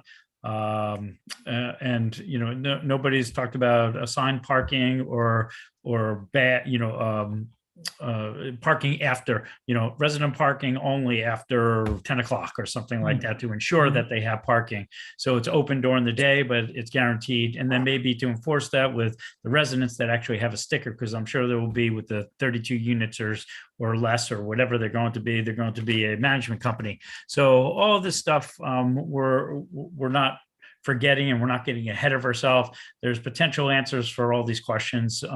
This is the first meeting. We're treating this as an initial meeting. Forget what we've heard in the past. We're blazing forward with this new concept, and that's how we're going to treat everything. So we've been going on and on for a while. We've given the engineer and the developer a lot to consider and think about already, to set everything in motion. I'm happy to continue talking about it, but I think we're starting to talk about the same concerns, parking obviously being a repetitive concern that everyone's having. So Nat, I know your hand's up. Yeah, I'm going to reiterate what you're saying now, that we got to, at some point we got to continue. But I just want to throw a couple things, because Dan's going to need some, some definitive direction and so forth. Coordinated review, Dan, on some of the things that Chris brought up. I know this is a new application, but a lot of work's already been done. And his point about drainage, he's not talking about you know, he's just talking about the existing conditions and what's been done and what's going to get improved.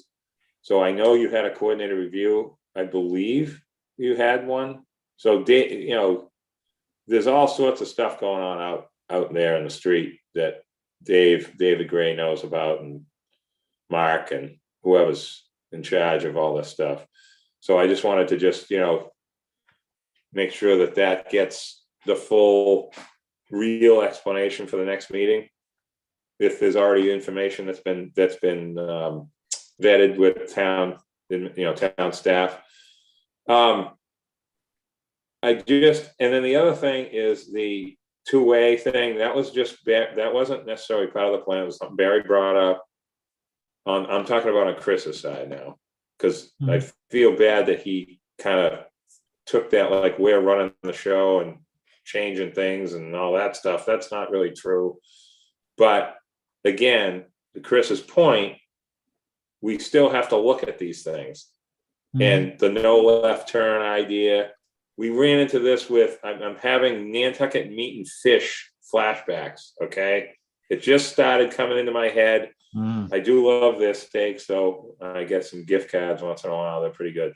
It's just that, remember we talked about that? No left turn in the summer, coming out of Amelia towards Old South. I mean, we went around in circles with that. And I hate to say it, the Cisco truck somehow turns around in that parking lot. It's amazing what a pup trailer can do. Okay, they follow like a short boat trailer. Okay, so they make it work. It's not perfect, but the one thing that I just want everyone to think about that's listening, that is upset about certain things, we're dealing with lots of imperfections that have been around for 100 years. This is not Arizona. We're not building a beautiful city with every little thing perfect. Nobody ever hits a curb with their tire. Nobody ever trips on a brick. One parcel at a time since Kitty's 1999. Sorry, I was wrong about the planning board then. I wasn't, you know, but whatever. Well, who cares? It's the same thing. And the people across the street from Kitty's used to put up sawhorses. This is my space. Nobody can park here, even though there's nobody here. Guess what they do now? They either sell the spaces to them or release them, or people are using them. So I don't know what to say. I get the initial reaction. Steve Cohen's comment about when you own your property, you feel that way. I mean, it's everywhere. The spite stuff has been going on for years, but we can't have that in the Mid-Island. We're building Mid-Island one parcel at a time every 3 years or 4 years. So we have to think like what isn't working, and even in a new spot. Some stuff doesn't work perfectly right away, and then it gets improved, like I said about Dan's. I watched someone, I was sitting in the Nantucket Bank parking lot the other day on the phone as usual, and this girl pulls up, works next door, parks at Nantucket Bank and walks over to Dan's. Because they got tons of parking at Nantucket Bank. I mean, it just happens to be there. I mean, who planned it? I don't know. It just happened. So, I mean, everybody's sharing. It's just when you're at these meetings, everything gets hot and heavy and upset, and and it really ends up working out in the long run. We just have to think that we're trying to make improvements to existing imperfections. Thank you. Mr. Chairman, if I could briefly, I know I think everybody probably wants to wrap this up, but I do want to say that the last two speakers before Nat, Ms. Rayford and Mr. Welch, both made really good points. I think our plan, just from a process point of view, so everybody knows, is to probably come back for one more meeting with the board, but then also to start a concurrent application with the HDC so that we can get both the design and the program in line with each other. It obviously doesn't make any sense to go to the HDC until we get the program in place a little bit, but I think we're close enough based on these hearings that we could start thinking, what should the placeholder design turn into, which is what I would describe what we have now, and what should that look like for our community from an HTC point of view. And also, I think Mr. Welch's point about doing some modeling and some gaming out of what a day in the life looks like, so that we can help effectuate hours of operation that work with how this place is likely actually to be lived in, makes a ton of sense. And I think that when we propose the hours of operation, we'd like to be able to say that we did some modeling on that. I don't know if we'll have it tomorrow, but it's a great idea. So with that being said, Stephen, are you looking for a continuance until November or December? No, I think the November meeting, I think we'd like to come back. I see this project as having some ideas that we could bring back in November, but I also think we'll likely start with the HDC pretty quickly so that we could get moving on that, because obviously that is going to impact the program significantly as well. The design is going to impact the number of units. It's going to impact the parking and the layout and everything. So the last thing we want to do is make those decisions with that respect to the HTC. So I see us as moving concurrently on those in November. Great. Barry, your hand's raised. I think Steve's saying the same thing. So come November, you'll start dealing with the HTC and just keep the planning board aspect of this as a continuance until you feel like you're pretty close to the truth there, and then come back to us again is I think is what I hear you saying. I think that's right. I think we'd ask for a continuance to the November meeting, and whether or not we actually show up at that meeting would be dependent on where we are internally and where we are with the HDC. So it might be that we don't actually come back till December, but I don't want to make that decision tonight. And I understand that implicitly, because we both know the fact that you can't defer one board to one board to another at this point. But I do see the prudence of where you're heading to. So thank you. Okay, with that, I'll just go to Meg one more time. Is there anyone new that is raising their hand or? No, there's not. Okay, so I'm going to take that opportunity while no one's raising their hand to look to the board for a motion to continue to the November meeting. So moved, sir. Is there a second? All right, motion's been made by Barry, seconded by Nat to continue to the November 14th meeting, I believe. Yep. Thanks for your time tonight. Thank you. Thank you, Dan. Thank you, everyone. Thank you. Roll call, Barry, Aye. Nat, Aye. Dave, Aye. and chair votes aye. Great, thank you all. Now on to public comment. Hillary Rayport has her hand raised. Okay, Hillary. Hi, everybody. Can you hear me? Oh, good. Yes. Okay, I know it's late, so I'm going to keep it really brief. I was listening to all of the comment about the building on Leslie Lindsay's lot and all the concern about how small that lot is. And I'm going to ask if the board could give some thought as you think about articles for town meeting, if there's anything that can be done in our zoning code to make building on undersized or poorly accessible 81L divisions subject to a variance. Right now they're all buildable, and that's not the case in every community. It's in fact usually not the case that they're buildable. They have to be reviewed. So I just put that out there as something to put in your thoughts when you think about town meeting. Thank you. Thank you, Hillary.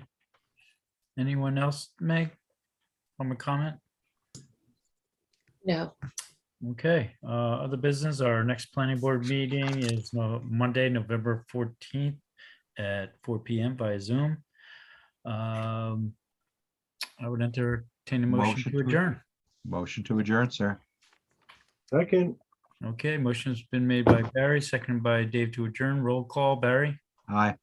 Dave, Aye. Nat, Aye. and chair votes aye. Thank you all. Long meeting.